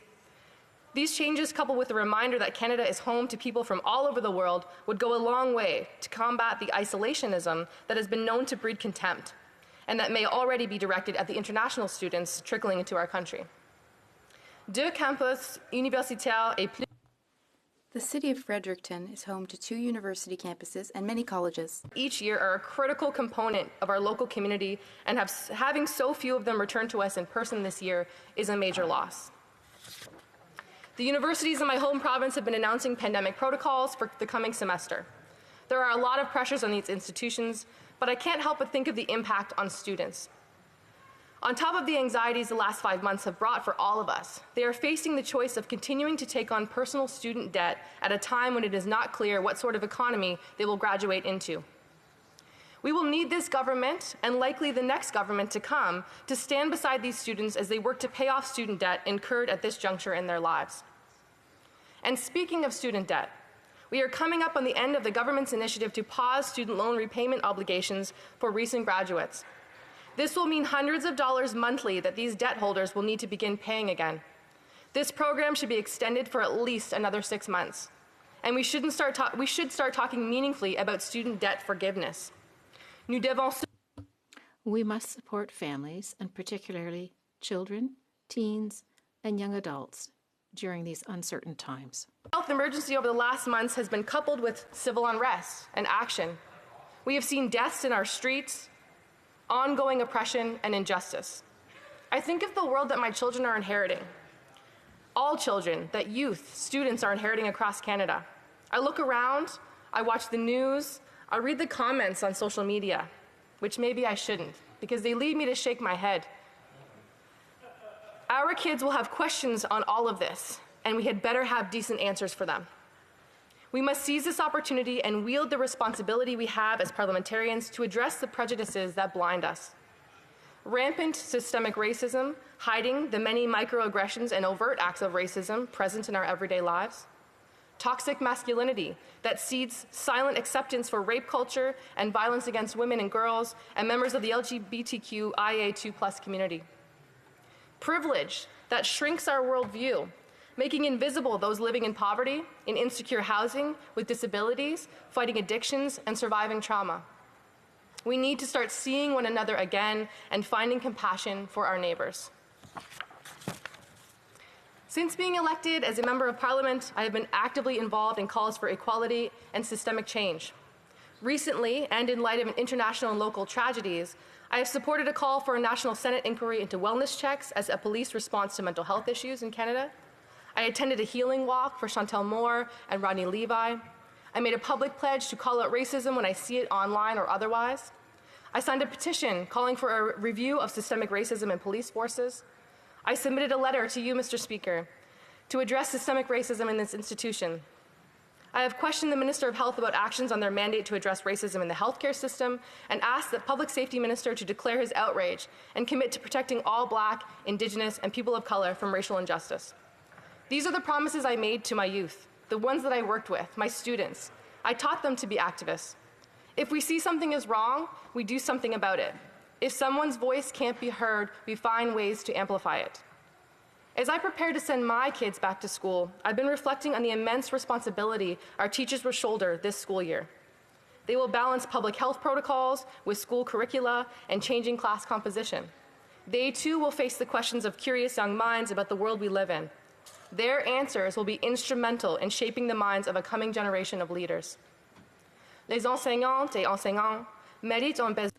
Teachers deserve and need our support, our patience, and our encouragement. Our professionals have stepped up to respond to this pandemic. Our teachers are being called to step up now to do the important work of helping to raise children, to educate them, and to help them build resilience in the face of uncertainty. I thank them for their service, and I stand with Canadian families. To the young thinkers and learners across this country, I am listening. Your leadership is essential as we face down our challenges, and we will get through this together. Please reach out anytime. Thank you. Merci. Questions and comments. Questions et commentaires. The Honourable Member for North Okanagan, Smilkman Nicola. Thank you, Mr. Speaker. And I'd like to say thank you to the member across the way for her speech. Also, I find it interesting that she gave a little list of all the things that she's been up to, so it's always wonderful to hear different approaches. I have a specific question. She has mentioned, obviously, the importance of family. the importance of certainty, particularly during a pandemic. Earlier today, Mr. Speaker, I did ask the Minister of Employment multiple times, as I have over the past few months, over the issue about accessing parental benefits. And I just want to find out from this member, is she hearing this from her own constituents where mothers, fathers are unable to know where they stand? I had talked to one woman who was 8 hours short of meeting the requirements for eligibility to receive parental benefits from employment insurance. And the minister has been given the powers under C-13 with the stroke of a pen to deal with it. Is she facing the same circumstances in her riding? Does she support dealing with this as quickly as possible and treating this with the urgency that's necessary? Having a baby during a pandemic is the worst, is bad enough, Mr. Speaker. Trying to figure out where you stand with employment insurance with that uncertainty, I think is unconscionable. The honourable member for Fredericton. And thank you, Mr. Speaker, and I thank so much to my honourable colleague for that very important question. And absolutely, I've been hearing from my constituents on this same issue of parental and maternity benefits as a result of COVID. And there's a group that has gathered. There are parents across this country that are grappling with this question. And when we had our daily or almost daily briefing calls with various government departments, I consistently asked that question day in and day out, and I was given that same response that we're working on it. We're looking for the solution. So for me, this delay is quite disappointing. These people have been waiting. Some have already had their children and are already needing to receive this benefit. So I was pleased to hear the minister this morning talk about retroactive pay, but that doesn't get you what you need in the interim. So I'm very concerned with how long this has taken, but also encouraged to see that finally we might see some action on this. So here we are 5 months into the pandemic, and these parents have been waiting. So let's get money into the hands of parents now, and certainly the retroactive payment is good to hear, but it is an issue that went on for far too long. Thank you very much. Questions and comments. Questions et commentaires. The honourable member for Timmins, James Bay. Mr. Speaker, I want to thank my honourable colleague for the extraordinary speech. I've seen speeches that are good. I've seen speeches that are great. I've seen a lot of hand sock puppets speaking whatever their leaders tell them to. And for all the sham and drudgery in this place, the only thing that makes it extraordinary is members who actually come here and want to make change, because that's why we should be here as change makers. I want to ask my honourable colleague from her perspective as a parent, a mother, and as a teacher. Because when I talk to young people in this pandemic, there is a seismic shift happening. The difference between the millennials, who are being, I think, economically seriously crushed at this time, down to Generation Z. The world will be changed by Generation Z. They're not having it. They get that we have a pandemic that's upended everything, but for them the crisis is environmental. They see a world that's in serious, serious crisis, and we need voices. And so I want to ask, as a parent, as a teacher, how you think that we can use this parliament to start engaging young people and making them believe we can actually make a better world rather than just accept the same old, same old, same old. The honourable member for Fredericton. Thank you, Mr. Speaker, and I thank my honourable colleague for that also very important question. And certainly, as a Green Party member, the environment is top of mind. It's the lens that I use, with all policy, with all questions, including social justice. It's all connected. So for me, it's a critical component of our recovery plan, of moving forward. But I would say that I believe that the youth are already fired up. They're already active and engaged, and that's something that kind of fuels me and gives me the energy that I need to do my work in this House. So my advice would be for youth is to keep that up. Don't lose your optimism. Don't lose your hope. The solutions are out there, and you are the leaders of today. It's not the leaders of tomorrow. Those voices are so critical to the work that we do to inspire us and to guide us. And so, as parliamentarians, I think it is our responsibility to be role models and to bring truth to this House, to not be divisive, to not get too bogged down in the weeds of what perhaps our personal ideologies may be, but be here to do the work that we were sent here to do by our electorate. And so, I'm going to talk about environmental issues, and it's not just because I'm a Green, it's because I'm a Canadian, it's because I'm a mother, it's because I'm a teacher, and those things are so important to me. So on the East Coast, we've seen some different weather patterns. We've seen some changes. We've seen some of the hottest days on record in our communities. So people are very aware of these impacts. But it's just a matter, I think, of empowering them to continue to do that work, continue to be active, and continue to demonstrate, or however they may feel important to do that. So social media is a great venue for that as well. So thank you so much for that question. Questions and comments. Question commentaire. The honourable member for Winnipeg North. Mr. Speaker, I wanted to pick up on the member's comments in regards to teaching and kids getting back to school. You know, we often talk about essential workers. And, you know, the light is really starting to flash and shine on our teachers. There's a big, huge issue that's before all of us in our communities as children are looking at going back to school. And it's something in which, you know, we sometimes take for granted. But, you know, throughout this whole process, there have been some outstanding Canadians in all different sectors. I can think of whether it's the long-haul truck driver, the healthcare worker, you know, the person that works in the grocery store.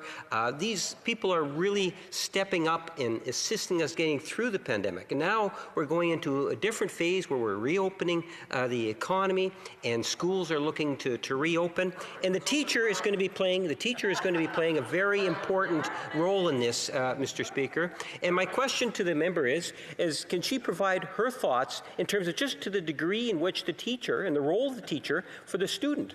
Imagine a student walking into the classroom and that environment has really changed from the last time they were in the classroom. And if she could just provide her thoughts on that particular issue, and maybe, as I have done, just recognize the important work that all Canadians, not just governments, that are getting us through this, it's Canadians, Mr. Speaker. The honourable member for Fredericton. Thank you, Mr. Speaker, and I thank my honourable colleague for that question. And you know, as a former teacher, this is an incredibly important time. It's something we've never seen before. And I think that initially teachers were looking for ways to engage. They wanted to be able to help more, but because of the restrictions and, you know, all of the measures to keep us safe, they weren't necessarily able to do that. So with the time that has passed, I think that our teachers are really ready to get back into that classroom. You know, we enjoy our summer breaks as best we can, but we always have that feeling in September we can't wait to get back to our students and the children that mean so much to us. So they've been ready for months and months now. So I really feel that they're going to take, you know, the bull by the horns on this. They're really going to take the initiative and do what needs to be done to keep our children safe, to keep themselves safe, to keep our staff safe, and also keep everyone's kind of level of well-being in check, because that's what's really important to me about kids returning to school right now, outside of curriculum and the necessary things to move through their grades. But it's that well-being, it's that social aspect. It's about being with other people besides their family bubbles that they've been stuck in for the last 5 months. So I do believe that teachers are well suited to do this, and as I said, they've been just kind of waiting to get involved and have their turn to serve you know, citizens in this pandemic. So I'm just so excited to see what they will do with this. I think that really when you throw a curveball, I think that our education systems respond very well, and I'm so proud of the education system in New Brunswick in particular. And I do note that we obviously we fared quite well during the pandemic, and that we don't face as much uncertainty as some of the other jurisdictions in Canada. So I wish them well. I hope that we go slow. I hope that we're cautious and as safe as we need to be. But I'm so thankful for kids to go back to school, and I hope that I can support teachers within my riding to do that as safely and enjoyably as possible. Thank you. Questions and comments. We have time for a very short question, 45 seconds. The honourable member for Edmonton-Transcona. Thank you, Mr. Speaker, and I'd like to thank the member for her comments. I also am a teacher by training and also have children that I have spent an awful lot of time with over the last several months. One of the questions that I had is, going forward, looking at how we support provinces and how we support the education system, do you or would the member feel that it would be appropriate to ensure that we do have minimum standards, that we do have minimum things put in place to make sure that Canadian children are protected in childcare and school settings across the country equally? So somebody in any part of our country is making sure that we are making sure that they're getting the exact same support. Honourable member for Fredericton, in 30 seconds or less, please. Thank you, Mr. Speaker, and I thank my honourable colleague. And I didn't know you had a teacher training background, but I should have guessed, because we align on many things. I think that, you know, it's going to be different across jurisdictions, as I mentioned, and I'm a big fan of national standards. I think that no matter where you are in Canada, you should be able to receive the same best practices that we're seeing in other provinces or territories. I do have faith in our provincial systems, and I feel it is our job is to protect them and to support them, and so I hope that they, you know, are able to monitor and to ensure that they are reaching the same standards as other jurisdictions, but we don't necessarily have those standards yet, so I would certainly be supportive of seeing those happen in Canada. Thank you. I'm sorry? So we'll read the first one. One moment, please.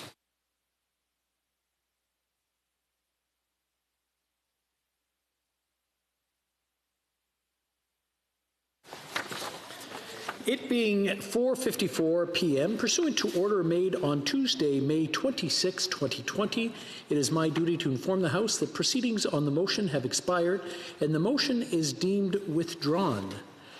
Comme il n'y a plus de députés pour prendre la... There being no further members rising for debate, pursuant to order made on Tuesday, May... We'll stop there. Do we continue? No, that's it? All right. Perfect. There's a point of order. The Honourable Minister. Point of order. I'm tabling the government's response to 472 174. 474. The Honourable Minister has a point of order. Please proceed.